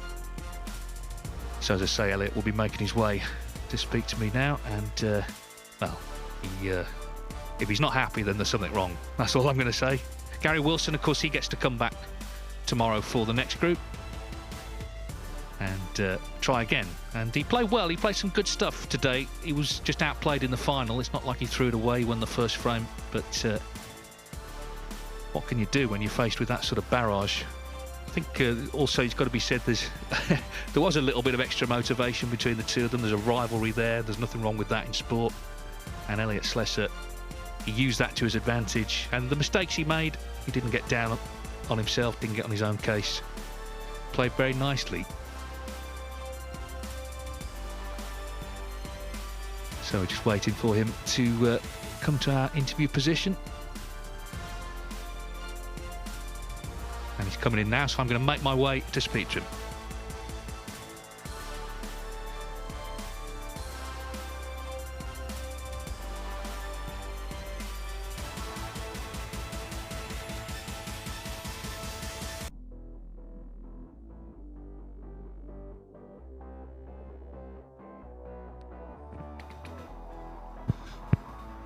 Elliot, well done. How pleased are you not only to win, but with your performance throughout the day, and in particular the final? Yeah, I'd scored well for the majority of the day, really. The only thing what was letting us down was I wasn't making many hundreds. I was just saying to Peter I hadn't had one in the two groups that I'd been here. So it was nice to finish off with a couple and nick the high break at the end. Yeah, it was a sort of dream finish. In general, you look so confident. You know, do you feel, not just here, but over the course of the last year, you're now playing your best snooker of your career? Possibly. I think it spells. I actually think performance-wise, last season I was performing a little bit better, but I'm getting more results this season. I'm battling away and sticking in there. I showed glimpses, I showed glimpses at the end there. Really, from 1-0, he didn't really get much of a shot. I am capable of doing that. It's just not very often, and that's why I'm working hard to try and make that more often. It's a big few months. I mean, at the moment, you're going to be in the 3 Player Series tournaments, obviously the other events as well. Is 2026, do you think, the year you'll win a trophy? Well, I hope so. As I say, I don't know when it'll be, or even if it'll be. All I can do is just keep putting myself in them positions and keep working hard and keep striving to become a better player. Well, it could be the Championship League. We'll see you back here next month for the winners group. Well done. Perfect, Dave. Thank you. And we will see everyone here tomorrow, 11 o'clock for Group 3. We'll see you then.